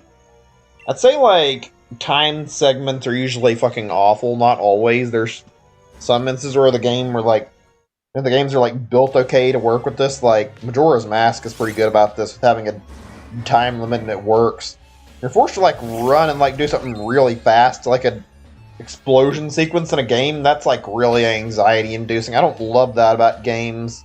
It's not really great. I mean, the inverse, trying to do stuff that's like really slow can be really annoying too and really unfun, but it really depends. I'd personally hate being rushed too much in a game. It's weird how one of my favorite game series is like Pikmin, even though technically you're given a bit of a time limit for every day you have to do, but I mean, I don't feel like it's that big of a deal. The time limit in Pikmin is really, really easy on the player and doesn't really put any pressure on you. You can get away with taking your time in Pikmin as long as you're not too slow. The day limit in 1 kind of sucks, and 3 can push you some if you're not careful, but 2 is incredibly forgiving about the way it handles it. I think this one's a divide of opinion, but I feel like Majora's Mask time limits are kind of, like in that game, it's not that bad. I feel like Majora's Mask, it's hard to get by sometimes. It's hard to do things, but also Majora's Mask's time limit works really well in its favor. It makes the game more interesting because the game is built around the whole time system, and you get to see like specific side quests or see character lines, like see things that you wouldn't see otherwise. Basically, seeing like all these different bits of dialogue, or also these different things the characters say, seeing their like cutscenes or their storylines that are built up specifically for them that you wouldn't get to see otherwise. That's something that's a really great and really creative idea, in my opinion. I feel like Majora's Mask did it really, really good. A lot of people criticize it and give it a lot of flack for it, but I personally find Majora's Mask to be a really great game. I think I almost wrote it off as a kid because I was scared of playing it. It's a great game, though. I mean, I didn't play it much as a kid. I didn't play it, and I didn't have the same feelings for it as I do now when I was a kid. But I mean, I came back to it despite the fact that I was afraid of it, and I ended up enjoying it quite a bit. I will say there are some genuinely creepy aspects of it. It's not like it was completely perfect, but it wasn't exactly bad either. In terms of other bad segments in games, let's see. I'd say like really poorly explained segments are also a problem. I don't feel like those are something you see very often, but like, yeah, if you're gonna make somebody do something, explain what you want out of them very, very carefully, and don't make it overly convoluted what you want them to do. Just make it easy enough to figure out, like, hey, do this, and then you're done, and try to explain it well. It's like a control thing. It shouldn't be too hard to figure out what you're trying to do, that kind of thing. Just like, make the segment not too bad to figure out. That's all I'm asking when I say that about games. I feel like most game devs already know that. You don't want to make an obtuse and really bad segment. I feel like most game devs will intentionally try to avoid that, so yeah. Just sometimes there's some really bad segments like that. It happens a lot in puzzle games, and I guess that's part of the point of a puzzle game, though, is it's not meant to be very easy to figure everything out, so I guess that's a little bit more of an understandable circumstance. There are some bad game design things, like bad segments in games that I haven't talked about. I mean, I hate to be that guy, but yeah, shiny hunting can be sometimes in that category. Shiny hunting doesn't have a way to guarantee you'll get what you want. You just have to sit here and keep trying and trying and trying and praying you get something, and frankly, I've been doing this for so long and I haven't got any results yet. It's like, I would really appreciate if I could end up getting a shiny by now. That'd be something that'd be really great, but I mean, I can't really control that. Nothing I can do about it. I'd rather it be like how Mario and Zelda, where you can accomplish your goal with enough time, but whatever. It's just a small pet peeve. That's one thing I don't really love about Pokemon, is shiny hunting being so goddamn frustrating. It'd be very nice if I could get my hands on my shiny target easier. Whatever, though. Whatever, not really a big deal. Let's see, what else is there? I was going to mention some other stuff that I got sidetracked in. This isn't really bad game design like some of the other stuff I've mentioned, but horror is hard to stomach. I'm curious to hear about like some of your guys' pet peeves with games you've had to deal with too. Stuff you don't really love doing in games, or stuff you don't really love about games. I'd say horror games are one for me. I'm not big on them. I don't really hate them. I'm very squeamish, though, when it comes to horror stuff, and I tend to do like kind of bad when it comes to having to stay calm in a horror game. At least it seems like it. I say that, and I play horror games on stream, and it feels like I don't really get scared very often when I do. I've only done it so many times, though, to be fair, so maybe there's that too, but like, yeah, it can feel rough playing a horror game and then sitting there trying your best to get it through, and then fucking jump scare or some shit comes up on you. I mean, I don't hate horror games, I'm just not good at them. Jump scares suck, though. Jump scares are just a cheap way to get the player without actually putting any effort in, like, scaring you. It just takes you by surprise and then throws out all the fucking atmosphere by fucking catching you off guard. I think most people would get scared by a jump scare. I feel like those are cheap. I guess it depends on who you ask. I still don't find jump scares to be great, though, no matter... I just don't see anything good about them. I can appreciate a well-done horror game if I'm not good at them and I don't like them. I appreciate, like, when devs put in, like, a lot of effort into them and they'll make the atmosphere and the monster, like, absolutely terrifying. That's a sign of a good game. It's a sign of a very good horror game. It does its job well. I also like the idea of, like, games that make it so you're, like, left in suspense, not knowing what the monster looks like, and you're just sitting around wasting time, trying your best to stay away from it and not get it to catch you while you, like, go after your objective. I feel like that's a pretty good way to handle that kind of thing.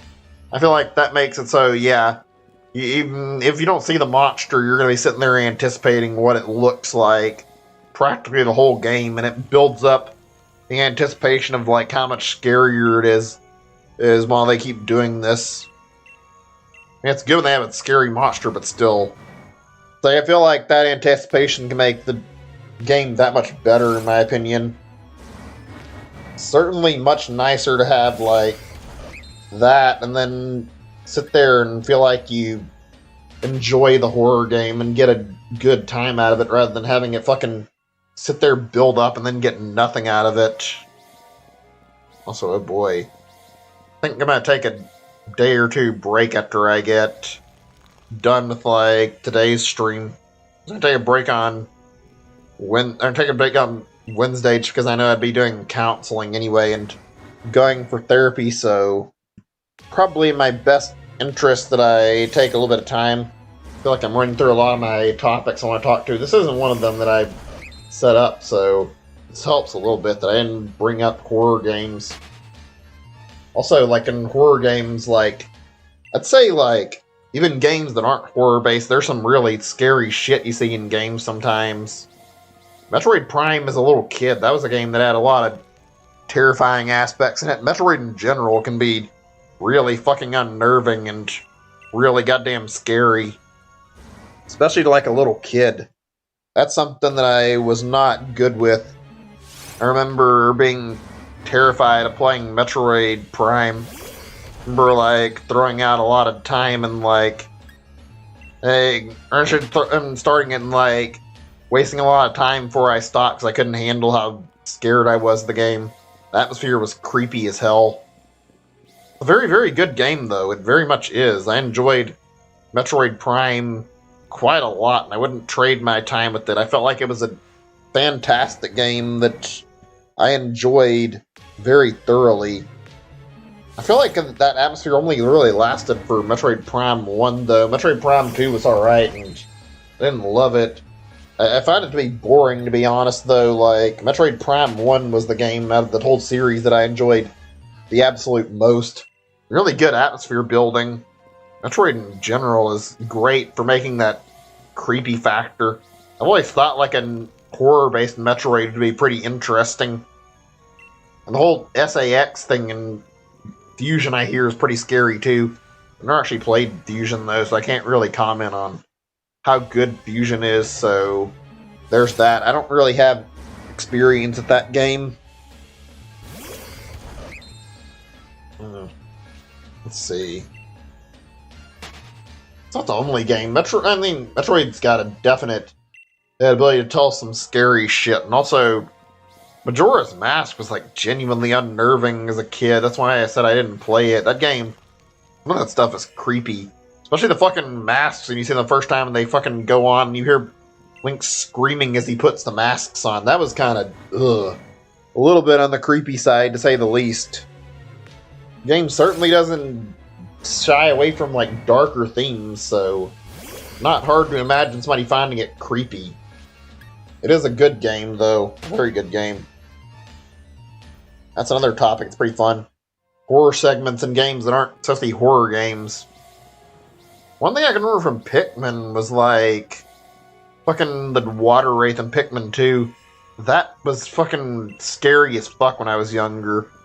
Going through, playing the submerged castle, and then all of a sudden fucking water wraith drops out of the fucking air into the fucking dungeon, and then suddenly fucking basically jump scared by this fucking weird thing that nobody seems to know what the fuck it is. The guide doesn't seem to have like a lot of info on it necessarily, and like it's fucking terrifying, fucking loud, creepy thing that nobody in the game knows anything about.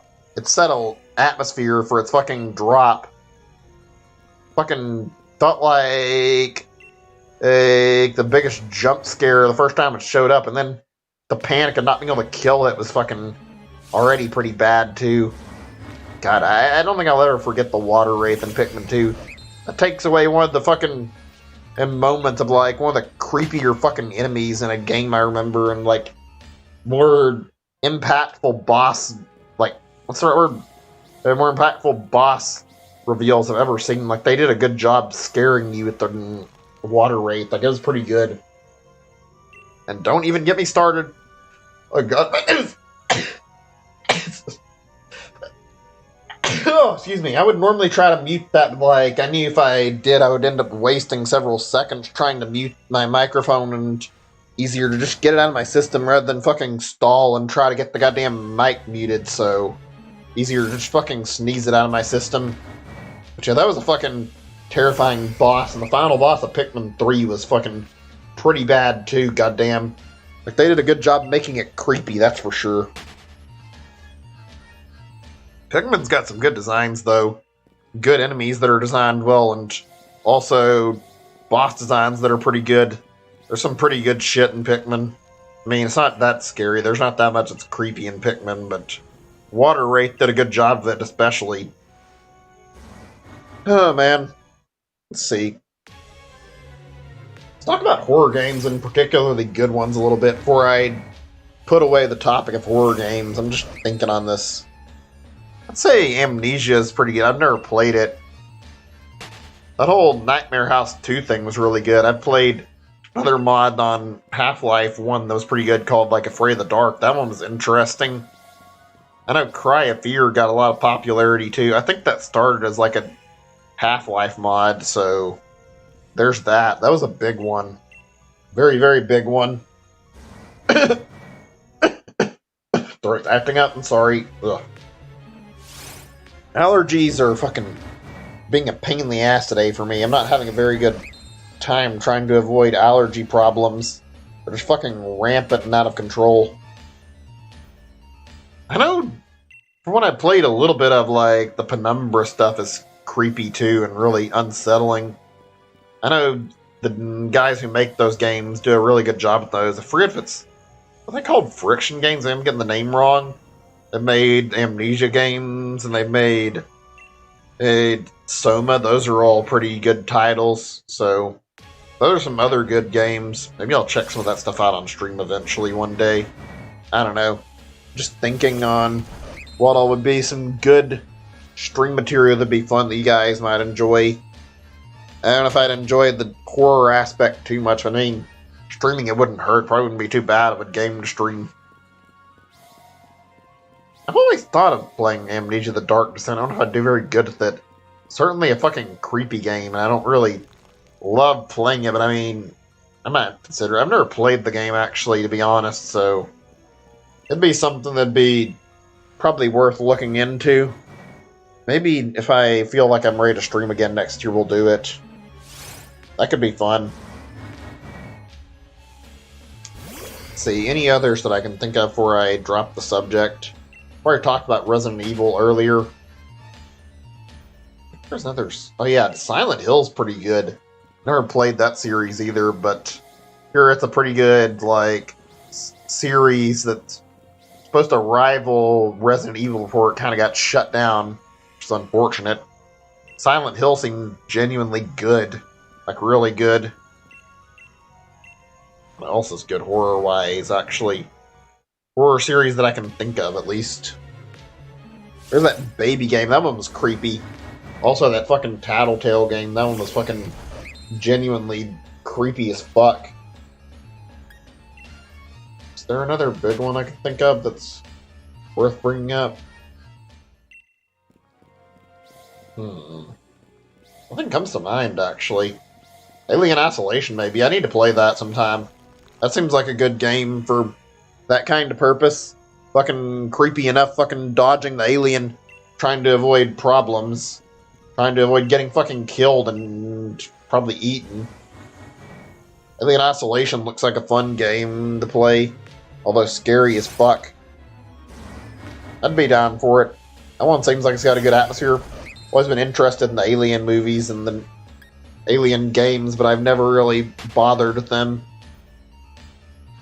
I certainly think I would have interest in checking the series out, though.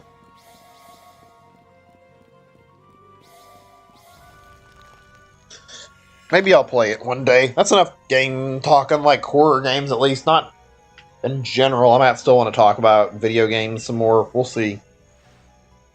Anyway, let me check on a thing on the live page still. I hate that I'm saying this so many times. I'm not trying to, just I'm worried about something right now. Doing my best to make this... Oh shit, did I forgot to fucking mute this, I'm sorry. I got distracted by the fact that I had been playing audio from videos. I didn't remember to fucking mute it. I don't want echo. It's my bad. I feel bad that I forgot to do that. Let me take care of that now. I want to check on that for a second or two. Throat's still acting up a little bit too. Oh well, whatever. I'll try to ignore that right now. Give me a second or two.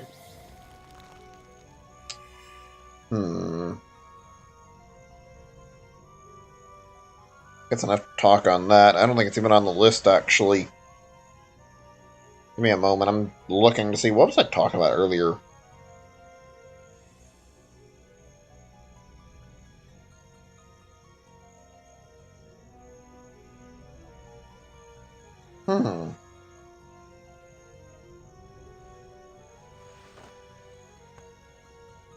Okay, I don't see anything I was bringing up, actually. Whatever, not really a big deal. Just curious, but I had anything on my list that I had brought up in particular. Seems like that was a hard no. It's good, though. That means I was able to think of something that I wanted to talk about and keep the subject going for a while, which... that's something I wanted to do. Okay, now I need to decide what I want to talk about right now. I think let's talk about... I've talked about bugs earlier. I want to talk about that in another stream. I want to talk about that now a little bit more. Your guys' least favorite bugs you've seen, like... basically, like, what's your least favorite insect, arachnid, or whatever, just that kind of shit. What kind of bugs do you guys hate, or what kind of bugs do you like, if any? I don't really like bugs that much. I mean, I'm not really completely against all of them. Snails are okay, I guess. I don't really love them. I feel like kind of gross at some points, and getting them out of your house is a good idea if you find them. Not that bad of creatures, though. They're pretty alright. I'd say, let's see... mentioned snails, those are okay. I don't mind crickets too much, although crickets have a problem of being fucking annoying as fuck, actually. You go out in the country, especially, like, they're awful. When I was living with my parents, one thing I remembered was, like, hearing crickets all the fucking time in the nighttime, and they'd fucking sit there chirping outside the window and wouldn't shut the fuck up. It was genuinely really annoying and fucking awful, so... yeah, I hated dealing with cricket chirping, excuse me. It was just genuinely irritating. Not fun to hear. Just annoying because they wouldn't shut up and they would keep chirping and chirping and chirping all night and they would never stop. Sometimes they'd be quiet, but it's very, very unlikely you'd hear it just stop. Also, crickets are also annoying because they seem to get everywhere and they die everywhere, like... I remember, like, looking around places in, like, the summertime, or just in general in places, and, like, seeing, like, crickets, like, lined up everywhere with a bunch of dead crickets around the place. It's, like, so many of them. It's just, like, what the fuck is going on that all these crickets gather around this one place and they all die? Are they getting killed by bug poisoning or something? I'm not sure. It's, like, why are there so many of them? Gene bugs are also equally annoying. But for a different reason entirely. Gene bugs are annoying because they don't shut the fuck up. They should do shut the fuck up. They aren't as noisy as them. I think they're kind of noisy, but like I remember as June bugs are attracted to light. God, they're an irritating species, though. They fucking come straight towards light, and they'll start fucking heading at it over and over again. We had like a light on in our house, or had like a porch light they could see when I was younger. Is like, oh, seeing them fucking bump into the door and keep hearing them impact, if it was fucking irritating.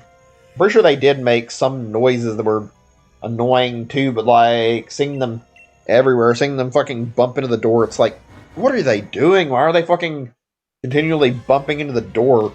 I guess you could get a bug zapper for that purpose, and it's like, should I really have to get a bug zapper just to get the fucking June bugs to go away and stop bothering the door? It's like, that seems like a really, really weird and maybe not the most practical solution to get rid of the June bugs. I don't know, maybe that's just the way I'm looking at it, though. They're certainly annoying, to say the least.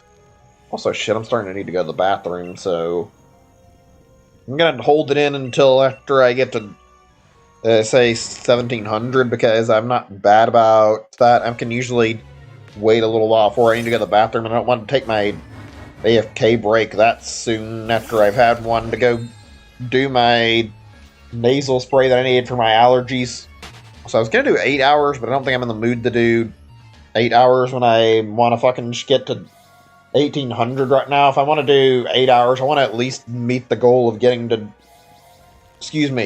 fucking 2000, which we're not going to get if we do a full 8 hours, so we'll do probably up to 1700. I'm going to see how we're sitting at 6 hours and see how our time limit is. I feel like I could do 8 hours. I probably could. I'd rather have my numbers a little bit easier to count, though. Easier to keep up and get the numbers where I want to. Like, frankly, I'm thinking I'm going to stop at 6 if we get to 1700 by that point, so we'll see. I'll make a deal and say 16...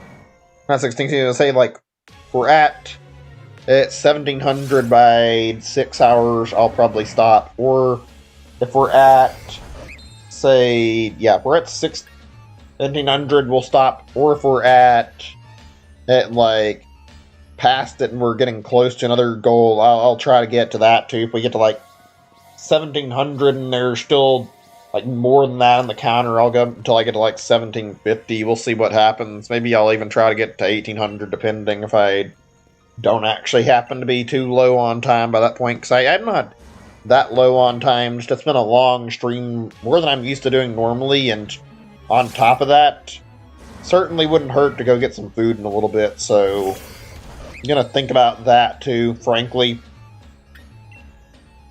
I'd rather not push it too far if I feel like I'm not able to handle it, so I don't know. I could do this. I could probably go even longer on a game where I feel like I'm actually doing more and not just continually going after a shiny over and over again without any results, so yeah, I don't know.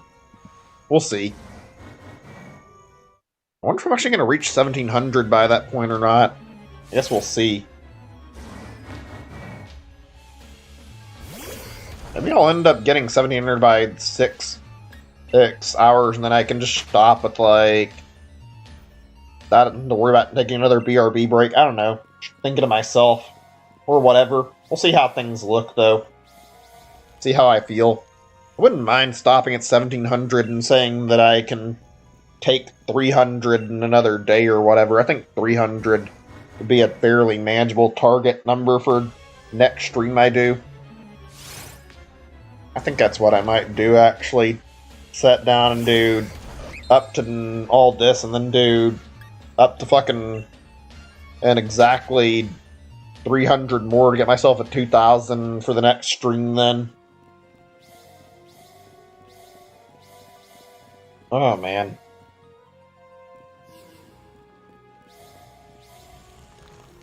Let me see. I'm thinking on what I want to talk about at the moment. Actually, did I get to what I was talking about before? I mentioned something and I got a little sidetracked. Where were we, actually? Talking about bugs? Oh, yeah, bugs. I'm still talking about bugs for a while, actually. I don't really love dealing with bugs, like I said, ants are one of the more annoying ones too, actually. Ants are just like, it feels like they're kind of mean. They fucking sting you over the most trivial shit. You can actually step on their nest. I know it's their home, but it's like, it's not usually intentional, and it's like, and they sting the shit out of you. It always fucking sucks, and it happens too. They're fucking awful seeing that shit, seeing them fucking bite the shit out of you and sting you for fucking actually stepping on the nest. I've had it happen to me multiple times where I'm not paying attention and I step on an ant's nest and it fucking ends up happening. Usually if I realize it, I'll fucking run and try to get away before they start biting me, but that doesn't mean it's fucking okay that they're starting to bite the shit out of me. It's usually just fucking painful more than anything. Ants are unfun to deal with. It's mostly fire ants to do that.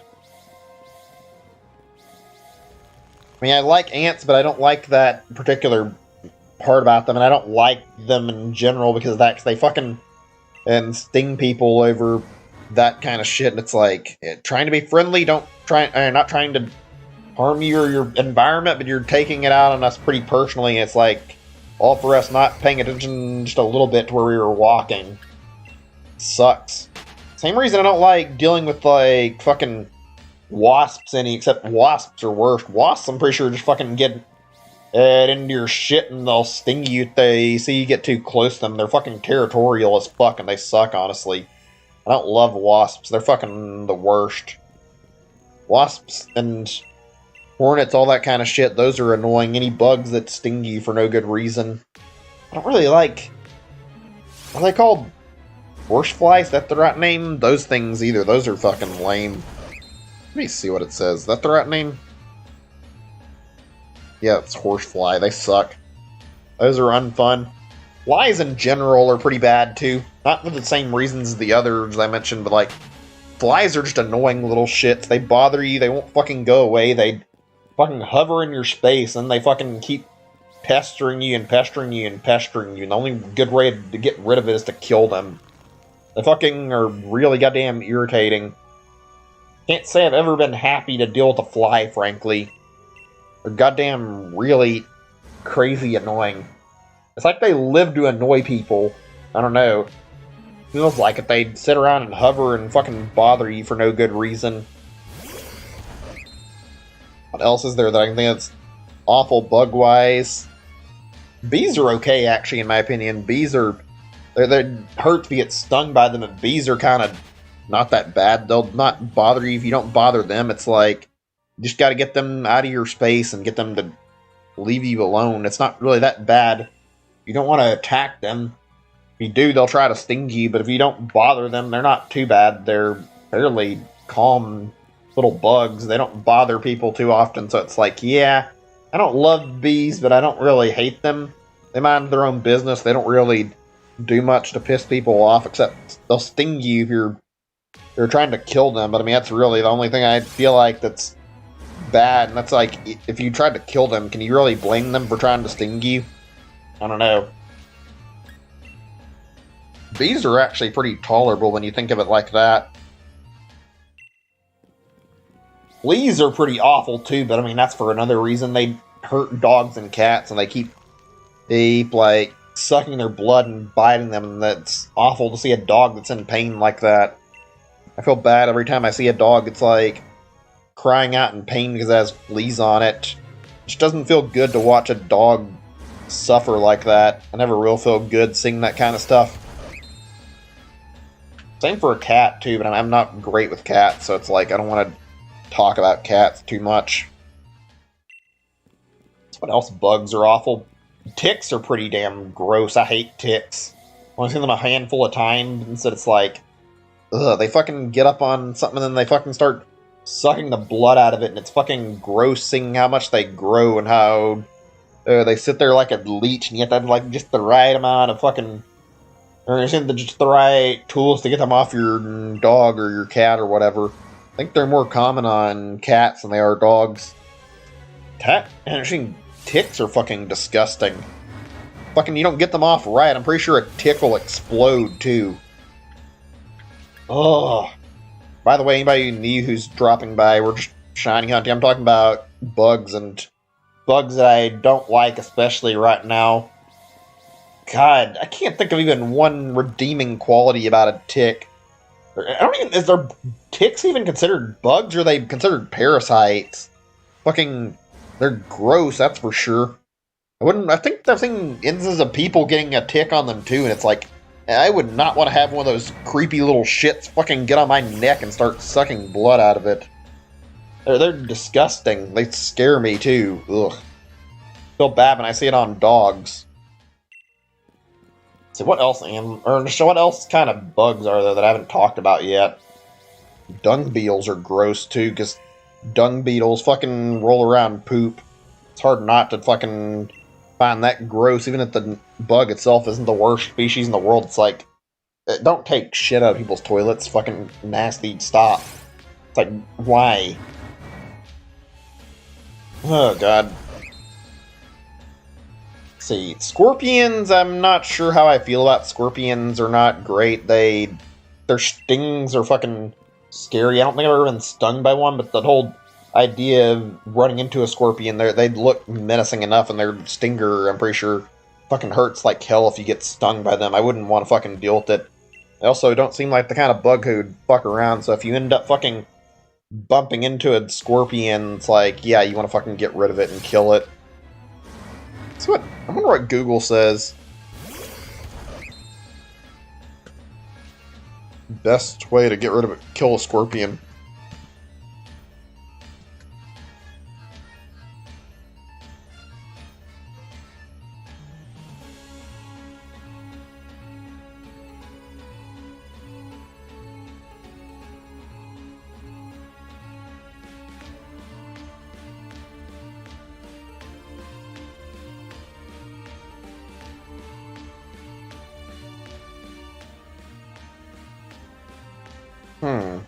I'm glad I haven't ran into one. I don't think I would know exactly what to do about it. I know they're fucking tough little shits.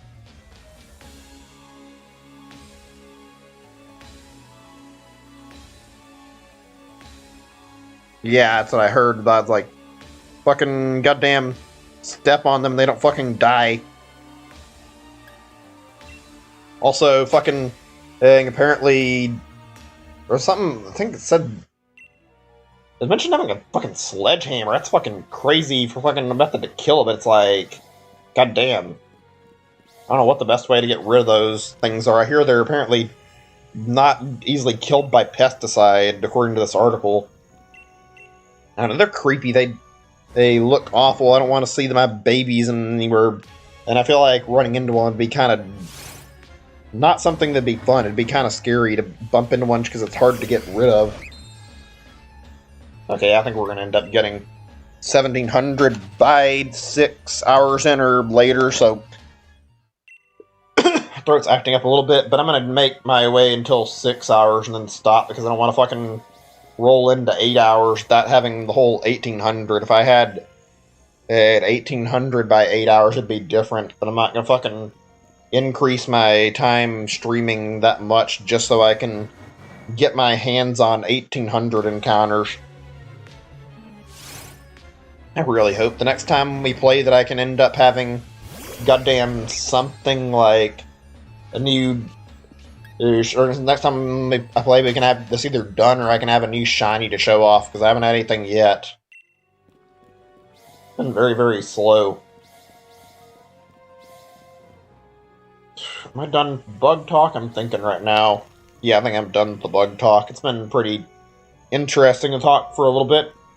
It's one thing I hate about not having a chat. It's like, yeah, it's not great having to sit down and have these talks and then not even able to talk with about them. That's kind of lame, honestly, but it's not really the biggest deal.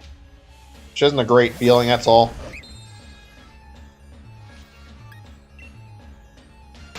Let me see. I'll make a note to talk about this again when there's people around. I didn't already. Okay, I guess I did. Okay, another topic for a little bit. What's the worst game you guys have ever played? Just out of curiosity. Really bad games. I want to hear anybody's opinions, anybody's listening. Curious to hear, like, what all people think are the worst video games they played. I'm not sure about my least favorites. Let's say, let's see. Tough call. What do I want to mention? Ninja Gaiden's pretty rough considering it fucking blue balls the player when you're near the end. I'd say that makes it fucking easy contestant for very, very lame game in my opinion, that it fucking goddamn pulls that shit on you. Mega Man X5 struck a chord with me, so I'm very quick to say that game is not very good. Sonic Forces, oh my fucking god. I can't even begin to mention how much I didn't like it. Same with like some Sonic games in general. Sonic Forces just, it wasn't very fun. It wasn't entertaining. It ended up being that kind of scenario where it's like, okay, I want to like this, but it's kind of, it's not very entertaining. You're just sitting here goddamn trying your best to fucking go through the levels, find anything enjoyable, and it's like, yeah, I found like one level that I maybe enjoyed out of that whole experience. I didn't like Sonic Forces. It was bad. It was really bad. It's unfortunate that I've had like more negative experiences with Sonic games than I have had positive. Not to say there's not any good Sonics, just that I haven't had a lot of positive ones overall. I've had positive experiences with Sonic Adventure 1 and 2, Sonic Echoes, or not Sonic, I'll say Sonic 06, that's not right though. Sonic 06 is bad and I haven't played it, so I can't really weigh in on it too much. Shadow the Hedgehog was the one I was thinking of. I think that was bad. I mean, Sonic Heroes is another good one, not just Sonic Adventure 1 and 2. I played Sonic, like Sonic the Hedgehog 1 and 2 as well as Sonic Adventure 1 and 2, and I've beaten both the original, like, Sonic the Hedgehog games, and I haven't beaten the third one yet. I want to beat Sonic CD, and that seems good, but I cannot get over how the game auto-saves, and I get one of the emeralds, basically, and then just fucking makes it so I can't go back and try again for it. It's like, I want to get the fucking best ending. I don't want to be stuck getting a bad ending on my first try. I'd like to get done and get the best ending possible, and only because there's a bad ending in the first place. It's like, I don't know, I don't really care about that normally. I didn't care about it in the Sonic 1 and 2 endings, so I felt like it's like, well, I don't care, I beat the games, the ending's not that different, but in Sonic CD, it sounds like the endings are actually impactful enough that if you fail, you get an actual bad ending. Oh, man. Playing through Sonic 1 and 2, it's fucking hard to sit there and beat the games.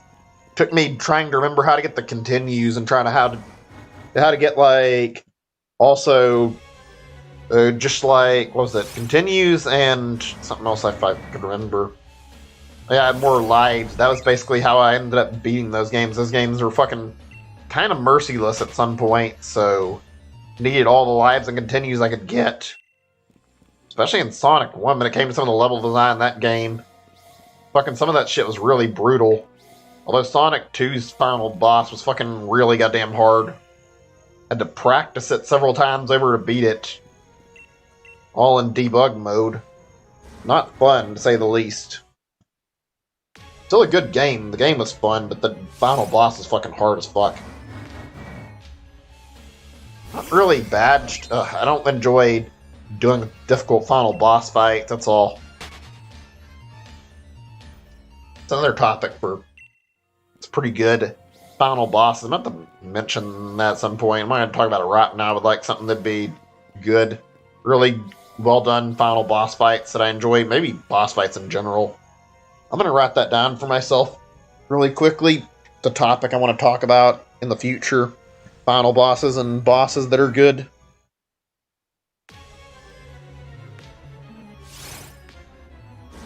Let's see, final boss fights. And boss fights. Put memorable moments in games.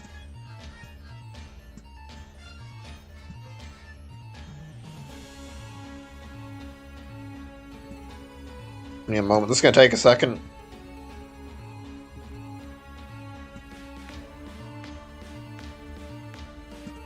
I got a few things I thought of that I wanted to talk about for next stream, probably.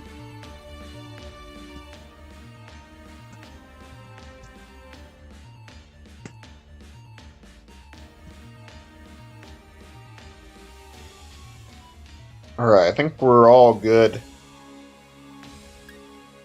At least for right now. Actually, I didn't fucking add any... I didn't take anything from my list to think of to talk about. Give me a second.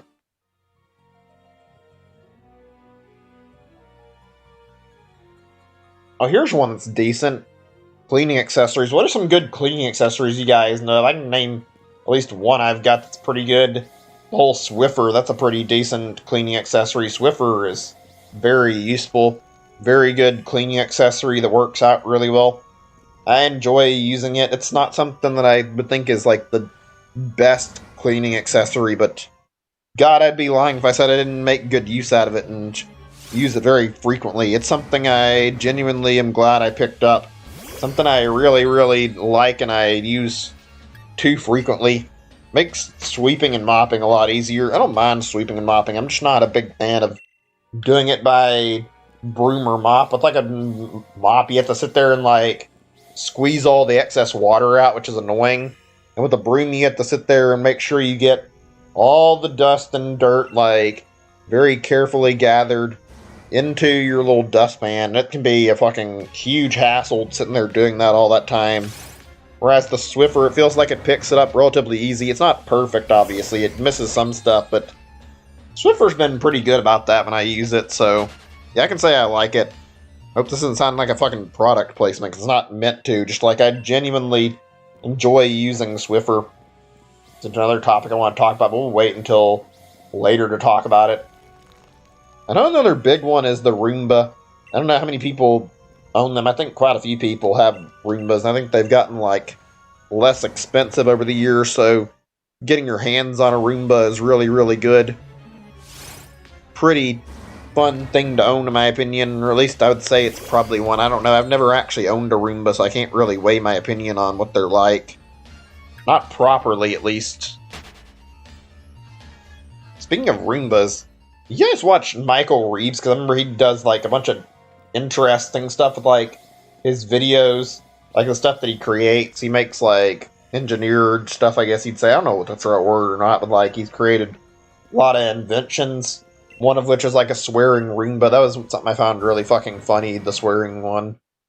Seeing him bring it into a store and like having it around a household and seeing people react to this Roomba like swearing and like screaming over shit. It was really stupid and really fucking funny.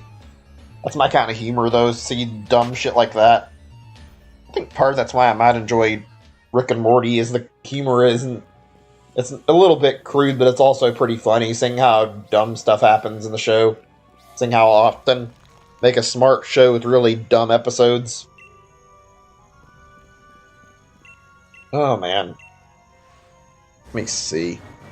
What all else is very, very good to talk about? If there's any other cleaning accessories that are worth mentioning.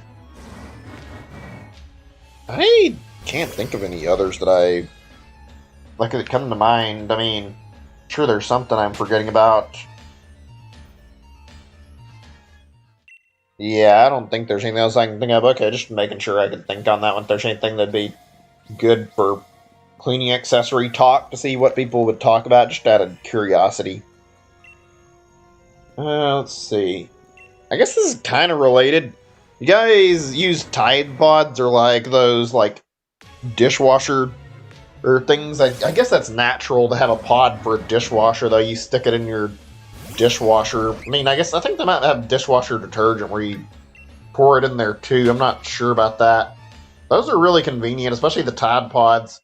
Stick the Tide Pod in. You don't have to think about how much you measure for like detergent for the laundry.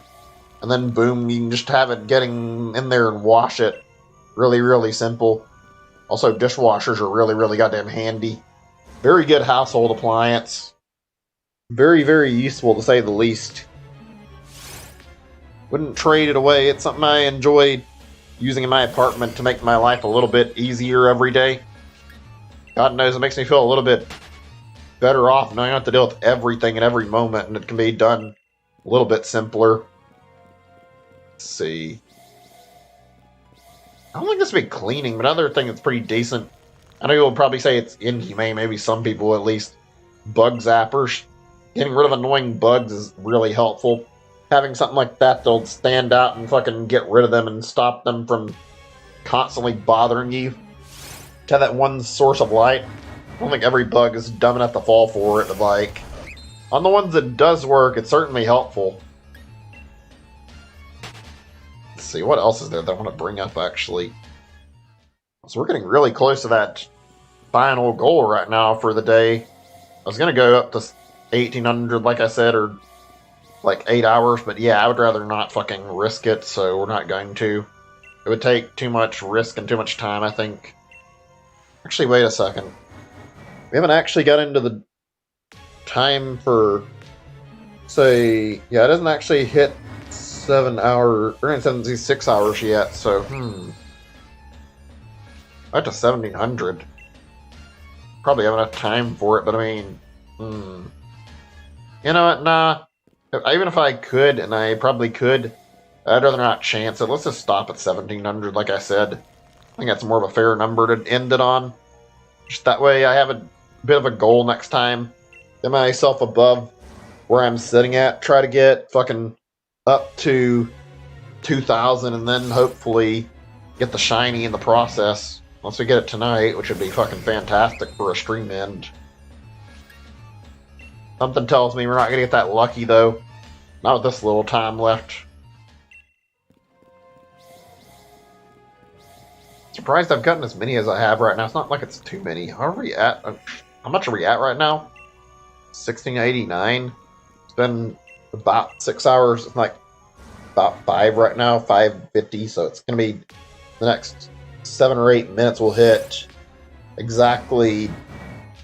Yeah, it was hit exactly 6 hours. That's 500. That's not too bad compared to what I was getting. It takes like 2.5 hours to get another, or like 250. Yeah, it takes like 2.5 hours to get exactly 200. It seems like. So if I can get 506. That's pretty damn manageable and pretty decent.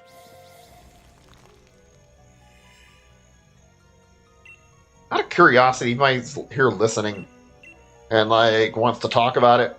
What's all your guys' slowest shiny hunts you've done? I'm just curious to hear opinions.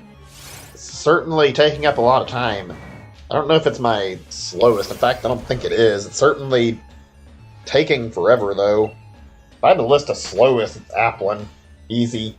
That shiny hunt sucks. It was fucking way too hard on me, and I couldn't get it very easily. I tried so many times to make it happen before it finally appeared. What else is there that I did that was pretty annoying? The mask took a while too, but I didn't. It wasn't as long. It wasn't too bad. I think one of the most annoying ones I've had, Groudon's bad too. Like that was fucking that's like a week of me sitting there trying to get Groudon, and I was losing my patience so bad. Being stuck losing against it. That was awful. I'd talk on another game. Let's Go is the only other game I really went through shiny hunting in, so let's see. What is there really? Probably Kabuto. Omanite wasn't great. This is before I got like my hands on a fucking thing, like before I got my hands on the right stuff for this, before I got my hands on like stuff where I could use like a what's it called? Turbo button, that's right. I couldn't speed through the fossils. I did this like 2 weeks or something, maybe. It was like 4 days, I guess, for Omanite before I got the shiny. That wasn't too bad. Kabuto, I went through it for like 2 weeks. Did not get the shiny after like these 2 weeks sitting here doing this. Dying from boredom, trying to make it spawn and trying to get it while I was sitting there reviving the fossils. And eventually, after that 2 weeks, I got an Aerodactyl instead of a Kabuto. It's like, it felt almost insulting knowing that I wasted all that time to get a completely different shiny. And yet I couldn't feel upset because I had been hoping to get something, and getting Aerodactyl was actually pretty decent, so yeah, hard to complain when I'm getting a good shiny anyway. Outside of that, that was an exception. That was pretty bad. Lapras took a while too. That was like 4 or 5 days. Would not spawn. I played like so much each day. That was torture. Fucking hated trying to shiny hunt Lapras. Like I said, I'm not intending this to be a topic for just me to talk about. If you guys have any experiences you want to share, then feel free. I'll be more than happy to hear them. I'm not going to judge on any of this. In fact, I'm sure if anybody's played beyond and like before what I've been doing, then yeah, you've probably experienced a longer shiny hunt, because I've only started with Let's Go in this game, so I have a little bit of limited experience trying to get certain shinies, so don't think I can completely weigh in same kind of impact, and I've only had to deal with like some bad hunts. One hunt, I say 1 month for a hunt for Applin is pretty bad though. That was like really goddamn rough. Really goddamn rough. I mean, did not go over easy at all. Or more than we're at 1700. To get it by that point, that'd be fantastic, but if not, I understand. Just gonna keep going when I get to 1700, and then, or if I get to 1700, I'll keep going and I'll count up until I end up reaching the 6-hour mark.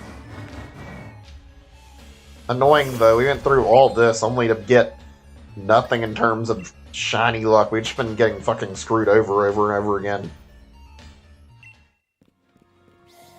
So much bad luck, nothing to show for it.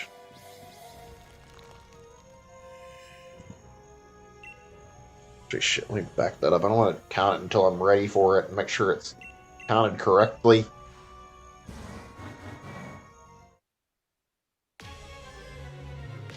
Surprised I haven't gotten completely sick of hearing this battle music. Maybe next time we'll do a little bit of custom music, I don't fucking know. I'll ask you guys what you think. I haven't done that in a while, and I feel like wouldn't hurt. It'd be nice to have some different music to listen to other than the same fucking Reggie battle theme on repeat, frankly. It's annoying as fuck to listen to over and over and over again at this point. It wasn't bothering me at first, but it's like I've heard it a billion times.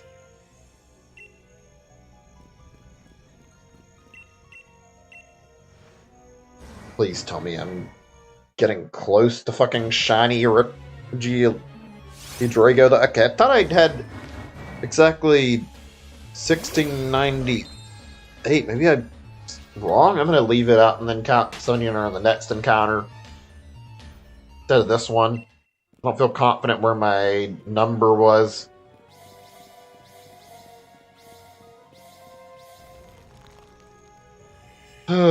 Please tell me this is going to be good. If it's not shiny, it's not a big deal, but it'd be nice to have the final encounter of the night end up being a shiny.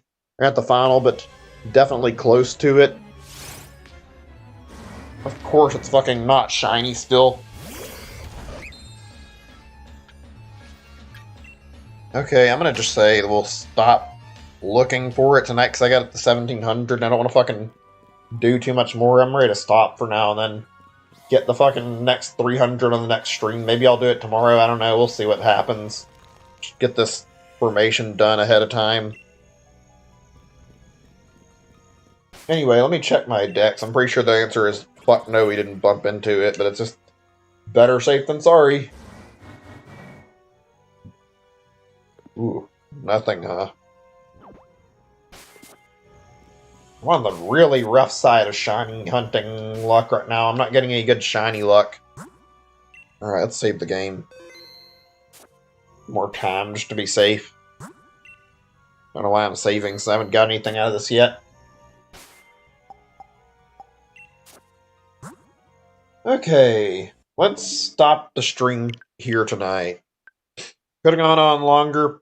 Could have probably gotten more. I definitely could have gotten 1800 now that I look at it, because I think I would have been able to make it all the way there in 2 hours. That's a pretty feasible, like, goal to meet, but I'm done. I don't want to do any more right now. I feel like I'm tired, and also just want to take a little bit of a break. I'm pushed myself pretty damn far tonight, so let's stop the stream here. Hope you guys enjoyed the stream, and I hope you guys have a great day or night. I'll see you guys in the next stream. Bye, everybody.